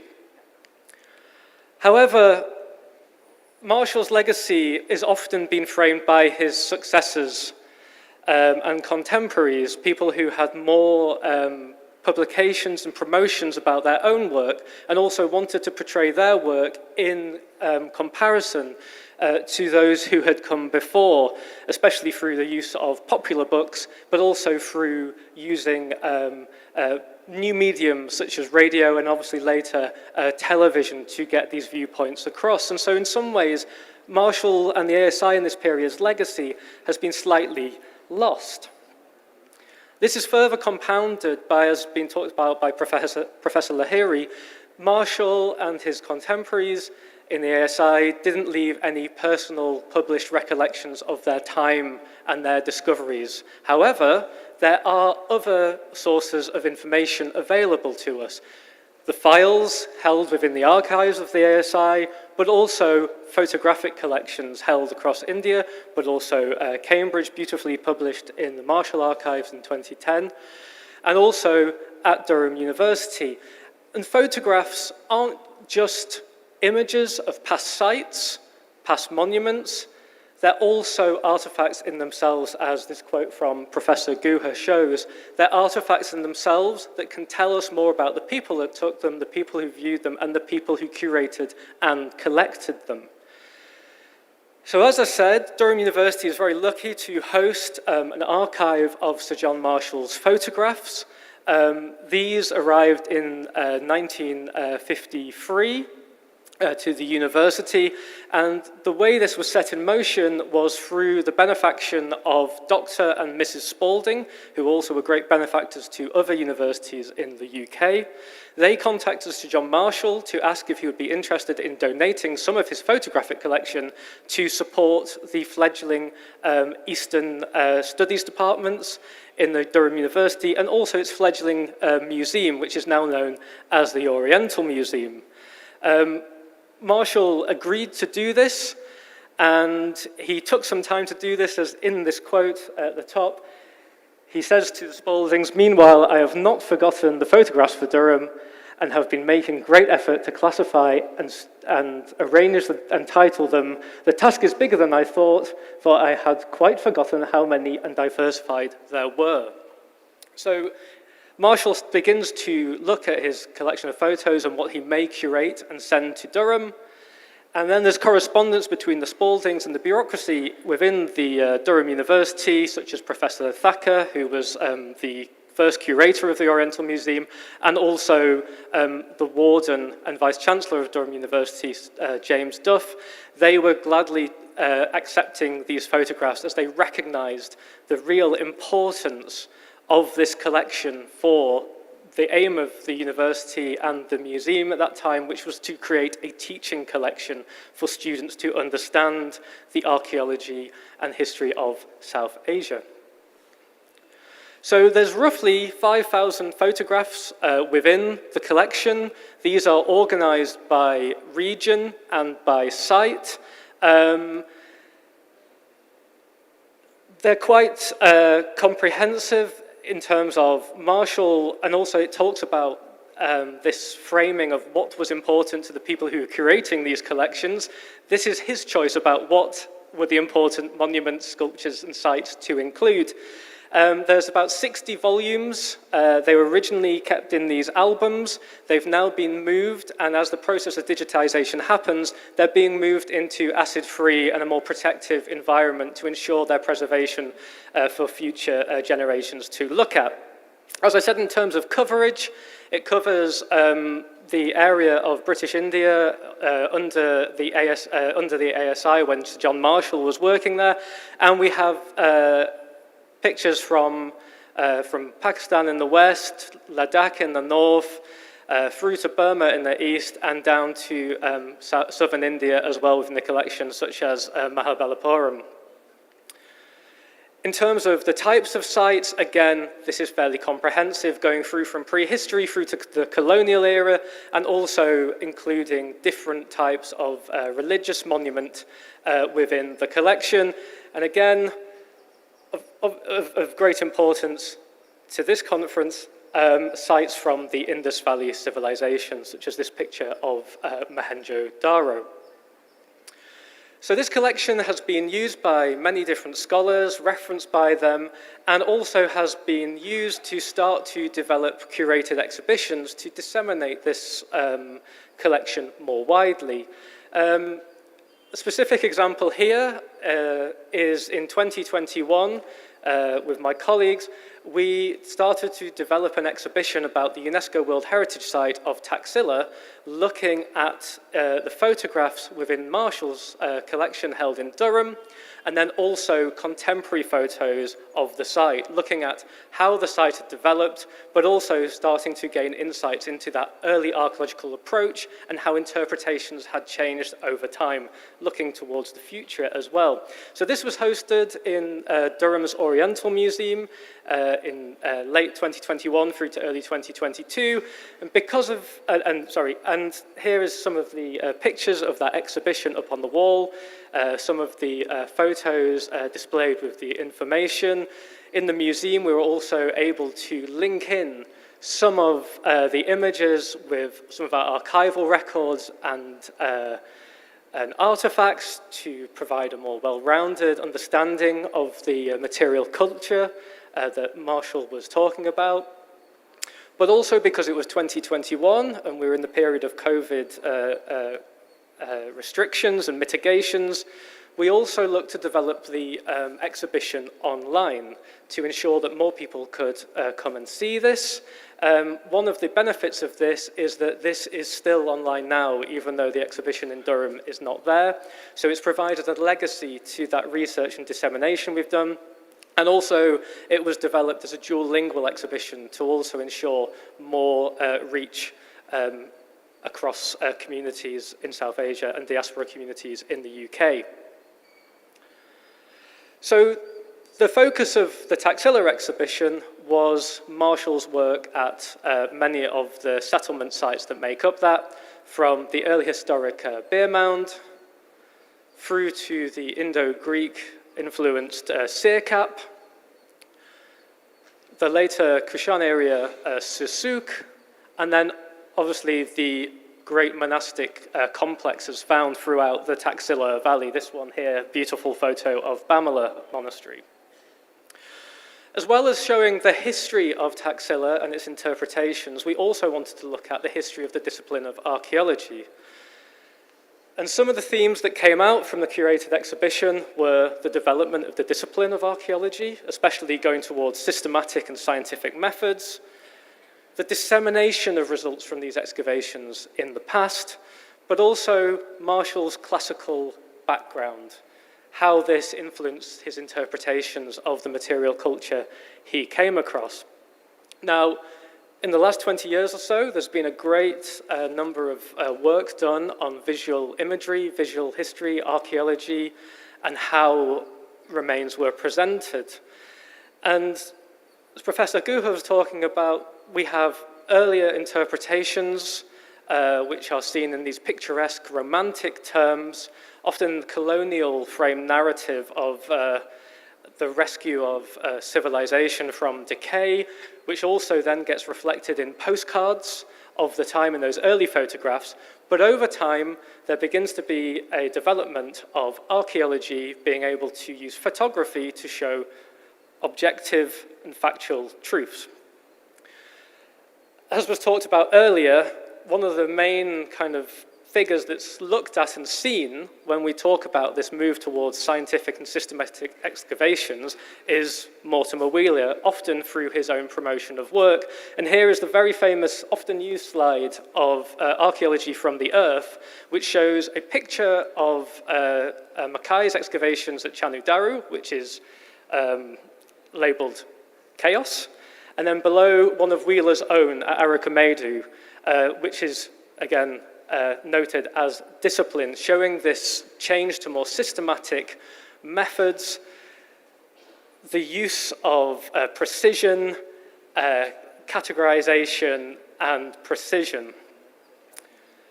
Within that, one of the things that was talked about and to be used was the use of scales to show, again, these images of fact, and again to show how scientific methods and rigor were being used within photography. But also what you see in Wheeler's photography is the use of people. And actually, other people have started to, such as Chadha, have suggested that other interpretations of these photographs can be seen, which is that rather than showing it, the use of human scales as epistemic markers makes them more passive. Rather than being the workers and knowledge producers, that level of knowledge is pushed away by the colonial scholars using this. So there's multiple interpretations of how this imagery can actually be seen depending on context and time. But it's interesting to note that earlier, we do also see the use of human scales in photography of the ASI under Marshall's directorship. As we talked about before, in terms of defining legacy, Marshall's and the ASI's under his direction was often framed by others who came later. The infamous Woolley Report was one that set this in motion, and obviously Wheeler, when he arrived as the advisor for the ASI, was very quick to portray his methods as very different to his forebears. And so here we can see that he talks about Marshall's excavations as a parody of scientific method, with clearance that did not conform with modern technical standards. Then contemporaries and friends of Wheeler, such as Stuart Piggott, also talked about this. So in Prehistoric India that Piggott wrote, he talks about how the standards set in the excavations of Marshall are nowhere near the standards that were in place in Europe earlier in the late 19th and early 20th centuries. However, as we've seen before, there is the use of scales within photographs of Marshall's excavations at Taxila. Here, by the Satva head at Jolyon, showing again artifacts in situ being excavated with a scale, and also here an architectural detail at the Dharmarajaka Stupa at Taxila. We also see that in some instances you also have the use of scales at Indus Valley sites, such as here at Mohenjo-Daro, the use of the scale by the open doorway. We also see the use of scales when artifacts. So we actually again see the program of cataloguing and categorizing the use of scales in photographs, also with numbers, catalogue numbers shown here. So again, these excavated artifacts from Harappa with their catalogue numbers, some shell, paste and faience artifacts, as well as this burial urn as well here. So details of artifacts with scales. Interestingly as well, the use of scale photos is found in the illustrated news articles that Marshall authored and produced.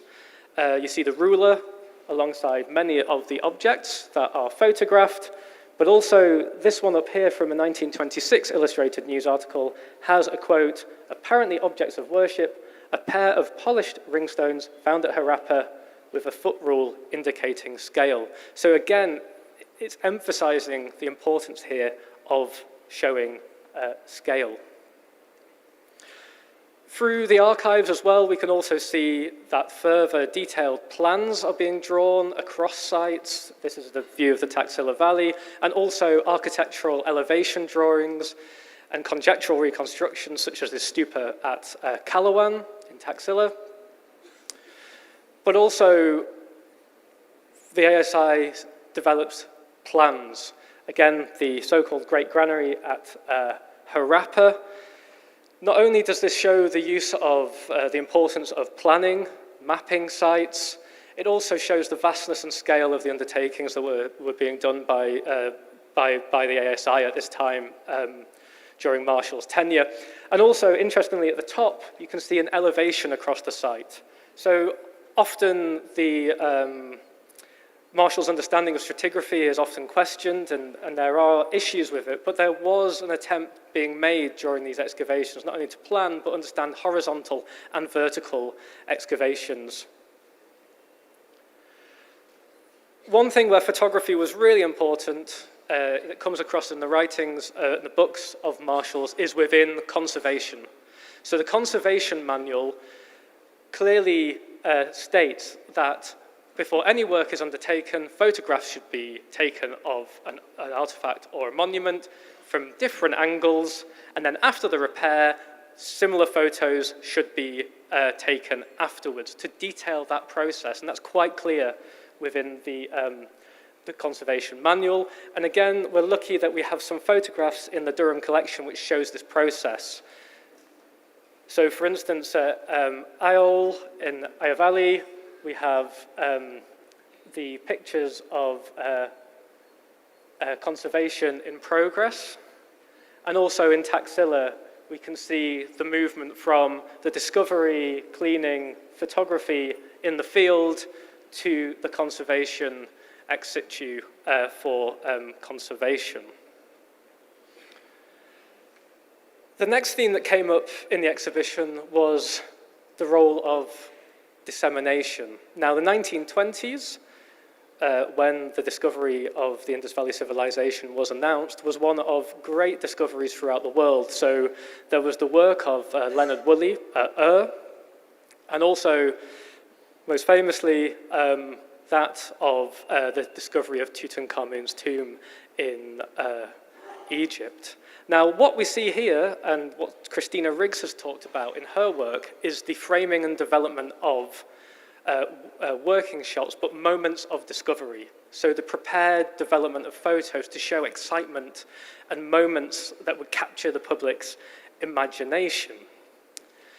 When we often think about this type of dissemination in South Asia, we think of Wheeler again. We think of him on shows with Glyn Daniel, Stuart Piggott, others, his volumes of work that he developed for the public about his time in South Asia and on other excavations elsewhere. However, Marshall was also disseminating information, but in a very different way. So as I said at the start of the presentation, he started to develop site museums with associated collections. Now, here, and these were at many sites throughout South Asia, including Mohenjo-daro, Harappa. This is some images from Taxila. So here we have one of Marshall's photographs of a stupa that's been placed inside the Taxila Site Museum, and on the right is the wall of stonemasonry showing the development over time as a kind of a tool of education, showing how site chronologies developed at Taxila. Again, publications were important. The annual reports were started again from 1904. He did dabble in making guidebooks, so he published several issues of the guidebook to Taxila. And then obviously there's the major edited site reports of Mohenjo-daro and the Indus Civilization, and also Taxila. The main one that's been brought up a lot today is the publication of the discovery of the Indus Civilization in the Illustrated London News. And it's interesting to note the types of photos used in this publication. Many of them are in some ways quite dry, as when you think about those from Ur and Tutankhamun, showing the artifacts and the types of artifacts there. There were, however, working shots created and presented. So on the left is some work at Morro Morada in the Taxila Valley showing the process of excavation occurring. And again here at Harappa showing excavation at work. So these aren't completely missing, this type of shot to show interest and the workings of archaeology. However, in the Durham collection, we have this fascinating photograph from Mohenjo-Daro, which shows on the back of the photograph, it says the finding of a stone sculpture. And this photograph here is one of those staged photos. It's one of these photos showing excitement of a discovery being made, and it is of this small stone object here, which is become later known as the Priest King. Interestingly, the photographs that we used to create public interest and to show these in the Illustrated London News were actually of a profile of the Priest King, not the discovery. And it's maybe one of those things where, because of that interest in creating academic debate and trying to develop some discourse, this is why the detailed shots were used rather than working shots in those types of publication. The next thing that we looked at in the exhibition was Marshall's classical background. So having undertook the classical tripos at Cambridge, having undertook excavations, been awarded the Craven Scholarship to work in Crete, a lot of Marshall's background and understanding was from this Western Greco-Roman classical world. And one of the sites which drew him most in, and he went to work on most years, as been talked about previously, was Taxila, and especially Sirkap. Marshall is quoted in the front, in his foreword to his excavation report on Taxila, as stating, "In that far-off corner of the Punjab, it seemed as if I had lighted of a sudden on a bit of Greece itself." And you can see in the kind of city plan of Sirkap, that kind of classical Greek model of city plan, gridiron that's seen here, which would have drawn Marshall in, as well as knowing that this area was the location of many of the exploits and stories of Alexander the Great. Through the excavations at Taxila, Marshall would have also been interested by those other kind of classical allusions. So the Gandharan sculpture present in Taxila in the region, which mixes the kind of designs and motifs of classical sculpture, robes, drapery folds, pillars, etc., with South Asian religions such as Buddhism. Also within the collections and the excavations at Sirkap, you have icons, iconography, figures of what were very reminiscent to Marshall, such as Aphrodite and Dionysus. So you start to get this, you can see why Marshall was so drawn to Taxila, because it was so similar to what he had been brought up with in his education himself. Interestingly, though there's not many classical allusions made to the Indus civilization, within the Illustrated London News item, he does describe it as an Indian, Tiryns, and Mycenae. So he makes the link between the discoveries of those great sites with this discovery here. So although it's not a cross-cultural material culture analogy, what it is an analogy of the importance of the discovery, and he's referencing that back to a world he knows in that Mediterranean classical world. Interestingly, this is a lovely photo in the Marshall archives at Durham. It's two terracotta figurines from Mohenjo-Daro, and one is supposedly a terracotta tortoise, and the other is a terracotta hare. Now, someone, or Marshall themselves, when they were putting together these photos, may have playfully been playing with the stories in Aesop's fables of maybe the tortoise and the hare. Now, there's no way of confirming this, but I've never seen these two objects together in any publication. So maybe it's showing a more playful side of either Marshall or some of his colleagues making these classical allusions with other objects present. Now, The archives don't just show us about the past processes, they also can be used for the future. So at the end of this presentation, I'm going to talk about how we've begun to look at the Marshall Archives in Durham in terms of thinking about heritage protection and preservation, looking towards the future. The world, and South Asia as well, heritage within these regions are threatened by multiple factors. There's human factors such as conflict, rapid urbanization, encroachment through agriculture, and also natural shocks such as earthquakes, flooding, climate change.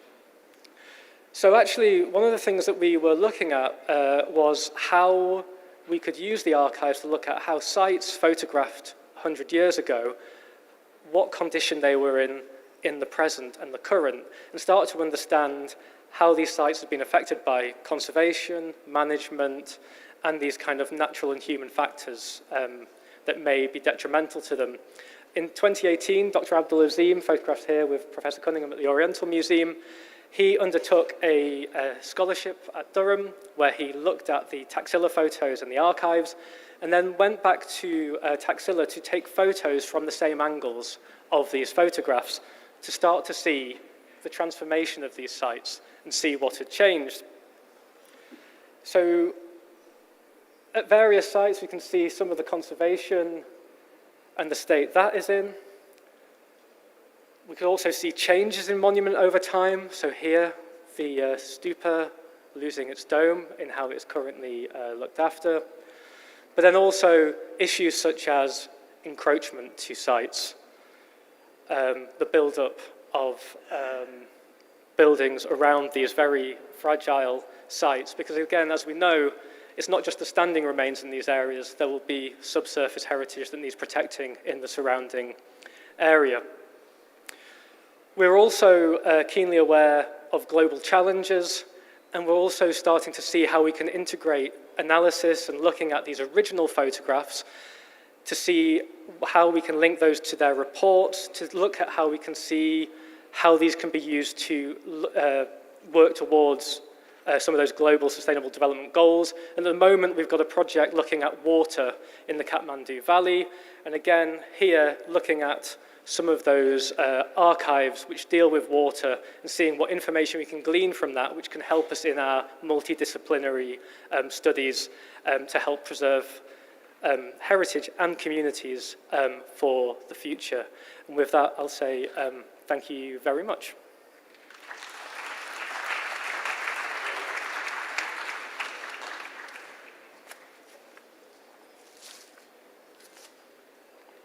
Thank you, Dr. Christopher Davis. An excellent presentation. These are the things we got to know today. And the book brought up by you was very useful for us. The second speaker of today is Mr. Tony Joseph. Tony Joseph writes on ancient Indian history and is the author of Early Indians, the story of our ancestors and where we came from.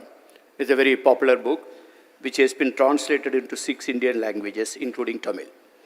The book won the Tata Literature Live Book of the Year award in 2019 and was featured as a non-fiction book of the decade by The Hindu. He also co-edited The Indians Histories of a Civilization, a book of essays by over 100 of South Asia's foremost scholars and domain experts. He has been the editor of Business World, associate editor of Business Standard, and features editors of the Economic Times at different times. He got into this field because of his interest. He is currently working on a sequel to the Early Indians. You can say that the Early Indians was a one single book with 4 chapters, because this is a way we learn. Simply 4 chapters: first Indians, first farmers, first urbanites, and last migrants, the Arya. By putting this particular very clear title and giving a narrative in the context of the genomic studies and the multidisciplinary inputs, he made a phenomenal understanding. In fact, actually, this is a book which we give as a presentation to many. Thank you very much. I invite Tony Joseph to make his presentation. Thank you very much.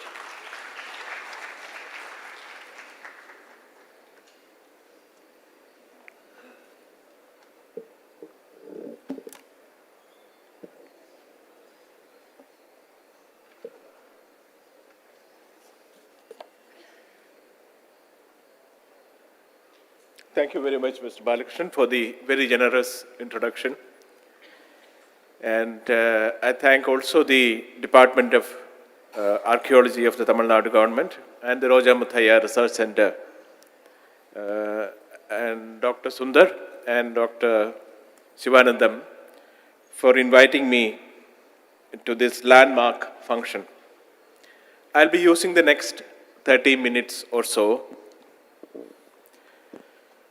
to speak about what I think are some questions that remain 100 years after the discovery of the Harappan civilization. I am not an academic, so I must say at the outset that what I share are merely my thoughts as a close observer.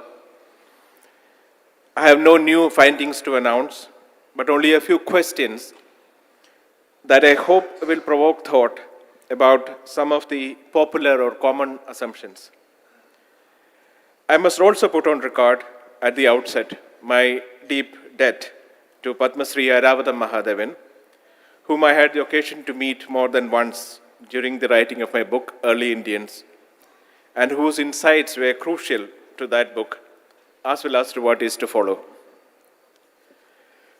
The discovery of the Harappan civilization was a watershed in many ways, as we all know. For one, it put a firm archaeological basis for taking the Indian civilization back to at least the 3rd millennium BCE. For another, it made it possible to understand the different stages of the early Indian civilization, including the way the different parts of it fit together. And the discoveries of population genetics in the last decade have increased the resolution of what we do understand, especially the fact that the ancestry of the Harappan population is today present across the subcontinent and in a very significant manner. That, however, leads us to the question how that came to be. How did the ancestry of the Harappans come to be shared on a subcontinental level in such a strong manner? Over what periods of time did that happen? And to what extent is this linked to both the expansion of agriculture and the spread of languages? This is a subcontinent-wide question that requires attention, though in what follows, I'll be focusing only on southern India. Mr. R. Balakrishnan's works, especially The Journey of a Civilization and The Port Route, addressed many issues connected with the migrations from the Harappan civilizational area to the rest of the subcontinent. This speech will come at the issue from a couple of different angles.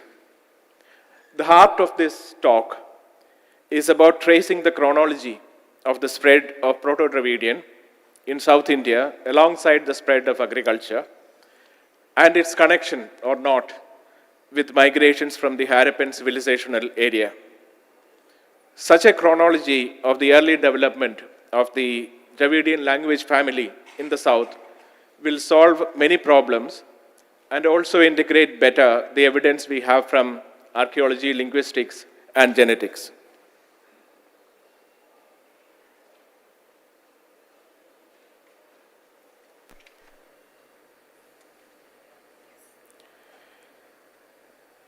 There are two parts to this story. One, the migration of pastoralists from the Harappan civilizational area before the mature period of the civilization began, and two, post-Harappan migrations that happened after the civilization declined. So let us begin with part one. The common or public perception has been that a large number of Harappans migrated out of the northwestern region of India only after their civilization started declining around 1900 BCE, and then mixed with populations in other parts of the subcontinent, thus explaining the current spread of Harappan genetic ancestry. But there is a problem with this explanation, because if it is correct, it will have two implications for southern India. One, that this particular migration after 1900 BCE had little to do with the expansion of agriculture in South India, since agriculture was already well underway in this region by then. Two, it may also not have had anything to do with the first spread of Dravidian language family in the region either. This is because the earliest vocabulary of Proto-Dravidian, which is ancestral to all existing Dravidian languages, as reconstructed by eminent linguist Professor Franklin C. Southworth or Dr. David McAlpin, shows a society engaged in animal husbandry with some knowledge of agriculture. If indeed it were the urbanites of the Harappan civilization who brought Proto-Dravidian to the south for the first time after their civilization declined, then the earliest vocabulary of Proto-Dravidian, one should expect a fair sprinkling of urban words, not only pastoral ones. I will quote from the paper of Professor Southworth and Dr. David McAlpin, published in 1983 with the title South Asia, Dravidian Linguistic History. The reconstructed vocabulary of Proto-Dravidian reflects a society engaged in animal husbandry with some knowledge of agriculture. Words for sheep, goat, cattle, along with verbs referring to driving and grazing animals, words for herd, flock, shepherd, etc., indicate the importance of herding. No specific words for grains are reconstructible. Thus, it is unlikely that these people were sedentary farmers at this stage. Quote ends. In his paper, Proto-Dravidian Agriculture, Southworth makes a further distinction between early Proto-Dravidian and late Proto-Dravidian. He says the following, quote, thus, while early Proto-Dravidian can perhaps be described as partly agricultural, that is, practicing animal husbandry along with gathering and processing of food plants, but with very few identifiable crops. Late Proto-Dravidian shows a variety of crop plants, many of which are still grown in the area today, along with the necessary technological development for full-time agriculture. So as I said earlier, if indeed the people who brought Dravidian languages to South India were Harappan urbanists, then the common vocabulary of the Proto-Dravidian reconstructed from the existing Dravidian languages should have shown a fair sprinkling of urban words. That it doesn't suggests that the spread of Dravidian languages happened before Harappan urbanites reached the region. Who could then have spread this spread of Dravidian languages, and when could this have happened? The answer to this could lie in the sequence and spread of agriculture in southern India, because one of the most common ways for a language to spread is with the expansion of agriculture. When a nomadic or hunting and gathering people settle down to do agriculture, their population starts growing dramatically, leading to migrations that in turn lead to their language spreading to new areas. So the question of who spread Dravidian languages in southern India could come down to who spread agriculture in the region. In South India, the earliest evidence for pastoralism of the kind early Proto-Dravidian reveals comes from northern Karnataka and southwest Andhra Pradesh from around 2800 BCE. That's a couple of centuries before the mature period of the Harappan civilization began. So how did this pastoralism get going? In a 2006 paper, Agricultural Origins and Frontiers in South Asia, the archaeobotanist Dorian Q. Fuller says domesticated animals were introduced to peninsular India from the north. According to him, people in peninsular India, perhaps in the eastern hills between the Krishna and Godavari rivers, going by botanical ecology, had already taken to cultivating two kinds of small millets and two kinds of pulses, mung bean and horse gram, like the basic crop package of barley and wheat in northwestern India. And this happened sometime between 3000 BCE and 2300 BCE, according to Fuller. They had domesticated these millets and pulses from locally available wild varieties. The earliest evidence for the integration of this seed package with domesticated animals, which is essential for the spread of agriculture. And when you say domesticated animals, you mean mainly cattle, but also sheep and goat, The earliest evidence for it comes from ash mounds, or large mounds of ash formed by the burning of cow dung, dating from around 2800 BCE. Fuller considers this ash mound tradition to be possibly the outcome of interaction between local cultivators and immigrant pastoralist foragers. The evidence for the introduction of sheep and goat from the north to the south is clear, since these have no wild ancestors in the south. The case for the introduction of zebu cattle is less clear. Even though zebu cattle were first domesticated in northwestern India, archaeologists Alchin and Alchin have made a case for their separate domestication in South India, but based on rock art depictions. This argument of theirs is not supported by archaeological bone evidence, so the issue still remains unresolved. Since the zebu cattle domestication in northwestern India is proven, unlike its case in the south, and since the import of sheep and goat from the north is not disputed, the greater probability is that domesticated animals in general were brought to the south from the north.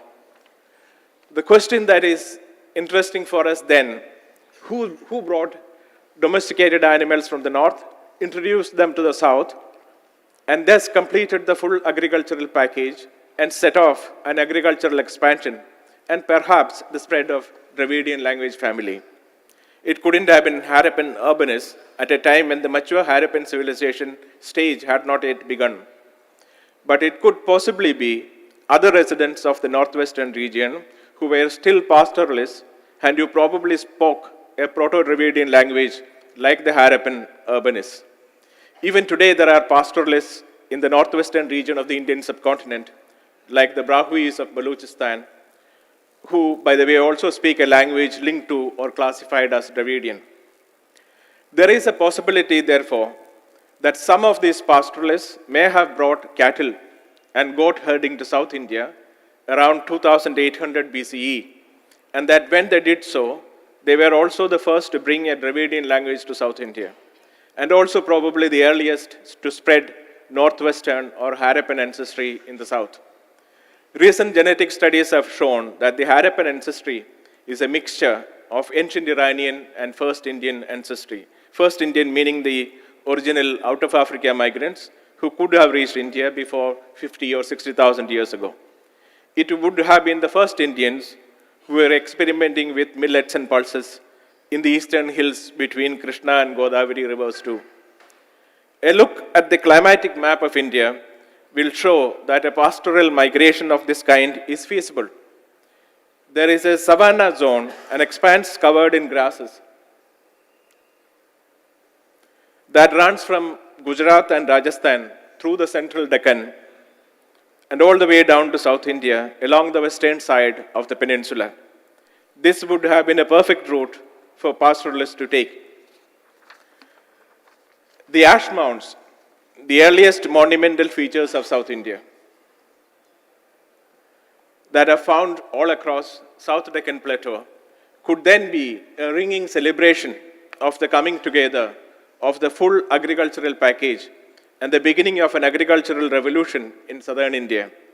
The ash mounds are accumulations of animal dung at ancient penning sites that have been episodically burnt. Anthropologist Peter G. Johansson describes them as sites of ritual and ceremonial activity within the context of Neolithic agropastoral production. Quote ends. In the paper First Farmers of South India, archaeologists Boivin, Fuller, Corisettar, and Michael Petraglia say a remarkable number of ash mounds were created during the Neolithic period in South India, and their ubiquity in a range of contexts and phases suggests that they had a central role to play in the Neolithic belief system. These authors say that ash mounds are not related to a particular phase of the Neolithic, but rather a particular phase of the history of individual sites. To quote, that is, many settlement sites actually appear to begin with the creation of an ash mound. The practices that led to ash mound creation are then subsequently abandoned after perhaps several hundred years. Though settlement continues, and probably become sedentary.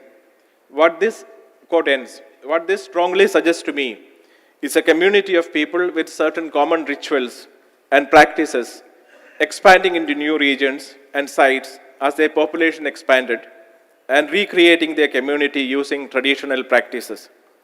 So we now have two sets of evidence suggesting how agriculture spread and what the early language of these agriculturalists could have been. Archaeological evidence, including that of ash mounds, shows how an existing package of seeds came to be combined with domesticated animals around 2800 BCE, how that caused agriculture to take off in southern India.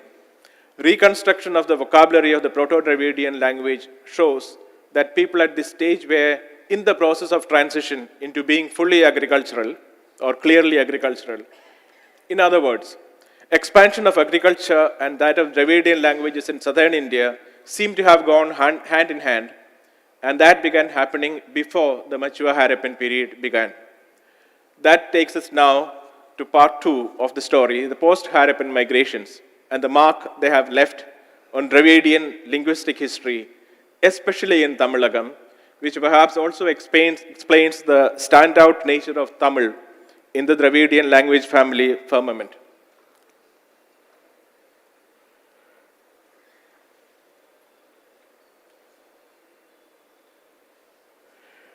Part 2. What we have discussed thus far does not mean that urbanists of the Harappan civilization did not migrate to South India or other parts of the country. After the decline of their civilization, about 1,000 years or more later, that is after 1900 BCE. But whenever they arrived in South India, with perhaps a more urbanized version of Dravidian languages, they would have been building on an existing foundation of Dravidian language presence in South India. We can perhaps speculate that the references to Agastya of the Vedic texts, who moved to the south from the north, or Agathian of ancient Tamil literature, who led a migration of Velur and other tribes from Dwaraka to Gujarat to the southern peninsula, Dwaraka in Gujarat to the southern peninsula.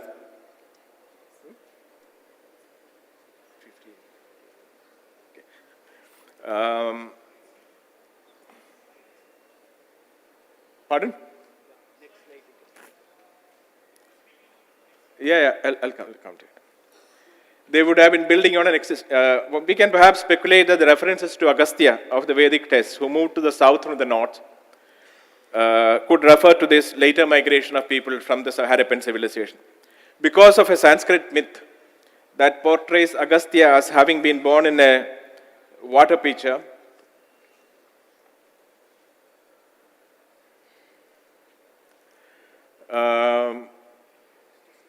who is born from a water pitcher, who is also known as Kumpayoni, meaning born from a jar.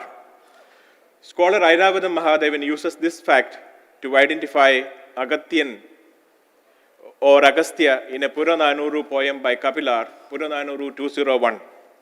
In the poem, says Mahadevan, the poet narrates that 49 generations earlier, an ancestor of the Velur tribes ruled over Tuvarai, a city surrounded by soaring bronze walls. Kapilar also records that the Velur arose in the Tadavu or jar of a northern sage. This extremely important historical reference has remained obscure as the medieval commentator did not identify the northern sage and misinterpreted Tadavu as the sacrificial fire pit. Quote ends. Quote again, I have attempted to set the record straight, says Mahadevan, by identifying the northern sage in Puram 201 with Agastya, Tadavu with his celebrated water pitcher, and Tuvarai with Dwaraka of the Gujarat region. As Mahadevan points out further, quote, the story of the southern migration of the Velur from Dwaraka under the leadership of Agastya is narrated by Nachinar Kiniyar in his commentary on Tolkappiyam. Tolkappiyam was written in the centuries around the beginning of the Common Era, and Nachinar Kiniyar was a 14th century commentator. According to this legend, the gods congregated on Mount Meru, as a result of which the earth tilted, lowering Meru and raising the southern quarter. The gods thereupon decided that Agastya was the best person to remedy this situation requested him to proceed to the south. Agastya agreed and on his way visited Tuvarapadi or Dwaraka and led the descendants of Nedumudi Annal, Vishnu or Krishna, including 18 kings, 18 families of the Velar and the Aruvalar to the south, where they settled down, clearing the forests and cultivating the land. The sage himself finally settled down on the Podiyil hill on the western Ghats. The fact of Agastya's leadership of the Velar clan rules out the possibility that he was even in origin an Aryan sage. The Ventar, Velar, Velalar groups constituted the ruling and landowning classes of in the Tamil country since the beginning of recorded history and betray no trace whatever of an Indo-Aryan linguistic ancestry. Quote ends.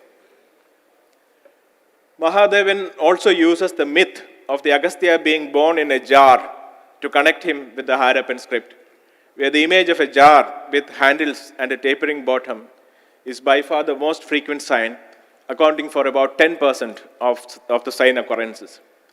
Mahadevan also suggests that the name Agatyan or Agastya originates from the Dravidian word Agatyan, related to Agatar or Agator, meaning those inside the fort, which would be quite an appropriate name to give a Harappan leader who lived inside one of the citadels. He quotes from Kalit Togai, ancient poetry, the word Agatar, meaning princess of the palaces, from Purananuru, the word Agator, meaning those inside the fort, and from Tolkappiyam, the word Agathon, to mean the king inside the fort. All of this suggests that Agatyan or Agastya is a title or a descriptor rather than a personal name. With Agastya figuring in both ancient Tamil legends and ancient Sanskrit legends in different ways, it is therefore possible to imagine Agatyan or Agastya as the name or title of a leading member of pre-Aryan Harappan polity who or which was known to the Aryan community in the north. In the early centuries after the arrival of the Arya from the Eurasian steppe, we have evidence from the Rig Veda to suggest that there were significant interactions and exchanges between the newcomers and the settled pre-Aryan, possibly Harappan populations. There are Rig Vedic verses that thank chieftains of non-Aryan tribes for their help in battles and for their contributions to their sacrifices, and there are even Rig Vedic poets who have non-Aryan names. For example, in Rig Veda 8:46-32, the composer Vasa Asvya thanks the chieftain of a Dasa tribe, Balbudha Taruska, for gifting him 100 cattle or horses. Rig Veda 6:45-31 has a heartfelt Danastuti, a hymn in praise of a donor, to Brubu, who bears a distinctive non-Aryan name and who seems to have helped some of the Arya tribes in their fight against their enemies, Panis, who are described as niggards, probably because they did not contribute to sacrifices. But some non-Aryans may have gone beyond being merely allies in battle or donors to Arya sacrifices. There are some instances where non-Arya were accepted into Arya society, even as composers of hymns. Professor Thapa today mentioned Dasiputra Brahmanas. Therefore, one way to reconcile the legends of Agastya in both Sanskrit and Tamil compositions is to see him as a pre-Aryan native Dravidian language speaker, community leader, or title holder who was familiar to the Arya community and who arrived in the south after the Harappan civilization had declined. That would account for his presence in both northern and southern legends and also his connection to the region of Dwaraka in Gujarat, which is a late Harappan site. Mahadevan concludes his paper titled Meluha and Agastya this way, quote, "A section of the ruling classes, that is, of the Harappan society, did not stay on but migrated under the leadership of the Agathiyar clan to South India, where they founded the early historical kingdoms." Quote ends. The prominence of the Agastya legend in Tamilakam in relation to other regions of the south could then suggest that this region was particularly important in the post-Harappan migrations from the north to the south, just as the early agricultural expansion was centered on northern Karnataka and southwestern Andhra Pradesh. This could possibly be because prime agro-pastoral lands in Tamilakam may have been less populated at this early period relative to similar areas in upper South India. As Mahadevan points out in his paper, quote, while the Tamil Agastya shares basic myths of his northern counterpart, namely miraculous birth from a pitcher and southern migration from north across the Vindhya, he is given a very different role by the Tamil tradition. Here Agastya is so totally identified with Tamil that he is termed the Tamil Muni or Tamil sage, and Tamil itself is named after him as Agasthyam. Agastya wrote the first Tamil grammar called Agathiyam, which is not extant now but is mentioned in ancient texts.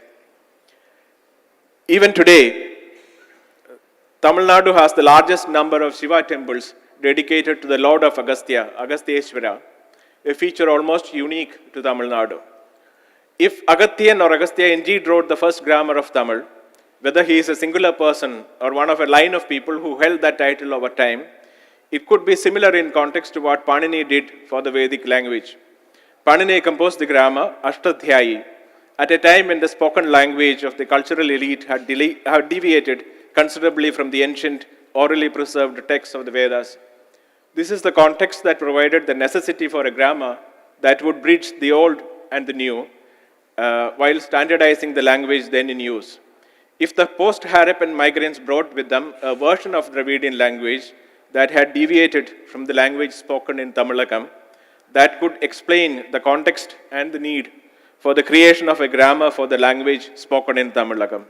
We, of course, lack sufficient knowledge to say when this could have happened. That would also probably explain the special nature of Tamil and Tamil linguistic history. It is clear that Tamil stands out from other Dravidian languages in the early nature of its development as both a literate and literary language. As Airavada Mahadevan points out in his paper, From Orality to Literacy, the earliest Tamil inscriptions in the Tamil Brahmi script may be dated from about the end of the 3rd century or early 2nd century BCE. The earliest inscriptions in Kannada and Telugu occur more than half a millennium later. The earliest extant Tamil literature, the Sangam works, are dated, even according to conservative estimates, from around the commencement of the Christian era. The earliest extant literary works in Kannada and Telugu were composed almost a millennium later. This is despite the fact that the Brahmi script reached upper South India, that is Andhra Karnataka regions, and the Tamil country at about the same time during the 3rd century BCE, in the wake of the southern spread of Jainism and Buddhism. The difference was that the script was used to write in Prakrit in upper South India, while the script was even modified to be able to write in Tamil in Tamilagam. This was not for lack of literary skills though. King Hala of the Satavahana dynasty, for example, composed the highly acclaimed anthology, the Gada Saptasati, in about the 1st century CE, when the heroic poems of the Sangam period were being composed, except that Saptasati or Saptasai was composed in Prakrit, not in Telugu, the spoken language of the people of the region. Mahadevan attributes this striking difference to the fact that both Karnataka and Andhra were incorporated in the Nanda Maurya domains, which led to Prakrit becoming the preferred language of governance and that of elite usage. Tamilakam, on the other hand, probably because of its location at the extreme end of the southern peninsula, remained independent, and the Jain monks who reached the land had to find ways to change the Brahmi script to write in the language of the people. But perhaps a part of the reason is also the greater attention that the language received at a very early age, as the legends related to Agathian suggest. The groundswell of literary creativity that began with Sangam or heroic poetry continued with the epics Chilapadikaram and Manimekhalai, and later the Bhakti poetry. The other Dravidian languages caught up, of course, and by late 1st millennium CE or early 2nd millennium, they were on their way to creating new benchmarks for creativity and literary production. After having led the spread of agriculture and of the Dravidian language family itself, upper South India would once again come to the fore, with Sheldon Pollock describing Kannada text Kaviraja Marga, written around 875 CE, as the first text in South Asia to self-consciously theorize the relationship between vernacular and cosmopolitan ways of literary practice, an indication of another regional language coming into its own after Tamil. When you keep this history in mind, it is not surprising that the Dravidian language movement started in Tamilagam. But to make the story of the Dravidian language and Dravidian society pan-regional, the early history of the domestication of plants and the spread of agriculture and language, starting with Upper South India, has to be integrated with its history during the period of heroic poetry or Sangam literature, and with the later history of literary achievements in Kannada, Telugu, Malayalam, and other languages. That is probably a story that is waiting to be written. There is a model that can be kept in mind while creating this new history of Dravidian languages and people in the south, that of the epic Chilapadigaram. Chilapadigaram becomes an epic of the entire Tamil country by locating its story in all three parts of Tamilagam that were ruled by the Moovandas, or the three crowned kings, Chola, Chera, and Pandya. The epic begins in the port city of Pumpuhar of the Cholas, moves to Madurai, the capital of the Pandyas, and finishes in Cheranadu, the domain of the Cheras. The new history of Dravidian languages and societies will have to be written in a similar spirit, taking all of the domains of Dravidian languages and leaving nothing out. It will start with the agricultural expansion and the spread of languages in Upper South India, that is Karnataka and Andhra Pradesh, move on to the heroic poetry and bhakti poetry of Tamilagam and the society they portray, and then take in its sweep the later literary and other developments of the rest of Dravidian languages and societies. It will be less a history of dynasties and more a history of a people, people's movements, and a language family. A project of this kind would be a fitting consequence of this centennial seminar. That this event in Chennai today is the only major international conference that has been organized to celebrate the discovery of the Harappan civilization, as far as I know. One more session, I will end. It's significant. It tells us that the responsibility to keep alive the history and spirit of Harappa falls on all of us. That the heritage of Harappa was forgotten for over 3,500 years until John Marshall and his team turned up, tells us how easy it is for history to be lost when the political situation changes. That would have taken us to part 3, to how to see the attempts being made today to rewrite school textbooks. But for lack of time, I will have to leave it here now. Thank you very much.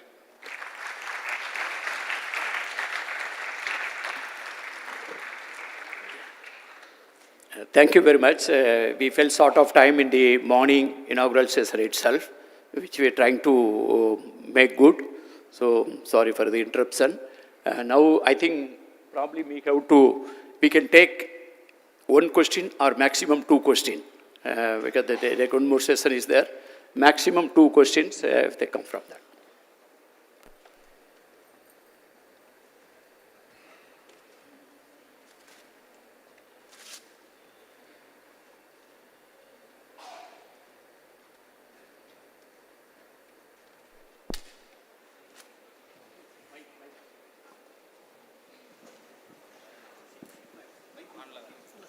Hello. One question to Mr. Tony Joseph.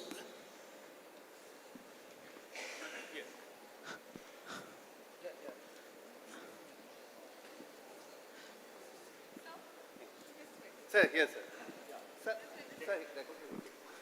So one question to you. Yeah. How does your theory of migration in the post-Harappan phase square with the other theory of Kumarikandam? Because there's one view that Tamil language and civilization initially cradled in Kumarikandam, Tamil Nadu and South, that landmass extending up to Australia. Yeah, but that was, what shall I say, a mythological theory that was popular a long time ago. It has had no academic purchase at any time that I can think of. So I think the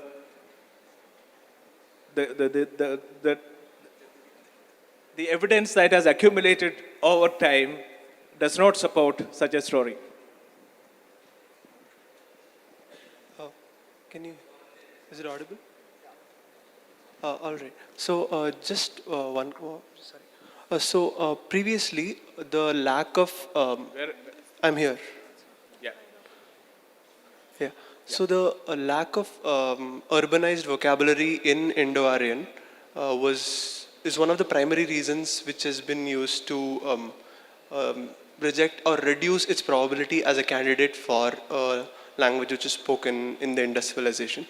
If a similar situation exists to some extent for Dravidian languages also, where they lack advanced urban vocabulary and they're primarily of a pastoral nature, will the arguments against Indo-Aryan proposals have to be reconsidered?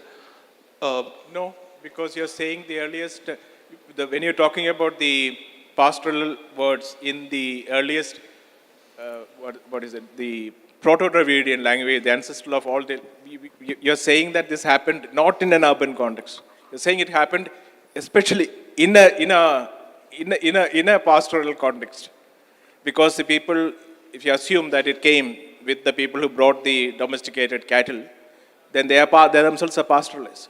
So there is no contradiction between saying that the agriculture and pastoralism spread by a pastoral people, and therefore that the language that they reflect, the Proto-Dravidian language reflects a pastoral vocabulary.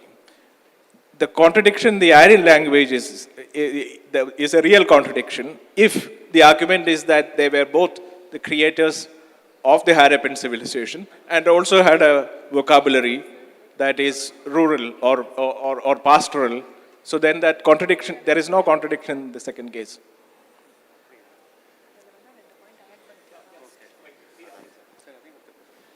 So I did not refer to any contradiction. I didn't say that there was a contradiction. Yeah. My question was more like, given that the pre-mature Harappan period, the same Dravidian languages, if we claim that they diversified before and spread, and that is used as an explanation for why we cannot reconstruct high urban words to Proto-Dravidian, a similar explanation could apply to the Indo-Aryan case. I'm not saying that it's a contradiction. I'm asking, does it weaken the argument or no against Indo-Aryan languages? I'm asking, which argument are you referring to? When I say the contradiction, it is the argument that I'm referring to. But once you say what the argument is, and then the contradiction will become clear. It's just any proposal that Indo-Aryan languages were found at any, were a spoken language in any stage of the Indus civilization. Yeah. I'm extremely sorry that I'm a bit of violating, but this question cannot go unanswered the way you would like to know. Your question, if we understand properly, that in the Dravidian languages also, the urban words, which is lacking the way we are basically saying that Indo-Aryan it's lacking. So then you are showing that as a contradiction. So I would like to quote Asko Parpola, and he has quoted the quote, quote fort. This is a word used in most of the Dravidian languages. The places are absolutely in the northwest and north is the quote word. It's basically from the Dravidian, and whereas the Sanskrit equivalent for that is the Durg, so which is a later addition. So like that, it's not a fact that urban words are not there, because urban word nagar for the town may be from the Aryan origin, but the fact remains that ur means is basically settlement. The same thing, if it is an ancient, it is called Tollur or Mudur. If it is a bigger Ur, that means town, it's a Perur. So that means from the Ur as a Proto-Dravidian root itself, Ur, Perur, Tollur, Mudur, Puttur, Palayur, all these things are coming. So it's a letter on. I am really sorry. I am extremely sorry that I am supposed to moderate only, but it cannot go unanswered. Thank you so much. Thank you. Thank you for being, for answering the questions with patience. We now come to the end of the second session of the conference for today. Thank you, sirs. We will be breaking for tea, and I kindly request the audience to reconvene in about 15 minutes' time for the start of the third academic session, as we are already running behind the schedule. Thank you.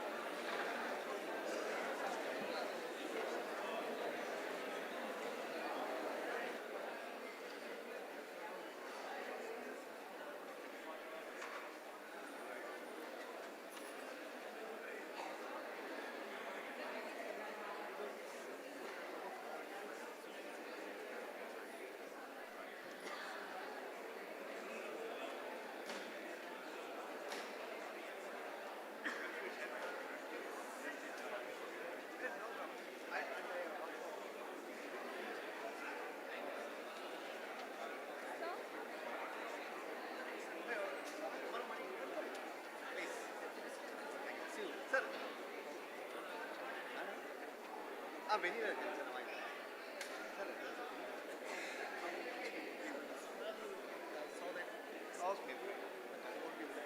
see you tomorrow, sir.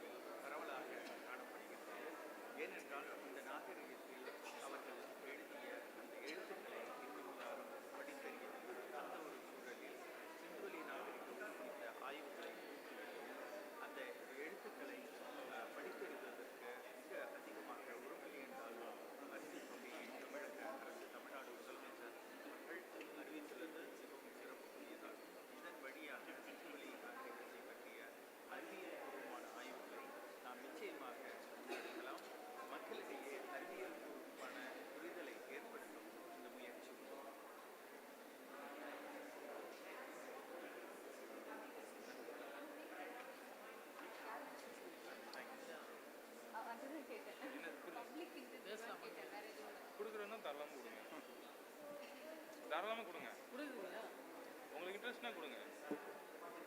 இல்லை நீங்கள் அது எந்த அளவுக்கு learn பண்ணீங்க, இன்னைக்கு இந்த இது attend பண்ணீங்கல்ல, நீங்கள் அட்டன்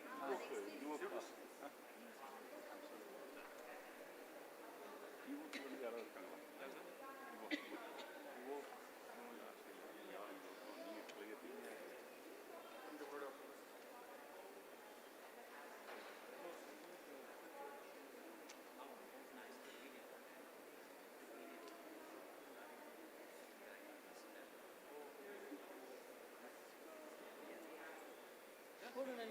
பாலகிருஷ்ணன் சார் ஃபாலோ பண்ணுறாரு, அவர் ஹிஸ்ட்ரி ரொம்ப இன்ட்ரெஸ்ட் அவருக்கு.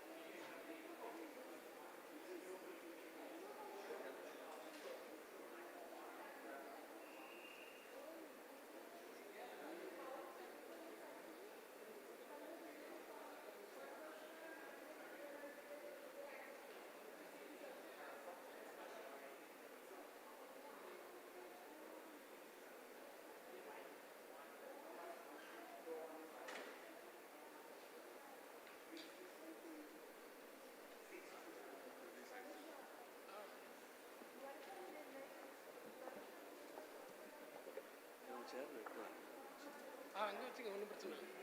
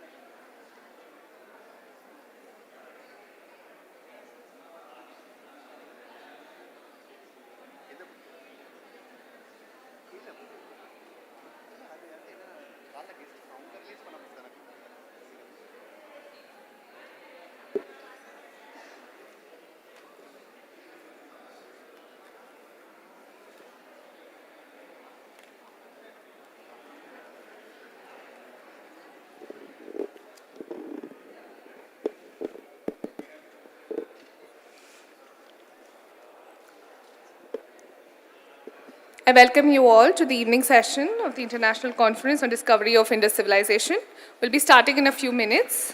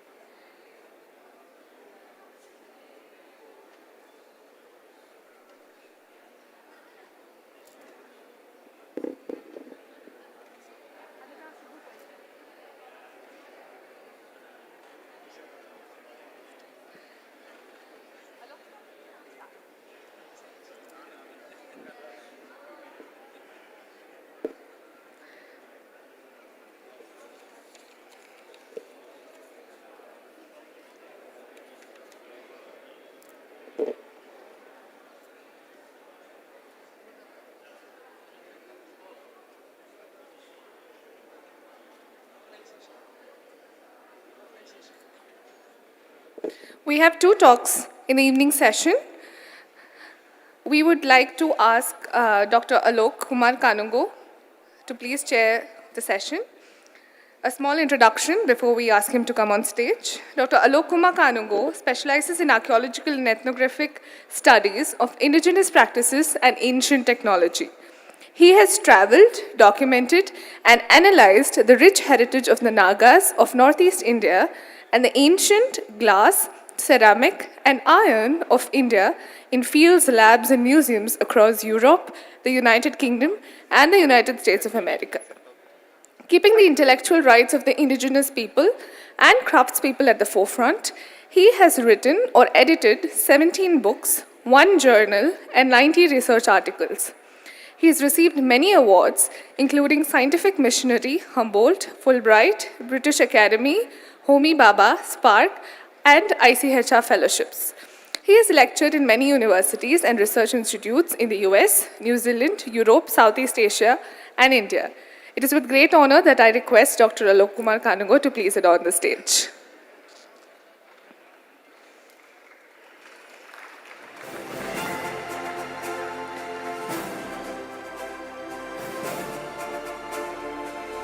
I would also like to call upon our speakers, Dr. Selva Kumar,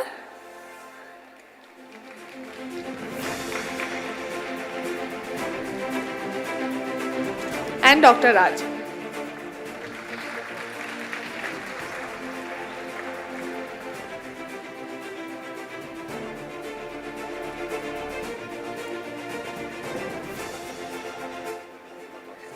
And also the co-presenter of the paper, Dr. Sivanandam.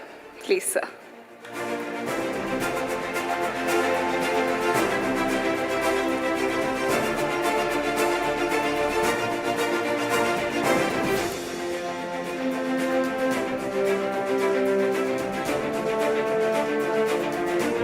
Thank you, sirs. I call upon Mr. Tony Joseph to present mementos to our dignitaries.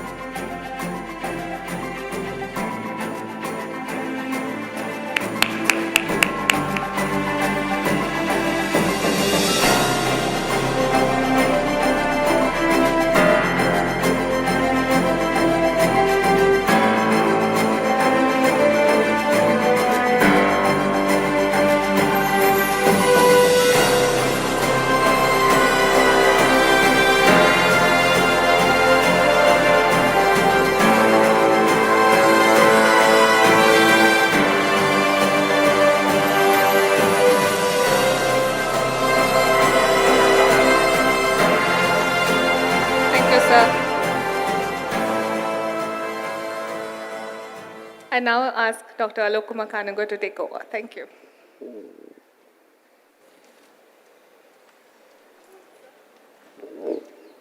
Indeed, this is an honor for me to chair a session of Dr. Selva Kumar and Professor K. Rajan. Both of them happen to be the pillar of not only Tamil Nadu archaeology but Indian archaeology. If there is something which is not sensationalizing but sanitizing the Tamil Nadu archaeology, it is done through these two pillars of Dr. Selva Kumar and Professor K. Rajan. If we get scientific data from Tamil Nadu, not sensationalizing them, that is because of these two balanced figures. They do balance the subject much better than anybody else in Indian archaeology today. Okay. And Dr. Selva Kumar happens to be the alumni of Deccan College Postgraduate Research Institute, where I did study, and I had the honor of sharing the next room of him when he was doing his PhD and I was just doing my master's. And Selva Kumar is at present the head of the Department of Marine History and Marine Archaeology in Tamil University, Tanjavur. He is the coordinator at the Center for Indian Ocean Studies in the same university. He was a faculty member in the Department of Epigraphy and Archaeology in the Tamil University, Tanjavur. He completed his doctoral and postdoctoral from Deccan College Postgraduate Research Institute. Since then, he has visited, he was invited by many of the leading institutes across the globe, and we have, all of us have been fortunate enough to know him and call him at dead end of the night, Selva, we have this problem. If there is somebody who knows from prehistory to ethnography, again it is Selva Kumar. It is my honor to invite Dr. Selva Kumar to present his lecture.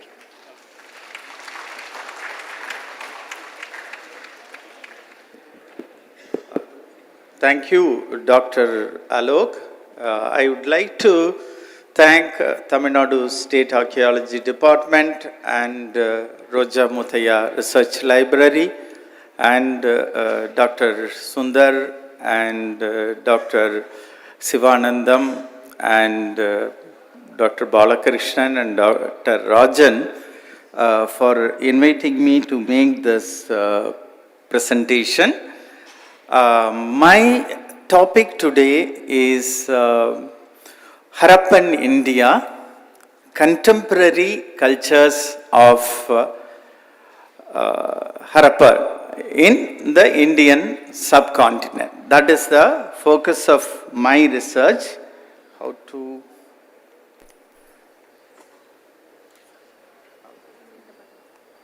Okay. So, the focus today is on not on Harappa, but the contemporary cultures.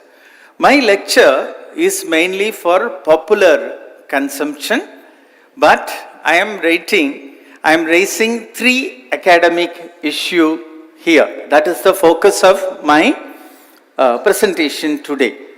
We have been talking about Harappan civilization, and the people generally across India, they know about Indus civilization or Harappan civilization, but there have been numerous cultures across India, and they have really contributed to what is India today.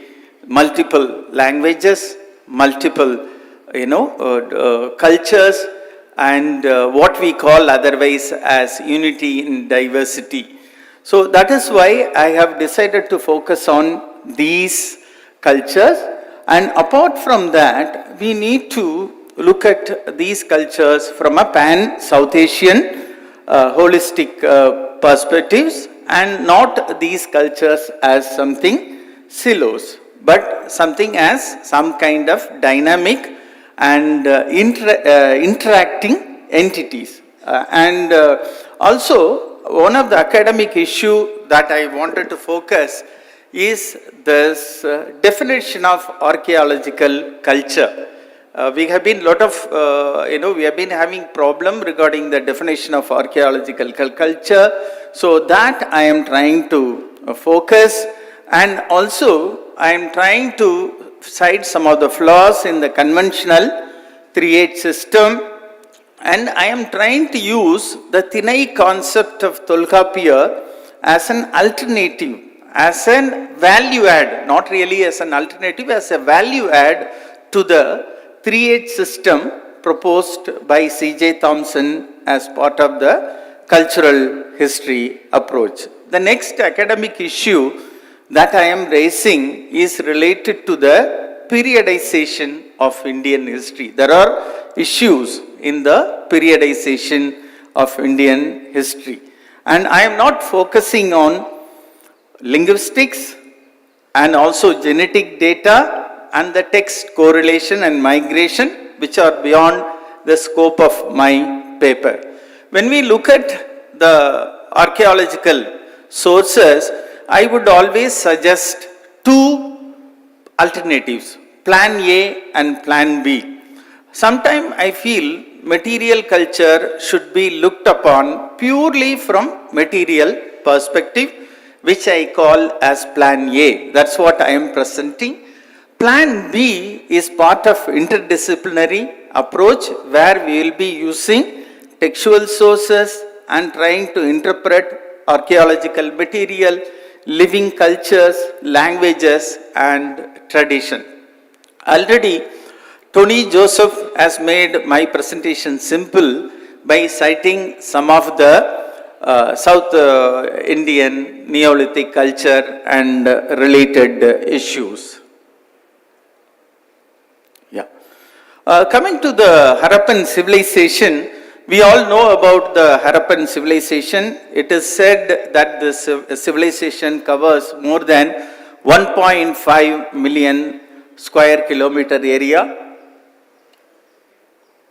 There are 5 major cities, 1,400 plus villages and other settlements, multiple phases of chronological development, with the mature phase reaching between 2600 and 1900 BCE. It is a very important civilization, and there is no doubt about it, and it has contributed to Indian knowledge system. And many of the traditions and technology that were created as part of the Harappan civilization, they continue in the later period. We can look at the Harappan civilization from two perspectives.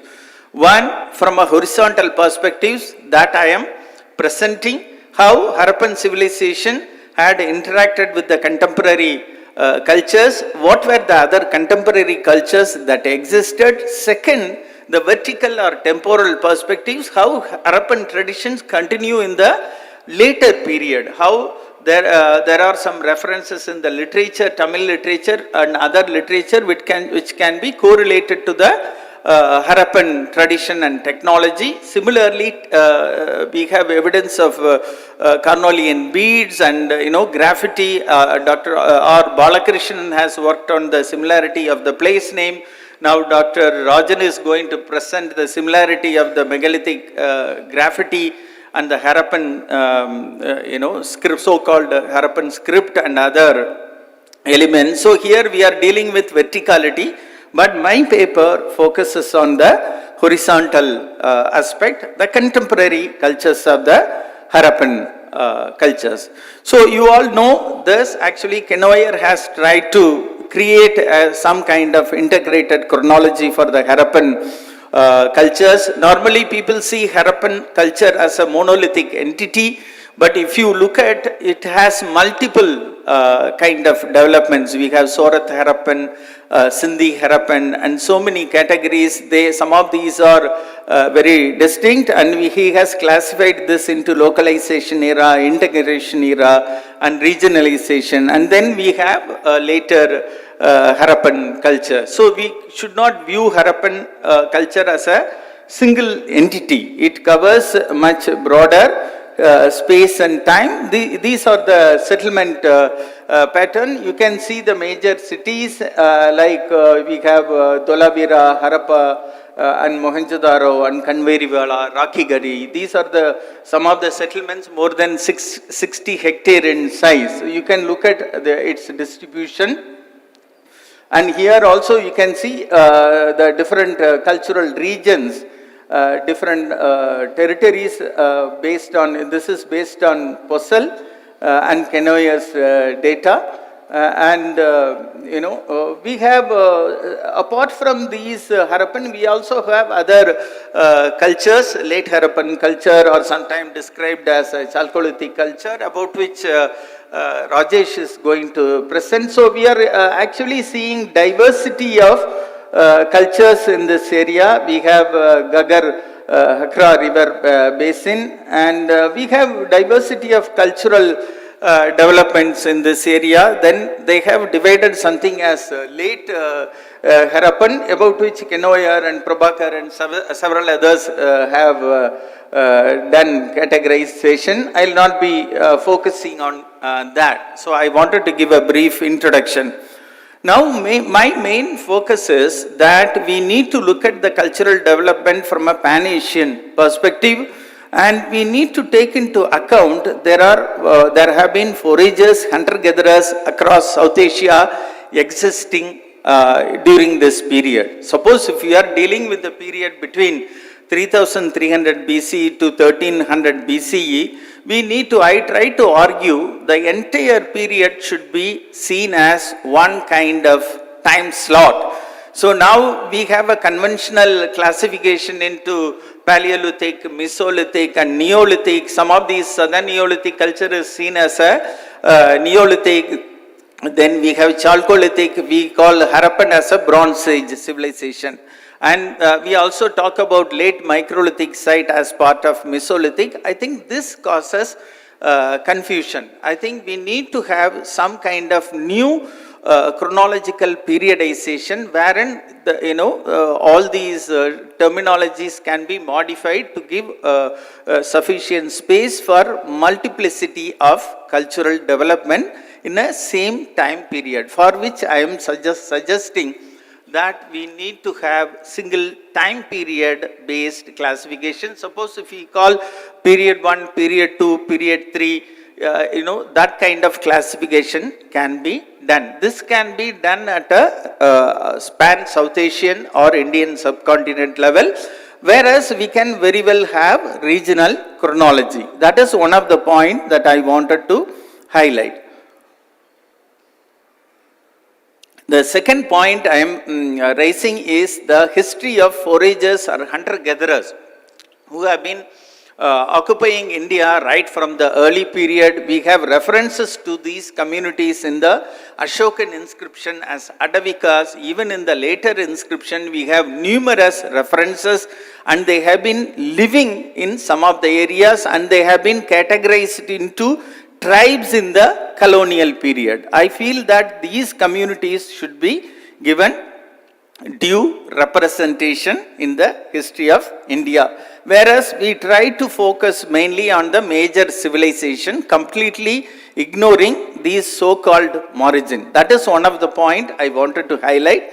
So when we look at the Harappan cultural domain, we have these kinds of cultures existing in other part of India. We have Neolithic culture of Kashmir Valley, where excavations have been conducted in Bursahom, and that is more or less contemporary with the Harappan civilization. They have identified certain fish bones from Bursahom, which may indicate some kind of relationship with the coastal area. Similarly, they have also some of the skeletal remains having similarity with the early Harappan Kotiji kind of phase. So definitely there existed some kind of relationship which we need to investigate. Then we have Neolithic culture of the Ganga Valley and Vindhyan Plateau, Vindhyan area, where several studies have been conducted, and that is one of the important area. Then we have Gujarat Chalcolithic and late Harappan cultures. Then we have Ahar Banas Kayatha culture in the western central Indian region that is considered to have supplied copper. And then we have several other cultures where people suggest possible relationship with Harappan culture. Similarly, Deccan Chalcolithic culture sometime And this is also linked to some of the cultures and migration. I'm not touching the migration because I feel it is a very difficult area. Then we have Southern Neolithic culture, which also falls in the same bracket as that of Harappan. Then we have Eastern Indian Neolithic site, and recently some of the sites excavated in Orissa, they have given early dates. So, similarly, we have Northeastern Neolithic cultures. They also fall within the same period, and as far as Northeastern Indian Neolithic is concerned, we have certain issues related to chronology. So my main focus here is that whenever we look at India's past, we should not only focus on the Harappan culture, we should also focus on the other cultures, because these cultures have really contributed to what is India today, what we call as unity in diversity. That is one of the main point. Here I have taken the map from Sarkar and Shinde, and I have tried to modify, and I have tried to indicate the hunter-gatherers in between. How whenever we talk about Chalcolithic, we conveniently ignore other cultures, and this is where we need to look at this particular, all the cultures that were contemporary to the Harappan culture, and this can give us some idea of how some of these crops which came from Africa, they could have come, and also similarly certain elements of animals and plants, they could have come to different region through interaction. Already Tony Joseph made a point with regard to this, but I am not getting into that. As I said already, my focus is mainly on the contemporary culture, not on the other kind of migration and other issues. Then we have Mesolithic sites. We have a lot of microlithic sites across India. Some of them are dated from as early as 45,000 BP to the historical period.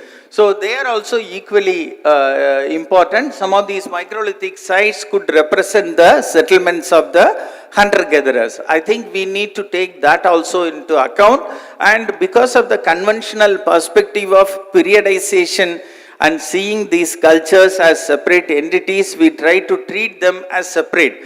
So it is our perception that guides us in classifying culture. So we try to go to the field only looking for Neolithic. Sometimes we take the hero stones as a separate category, and then we recreate rock art as a separate category. We take them out of the context. This is where I argue that we need to have a regional approach to archaeology, wherein we look at all the archaeological remains of a particular region to look at the cultural developments, both in the short term and long term.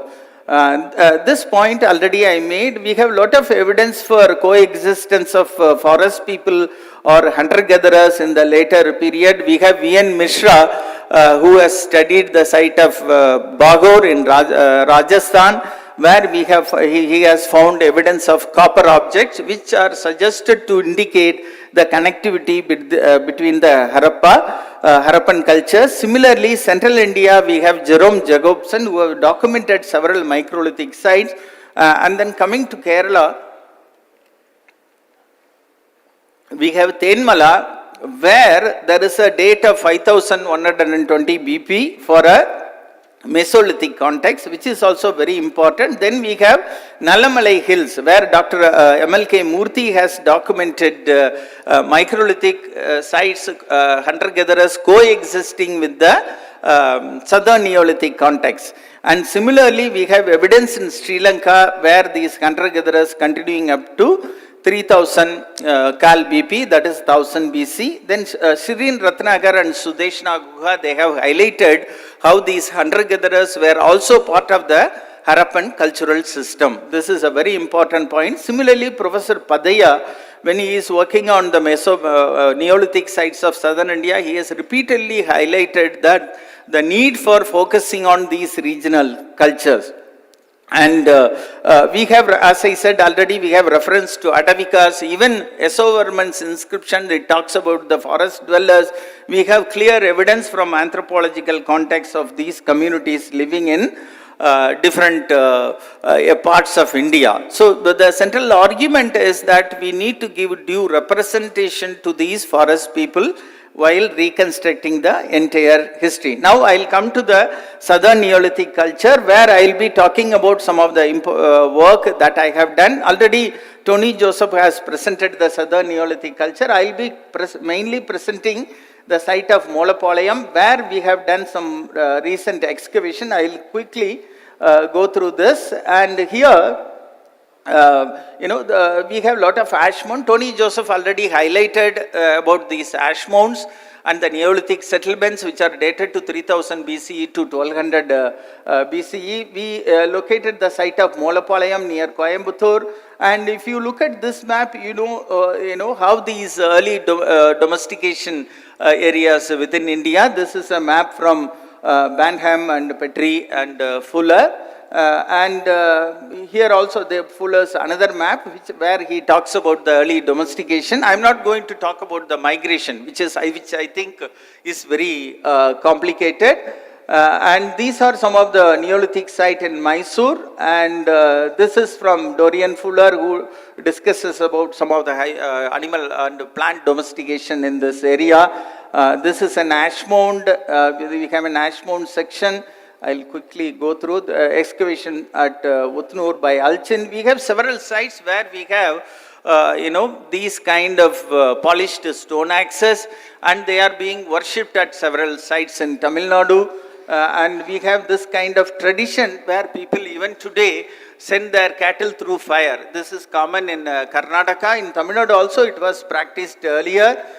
We have these Neolithic tools lying across these kind of grooves and these kind of engravings. They are common across South India. We also have these kind of engravings, and Payambali is an important site excavated by S.R. Rao as part of ASI work. I'll skip through. We excavated the site of Molapalayam. Our research has extended the Southern Neolithic culture as far as Coimbatore. We identified the site of Molapalayam in the Noyal River Valley, west of Kodumanal, where we noticed a similar kind of geographical context what is found in Karnataka and Andhra. We excavated the site. We found interesting evidences. We found 3 human skeletons. One is adult middle-aged lady and 2 children, 6 to 7 years, 2 to 3 years old.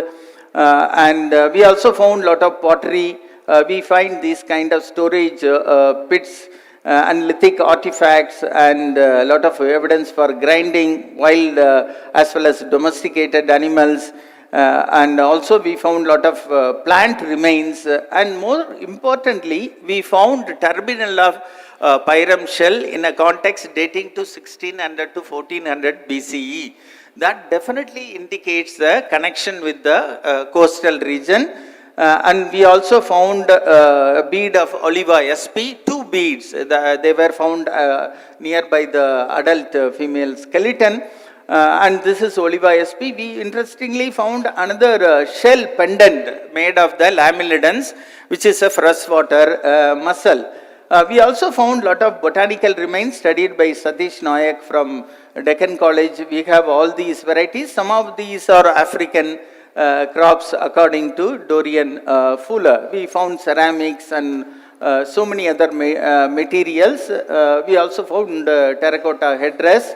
And this is from this season. We interestingly found a lot of these shell pendant-like objects, microliths and animal horns, and these are the datings that we have. I wanted to just highlight that how there are so many sites where we have not really explored, where we have not done any kind of scientific dating. So when we look at that evidence, it clearly suggests that the regional cultures of India need to be explored properly. Now I am moving to the next point of 3H system. What are the issues in the 3H system?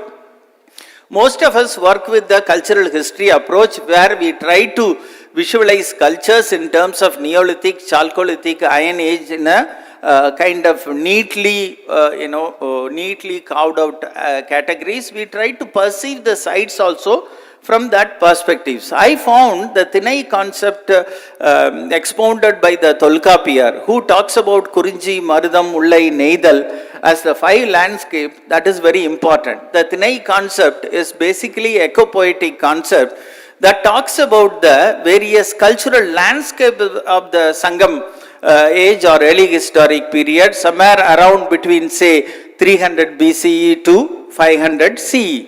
The literature talks about the various categories. Now, what is that we can get from this concept to understand the 3H system? Here, when we look at the narration, there is a description of hilly region where shifting cultivation takes place. Then there is this Mullai or forest tract where Neolithic kind of pastoral communities existing. Then there are Neidal area where there are coastal communities, fishing communities living. Then we have Marudam agrarian or deltaic communities. Then we have Palai, dry semi-arid region where hunting gathering takes place. The main idea here is when we are trying to view cultures, we cannot expect that culture always lead from Mesolithic to Neolithic, Neolithic to the Iron Age or Neolithic to Chalcolithic or others. Here, Tolkapiyar actually created this conception primarily for describing the reality of the Sangam period to make it convenient for the poets to compose their poem. So probably he was creating these categories, creating this text for the convenience of the poets in the academy to help them to write poems, possibly. And what this suggests is that we have all these kind of elements coexisting at the same context in the early historic period, somewhere between 300 BCE to 500 CE. So this gives an idea that we need to relook at these 3H system that we have been conventionally using, saying that all the cultures need to transfer from Mesolithic to Neolithic. It is not necessary. So if you look at some of the context, the poems clearly suggest people who were living in the hill areas, they were doing shifting cultivation. And sometime they were also involving in hunting.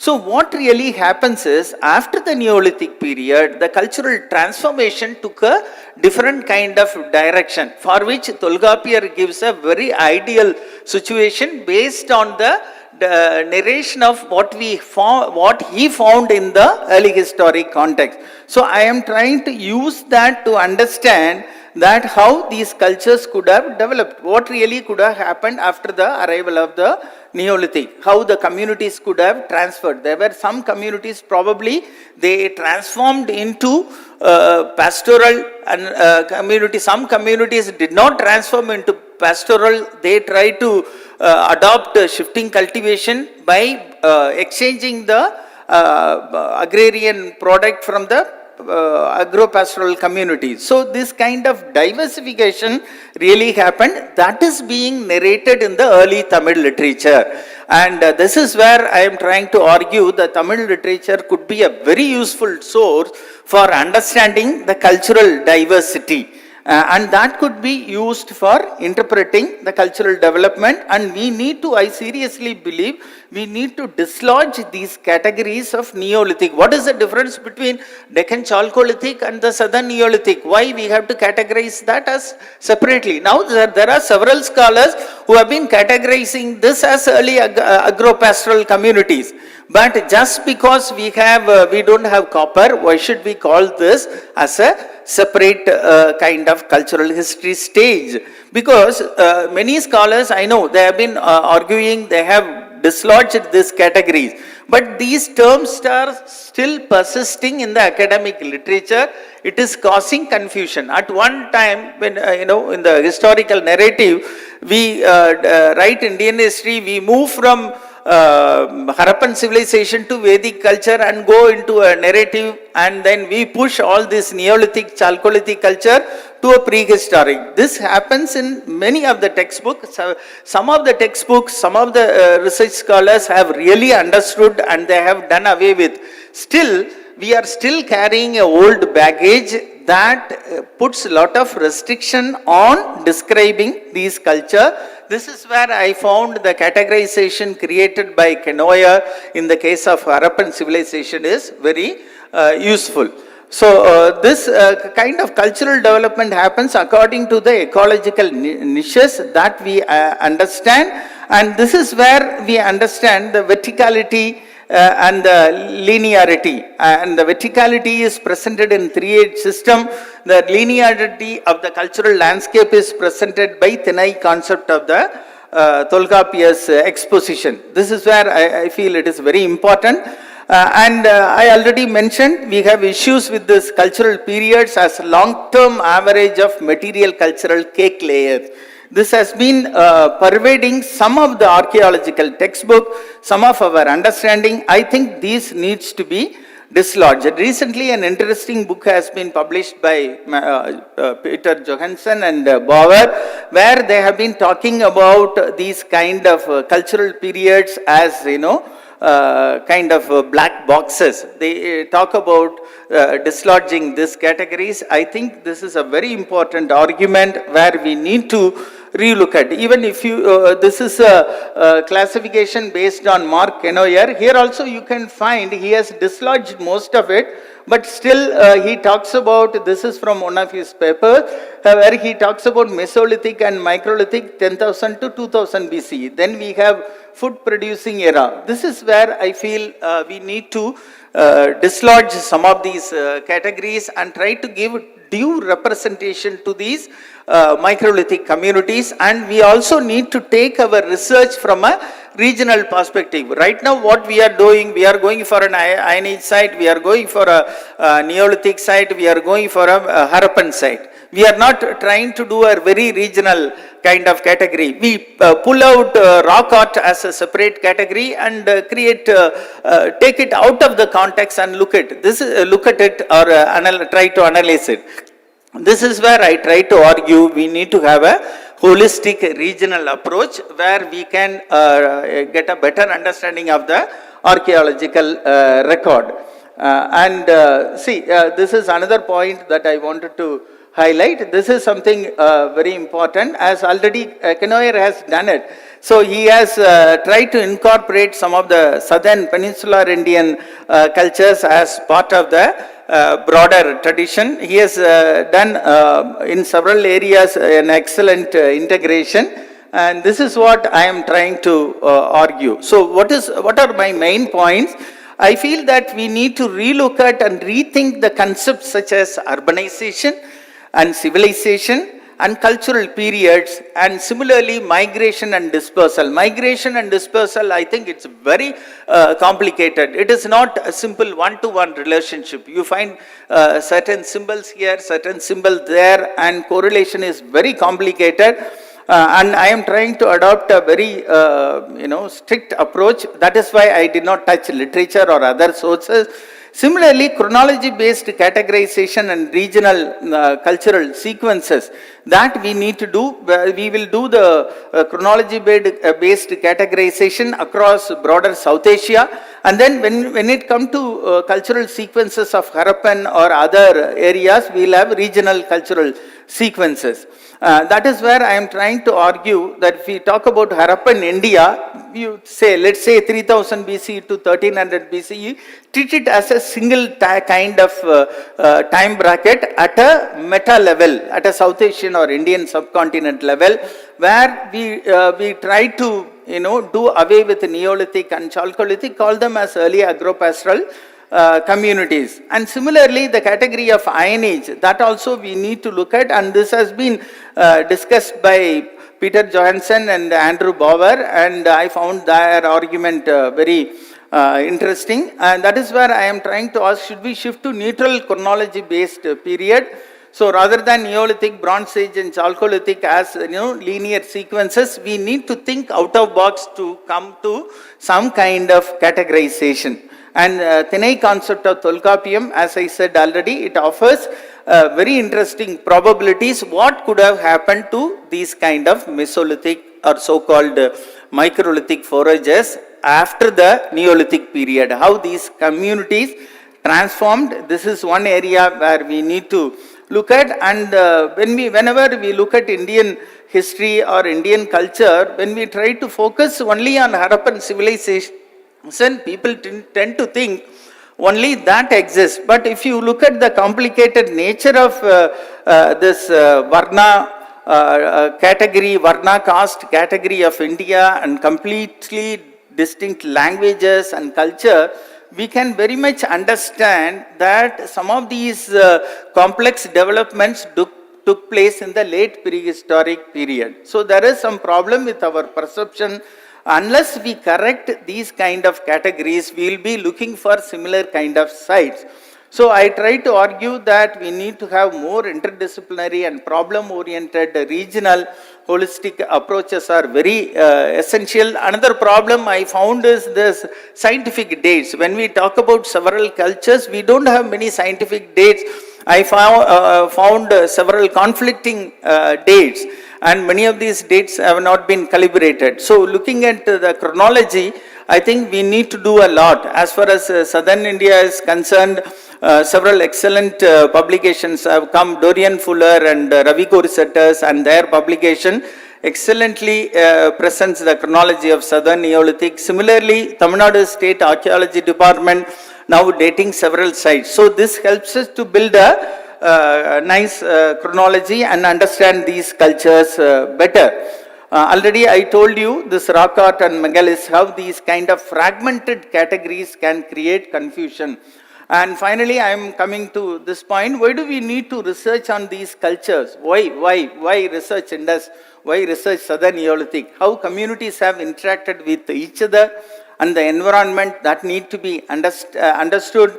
And this can help people to better understand their roots and history.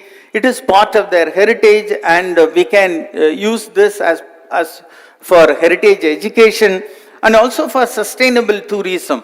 Similarly, contemporary social use, that is another point highlighted by Dr. Sudeshna Guha, and political implications. I am not going to elaborate this. Similarly, how unity in diversity and pluralism emerged in India.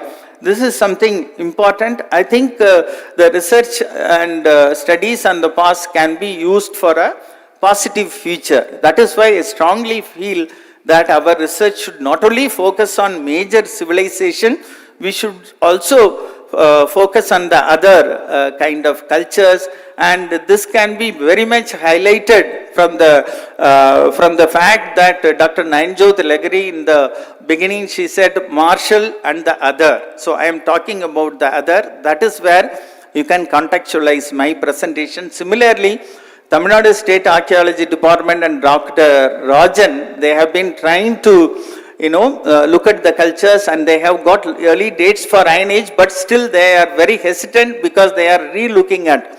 So when we look at all these kind of approaches, we try to understand that there is so much research to do, and we need to re-look at the way we study cultures. Only by improving our theoretical framework, we can understand culture. My main focus today is for the public, and somebody raised a question about Kumari Kandam, and similarly, our research should not only focus on, Indus civilization and Kumari Kandam. There is a lot of things in between. Most of the time when we go for field work, people talk about, sculptures and other inscriptions. Sometimes they'll be sitting right on top of the stone and then say that there was a stone, we don't know where it is. And they'll be sitting right on top of a stone with the inscription. They'll be using it for washing clothes. Therefore, I strongly feel that we need to research the cultures within India.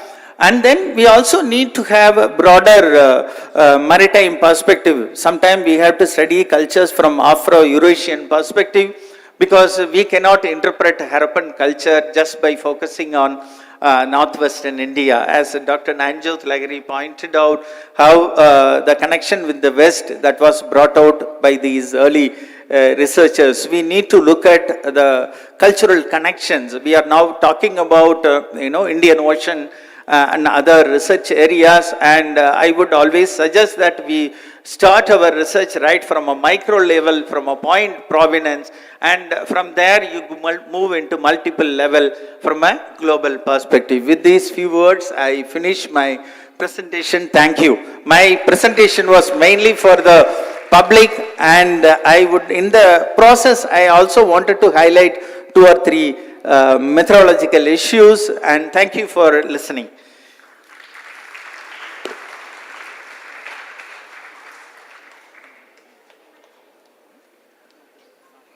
Thanks, Dr. Selva Kumar. Had we not heard your lecture, we would have certainly missed today's how, like encyclopedia, each encyclopedia, because it keeps on updating every minute. That's what he did. He updated all the lecture of today till now, what lecture has taken place, he updated in his lecture. That brings what is Selva is Selva. Okay. Coming to the next lecture of Professor K. Rajan, if I have to introduce Professor K. Rajan, it's like showing water to sea.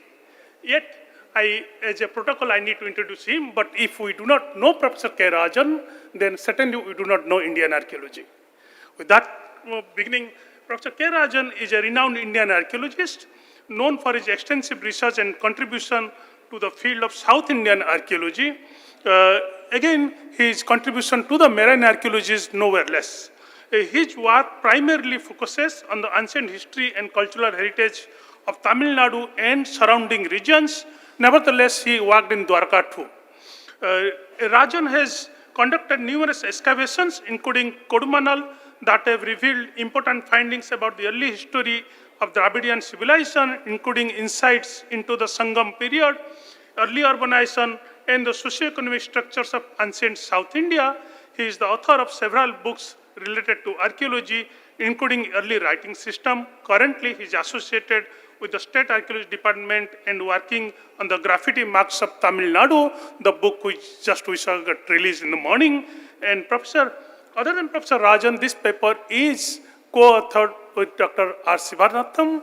Sivanathan is a person of few words, and let it remain as a few words. If there would be sometime in future, looking at the work he has done, I'm sure one day some dissertation will take place on his work. With these words, I invite Professor K. Rajan.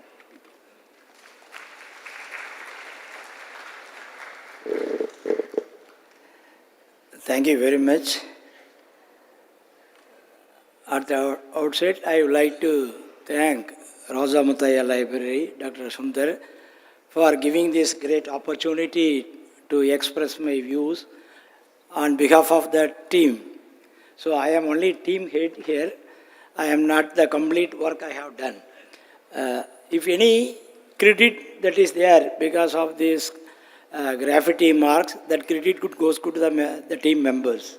If there is any pitfall and anything is there related to the graffiti, that I will take the complete responsibility.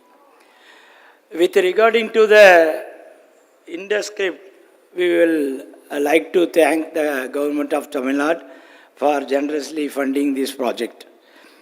And I also thank my co-author at the outset itself.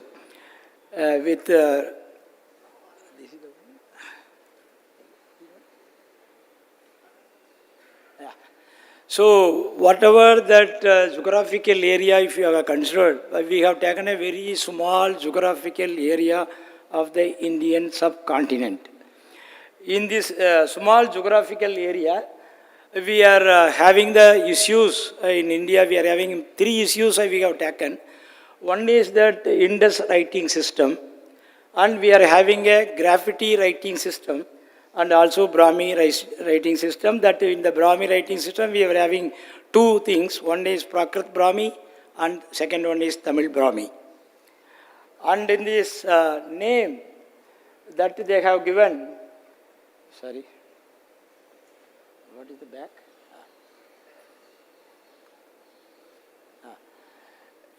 In this graffiti Indus writing system and the graffiti writing system, there is no 2 such writing systems.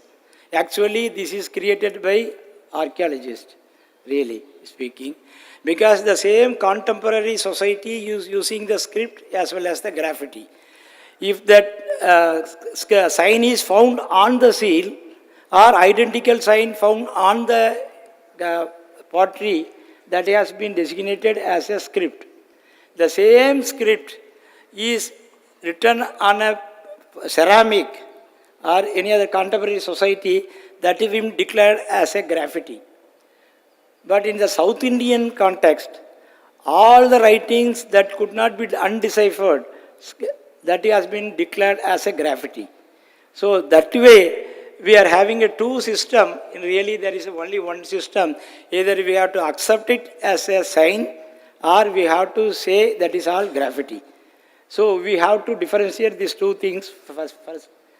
So with regarding to the mental object or whatever the object which we are already told you, but in the case of Tamil Nadu, we are having the complete graffiti marks on pottery, on metal, on inscription, everywhere we are having that complete graffiti marks. So, and there we are having a sign or script. First we are getting the seal without any animal figurine or human figurine. After that we are having that script and animal figurine or human figurine. Then only we are having a script. These three stages, whether it is chronological control, we don't have that data. So whatever the data we are having, we can be able to differentiate only that with only animal with script, or without animal, only script. So in which stage we are having these graffiti marks? Because none of the graffiti inscribed potsherd is having any animal or any human figurine. Whether from last stage, this graffiti has been evolved, that we have to understand, or we have to again study that part. And the writing system, that is a big issue for me. The problem is when we are collecting a data, we are having the issue of whether we have to consider that graffiti marks as a right to left or left to right. In Indus writing system, it has been widely recognized as it is a right to left. But the same Indus Valley, which way the graffiti has been written, that has not been discussed. Simply they say that only the seal, that Indus script, has been written from right to left. And when I look into that, our graffiti marks, or whatever they say, the right end of this part, both the way they are reading now. The Dholavira, very famous, the gateway label has been written from left to right or right to left. That also we have not been completely decided. So, and in the entire Indian subcontinent, all the script, ancient script or ancient inscriptions have been written from left to right only. If they have written from right to left, when we have changed from that part to another part.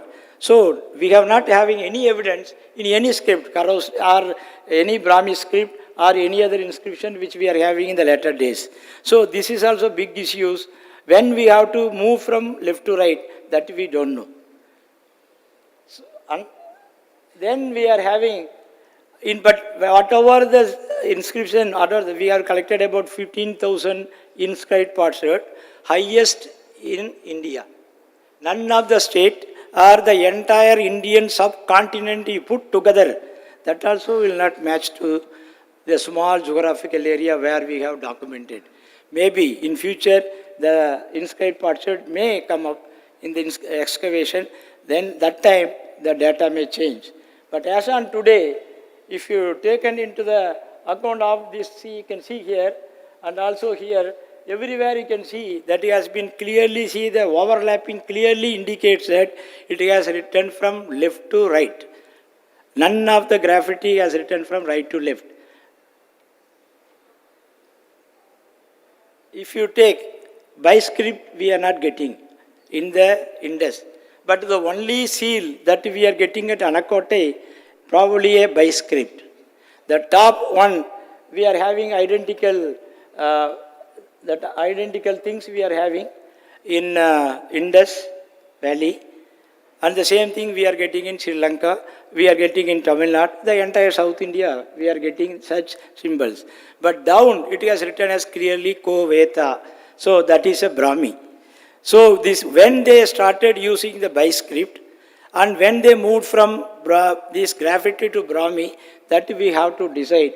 The Yasan today we are having more than 70 radiocarbon dating, of which nearly more than 32 radiocarbon dating goes back to pre-Mauryan. And the earliest date so far from Sivagalai with the Tamil Brahmi inscription, that goes to 685 BCE. So the majority of the data which shows that around 7th century BC, or what we call it Mahajanapada period, that time itself the people have moved from graffiti to Brahmi script. So before that, we are having only graffiti. And if you take it, not only that one, not only in Sri Lanka, and here also we are having a Brahmi and graffiti, Cone, you are having a graffiti, and again, Sandadan, you are having a graffiti. So everywhere, at the end of that Periyan Satan, it is written there, again you are having graffiti. Not only in inscribed potsherd, if you take it in the inscriptions, at the end you are having a graffiti.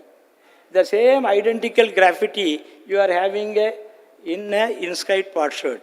It is not coming from only one site, it is entire Tamil Nadu, we are having such evidences.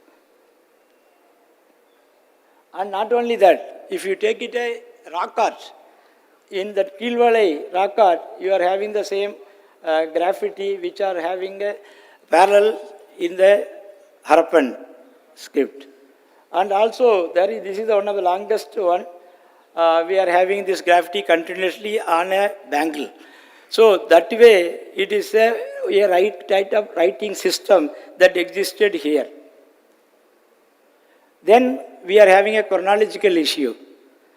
If the graffiti has come from north to south or south to north, that I don't know Yasan today, because all the radiocarbon dating so far we have collected from South India, particularly from Tamil Nadu, it is contemporary to Indus Valley. So it also we are having 2500 BC, that I will show you that one. So the Indus writing system and the graffiti writing system of South India are contemporary in nature. Then only we are having the Brahmi writing system. So if you take it, then what is the date of this contemporary? If you are claiming that it is contemporary to Indus, where is the scientific date? So first we have come across the Mangadu site. We have excavated. In that site, there is more than 500 megalithic monuments were there. In that, close to this is Mettur Dam. Whenever the water level goes down, particularly during the month of May and June, thousands of megalithic monuments will get exposed. This is the only natural conservation we are having at Assam today. Otherwise, all the brick industry would have been removed all these megalithics. So, thanks to the dam. So, next, on excavation, we got this sword. We have collected a sample from the sword, and we have dated this material, and we come to know that this is the date, the Telugu sword. The date goes back to almost 1300 BC mid average value. But when the analysis we came to know that this is high carbon steel. This is the first striking our mind directly, hitting our head, telling that if the steel itself is 1300 BC, then what is the age of iron? So, high carbon steel itself we are having that date. So, we have started searching for the Iron Age. Then luckily the excavation is in progress at Keelamandi. Dr. Victor Jnanraj is doing that work. And there we are having a graffiti on the pot. So we thought that if we are knowing the date of this grave, we can also know the date of the gravity also. So we have radiocarbon dating has been done. It has come, the date has come, we are having the date of 1789 or 1600 BC if a mean value. So that means the date of the iron goes back, and also the date of the gravity also clearly has given. Then we are having, first time, we are having a date for sarcophagus. In India, first time, we have dated for sarcophagus that goes back to 17th century. Then we got, next excavation we have conducted Mailadumpare, that I have excavated long back. Again we thought that Dr. Selvakumar said, that you can't do any periodization as a generalization, but after that vertical periodization will not work. The problem is that within Tamil Nadu, the northern Tamil Nadu, you are having a microlithic, Neolithic and Iron Age, whereas in southern Tamil Nadu, we don't have the Neolithic. It comes microlithic directly to Iron Age. So this is a big issue. That moment you say, we are having thousands of megalithic monuments. So how to differentiate? So that's why the periodization has become a big issue. So Mailadumpare site has given the date of 2172. So slowly from 1600 to we moved back to 2000 BC for Iron Age. Then comes your Sivagalai, and also we have done the Archaeological Survey of India as well as Tamil Nadu State Archaeology Department has done the work there in Sivagalai and Adichanallur. Both the sites we are having plenty of urn burials, but habitation, though we are having hundreds of acres of urn burial, we don't have habitation. But luckily that there was a tank nearby, that in the tank there was some repair work has to be carried out. So they have drained out all the water. Below 1 meter, that clay, we are having the habitation. So Archaeological Survey of India excavated the habitation, and also Tamil Nadu State Archaeology Department has excavated that. Though we are not having a date for urn burial for entire Tamil Nadu, so we thought that let us go for dating, radiocarbon dating for Adichanallur habitation site. So that date, so that the date, you can see that date goes to 2522 BCE. So from 2000, we went back to 2500, where you are having all the iron objects inside the urn burial. All the urn burials are having iron object, and some of the urn burials are having it in bronze. Then, when we are having up to Neolithic period, what is it, Paleolithic or Microlithic or Neolithic or Iron Age, till that Neolithic period, we are having limited settlements. We have it identified on the ground. And when Iron Age comes in, you see the settlement, every 5 kilometers you are having one site. At least minimum you are having. More than 3,000 archaeological sites have been already identified, bigger sites. And if there is any gap, there are certain gaps here. It is not due to the non-availability of the settlement. We have not yet to do the survey. So we have to do the survey for another 10 years or so, then we can fill the gap. So for the 20-30 years, we are continuously exploring not only Tamil Nadu State Archaeology Department, Archaeological Survey, Tamil University, Madras University and Pondicherry University, and several institutions and individual scholars have been fully involved in identifying the archaeological site. So that has accumulated data clearly indicates that there is no gap in the Tamil Nadu land, and every 5 kilometers you are having one settlement. And Lesniki has told that all these people are nomadic because you are having only burials. In the burial I am getting 10,000 semi-precious stone, I am getting gold object, I am getting 2,500 carnelian beads. Instead of being urban, I want to be even nomad.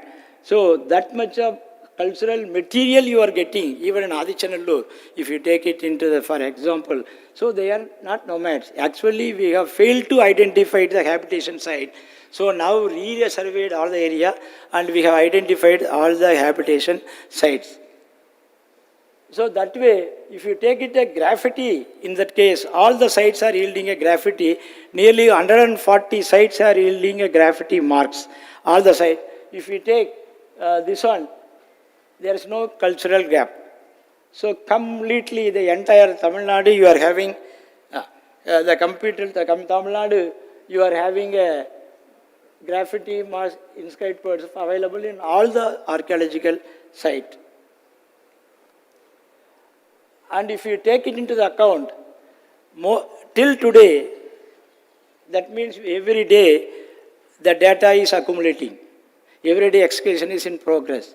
So as on today, we are having 15,184 inscribed pots heard. And out of from 140 sites. The same way, we are having 1,512 in Tamil Brahmi inscribed pots heard. So if you take the entire Indian subcontinent, put all the data together, also will not match of 1,500 inscribed pots heard. Where this literacy has come? Who taught the man sitting near Chennai? And who taught that script, the man sitting near Kanyakumari? Which type of institution, educational institution is having? How it has the script and the language, or that educational system has spread to this region is yet to be decided. So whatever the may, as on today, we are having in the Kodumal alone, we are having more than 500 inscribed pots. None of the site, whatever we call it Mahajanapathas, the Mauryan Empire, the great Mauryan Empire, we are not having. Even Maurya Panchmar coins, we are not having inscribed pots, which has been issued by the king or by the trader. That itself is not having. So why this region is having this much of value for this language and script? So they have, as you know, the great scholars like Asko Parpala, Irada Mahadevan, and several scholars have listed the entire science from Indus. So we thought that since we are having a 15,000 inscribed pots, we also should have some sign table. So that sign table, there are basic signs. Only we are having so far, whatever the data which we are having, we could able to see 42 signs. That is called base signs. And small variation is there, some of the signs, that we will put it as a variant. That I will show you some of the pictures. So 544. There are 2 signs are coming together, 3 signs are coming together. That comes in almost 1,521. So that we call it as composite signs. And you can see there is a plenty of, every sign has been documented, and each sign, we have documented and given a number for each sign. This is sign number 1. So then we, after creating a sign table, we compared with the Indus signs. You can see that you are having a Kalibangan, several sites, identical signs are there. You can see here, then when we are having identical sign, we are having 2 base signs. That means all composite signs. And we are having in Kalibangan also, and we are having in Kord also, we are having in Kodumalal also. Not only in, if you take it another sign, that is available in several sites like Amri, Navadoli, Faruke, Sanur, and Pudukkottai. Not only one site, in several sites, identical signs are coming. What is the purpose of using identical sign? It is not coincidental. So if there is some purpose for that one, somebody would have been conveyed certain message out of this sign. Then what is called base sign? So that we have taken as a base sign, first one. And if the 2 base signs are coming, then we will compute composite sign. Then down one is like a Asokan Brahmi Ma, like thing is there, that is also base sign. Then if it is tilted, on the left facing or right facing or down facing, that is we have taken as a variant of the same base sign. And also when we are having two base sign together, then we have taken as a composite signs. So when we are having a small arrow mark, if you take out that arrow mark or small horizontal stroke or vertical stroke, that is not separately coming. It is always associated with one particular base sign. So in that case, something like a diacritical marks, what we are having, that we have identified. So there are several signs are there. Each number is given for that. This number 1 means that sign number 1. That is variant of that one is called given. Like there are 13 variants are available. So each sign is having variant and each sign also having composites. So here the 7.17, 7 is a sign number U-shaped sign, and also 17 is the symbol. So that way we have compiled the entire graffiti inscribed potsherds. So for example, if I am excavating one place and one grave, if we have draw all the parts that found in that particular grave, you see you are having identical symbol in all the part. So something like a clan symbol or whatever you call it. So not even, and if you take another grave, it is having another type of sign. So whenever I am having on a particular sign, particularly in Kodumanal and Porundal, immediately I can tell to my student, sir, this symbol has come, you will get this much of carnelian beads, or where they will keep, that also we can identify. And also if this particular sign is coming, 4 vertical sign and 1 horizontal sign, you will not get a single carnelian bead, but you will get a bronze object. Where they will keep, in front of the porthole, on the floor level. So it is associated, this symbol is associated with a community or ritual pattern. So it is not a mere symbol. It is some importance is there given to this symbol. And if you take the sign, which sign is highest value, you can have the number 2, sign number 2, and also sign number 30, 31. So we have compared the entire signs. And also from which side is having more number of signs, but this data may be distorting because from a single side, like a Tulukarpatti, we are having close to 5,000 inscribed potsherds. So naturally the data, the bar will rise. So therefore this data may not be very perfect, but still we could able to know which side is yielding more number of inscribed potsherds. And we have prepared concordance. First, as I told you, I have clearly taken from left to right. So I have taken that first sign, even if I taken this sign, this is the base stem. If any sign prefixing another sign that is given at the left, and any sign that is coming at the right, or that is suffixing, that type of concordance we prepared. And also you can see that on the next one, only comes in the front, never comes at the end. Some of the jar symbol in Indus Valley, the jar symbol always comes at the end, it is considered as an un. But for me, it always comes at the front. That is why I am telling that the right to left and left to right, that again we have to look into that and we have to see that how best we can interpret these inscriptions. So this is only I am example due to the paucity of time. And you can see that one Lothal and also Navadadoli and also from North Arcot and also these regions. And you can see these are composite. But the first one, Bagalil, Chalkodikar, Prakash, and also Kunnatur, and also Rangpur and all in Panchmar coins also. So we are having these type of symbols, whether it is individually found as a base sign or in a composite form. You can see that one, and also rock art also we are getting. So it is the entire South India we are having this type of inscribed potsherds. You can see that some of the symbols from Kodumal alone I have given, and you can see the another one, the is home like symbol. So these type of symbol we are getting several in our documentation. Like a symbol we are having bow and arrow. It is above facing up, left, right, all that. Same thing we are getting in Indus Valley also. Then we are having that U-shaped, that jar symbol, double parallel. You can see here, in this here, you are having U-shape. Again, nearby, you are having another sign.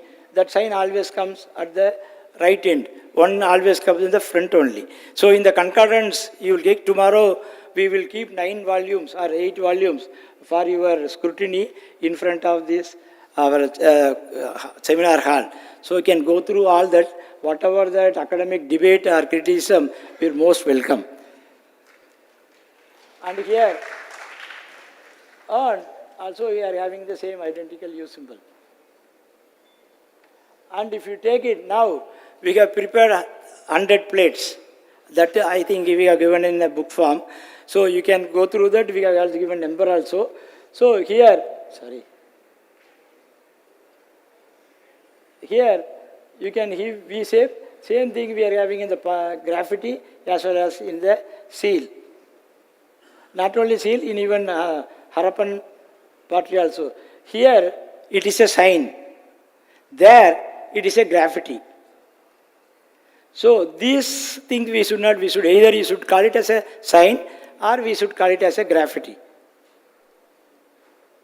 So these are the left side, is that you are a Harappan and also from this hall. So only a limited picture I am showing. So there are several such signs are identical. You can see the fish sign and also from our inscribed potsherds. From different sites we are given. And here also. So that way, since we don't know what language it is and we don't know what the name of the script, also we don't know, we have given a name as a graffiti. Whether it is a Proto-Dravidian or Aryan or Indo-European, none of the word we used. That's why we have given the title, a morphological study. Even we have never said that it is a linguistic study. So that way, first I am throwing this in front of you for your suggestions. From whatever the suggestion, any constructive criticism, it will welcome. We will change whatever the way we are doing our methodology also. Okay, particularly this symbol, just for example, I have shown this one, this one, how it could be identical. It is a very complicated sign. So here only, and also the same thing on the top one. I have taken one from this Kodumanal and also Kalibangan also there. And you can see here also, different sites are available. So under this thing, finally what we learned out of that morphological study, that means that study clearly indicates that 60% of the graffiti marks that found in Tamil Nadu had their parallels to the script found in the seals. And quite interestingly, more than 90% of the graffiti marks of South India and the graffiti marks of Indus Valley civilization that found on the inscribed potsherd goes in 90%. Whether the seal is meant for elite people, this inscribed potsherd are meant for a common man. That's why you are having a more parallels in the inscribed potsherd, less parallel in the Indus, because it is a trade-oriented. I think Ansumali Mahabharata, EC has to express it. So that way there is a difference, we could able to do it. And I think even my future generation is there here, younger generation is there, they are going to accumulate the data, and one fine morning, someone will decipher this script and they will get $1 million also. Okay, thank you very much for giving this great opportunity. And as I told you, it is not of my work, it is a team work. The credit has to go to the team. and all the Archaeological Survey of India, Tamil Nadu State Archaeology Department, Tamil University, Madras University, several individuals has extended their help. Whatever they are in their collection, they have given.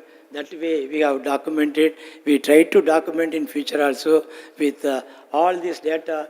We try to interpret. If not, we will leave it to the younger generation to interpret, come with excellent information. Thank you very much for the pleasant hearing.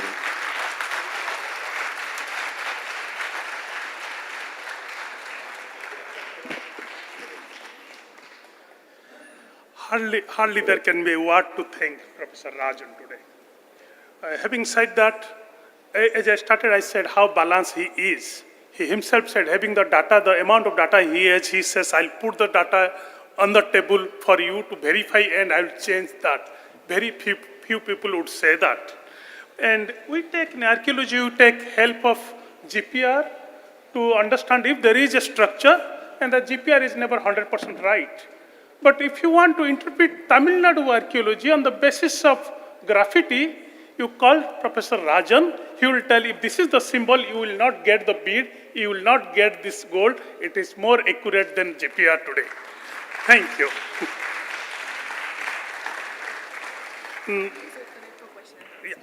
Now the floor is open for question and answer. I understand you would have a number of questions and we have time. Yeah. Thank you. Doctor, if you could, these days, excellent speeches. I am very happy about it. My small suggestion is, if you can use software program, pattern recognition software are already available. If you could make use of them, you can put all these on a very scientific basis. These were done already. See, your biometrics can be easily read, identified. Softwares are already available. See, the fingerprints are already very quick you can do. Now, AI also has come. Put them together, you will be able to make a real quantum jump in understanding between what you have done and what you will be doing. It's an excellent work. Thank you very much. We have a question here. Can someone please pass the mic?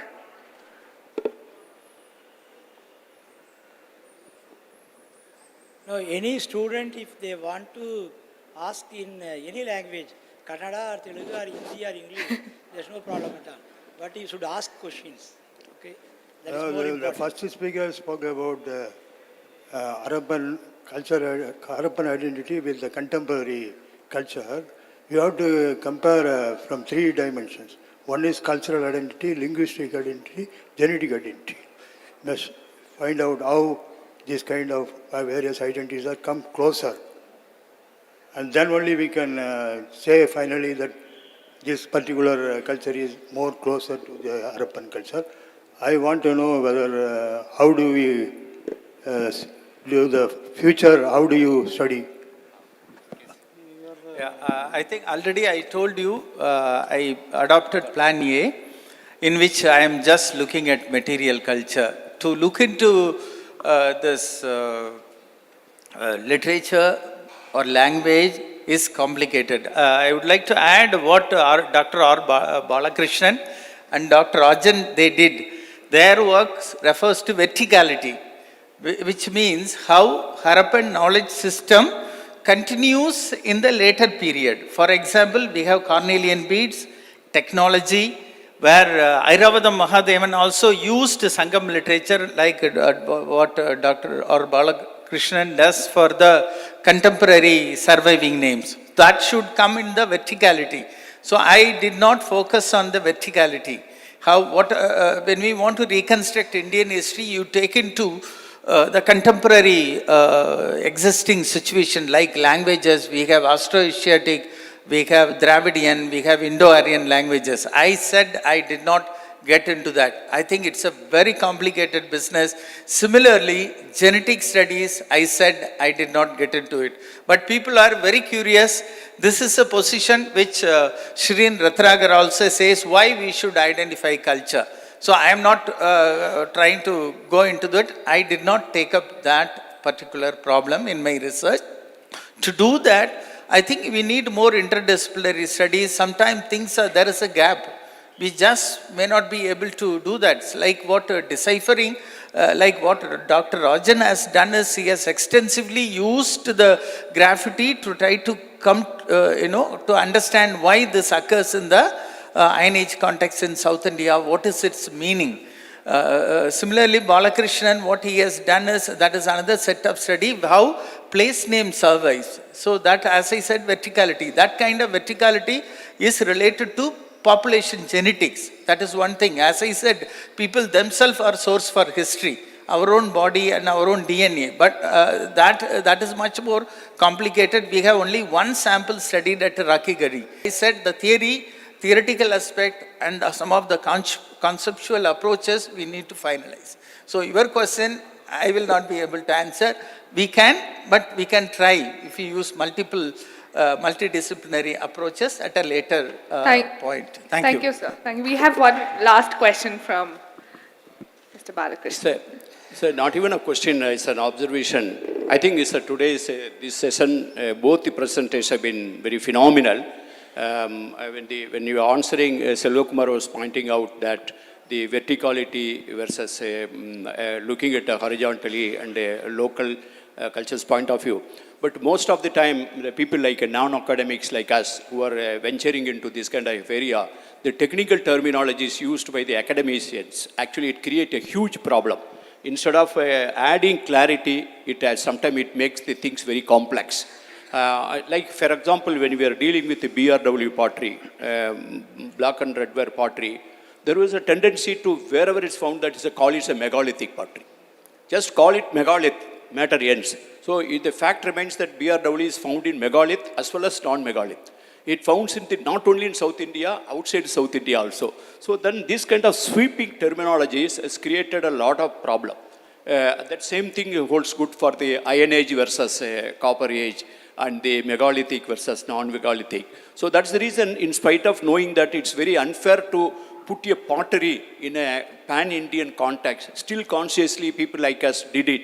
Like say, I need an answer that, in the sense that it's not that immediately thing. Like when we find the graffiti marker and all, you mostly find in the BRW context. I don't think that it has been found in the painted graveware yet, in such a number or whichever way. So then, but it's easily people, a huge, importantly respectable scholars have made the statement like Mahabharata age. I'm not able to understand Iron Age, Copper Age, all these things. Mahabharata age, even Sangam age, like in the sense that even when people make a sweepingly a Sangam age kind of thing. So these are sometimes the terminologies add a huge problem, and which needs, as you suggested, both of you, that we need to get clarity about the graffiti versus sign and then the verticality which you are talking about. Thank you once again, and you are a great scholar, both of you, and thanks once again on behalf of all of us. Thank you, sir. Thank you for your comments and observations, and thank you for all those who are sitting on the dais. It was an honor to listen to the session, please. With this, we come to the conclusion of day one. It was a day of interesting sessions and lively discussions. I have a small announcement to make. All the registered participants, we kindly request you to hand over your tags to our team members standing at the entrance, and you can collect them tomorrow. We'll all see you tomorrow morning at 9:30. Thank you so much. Thank you. Thank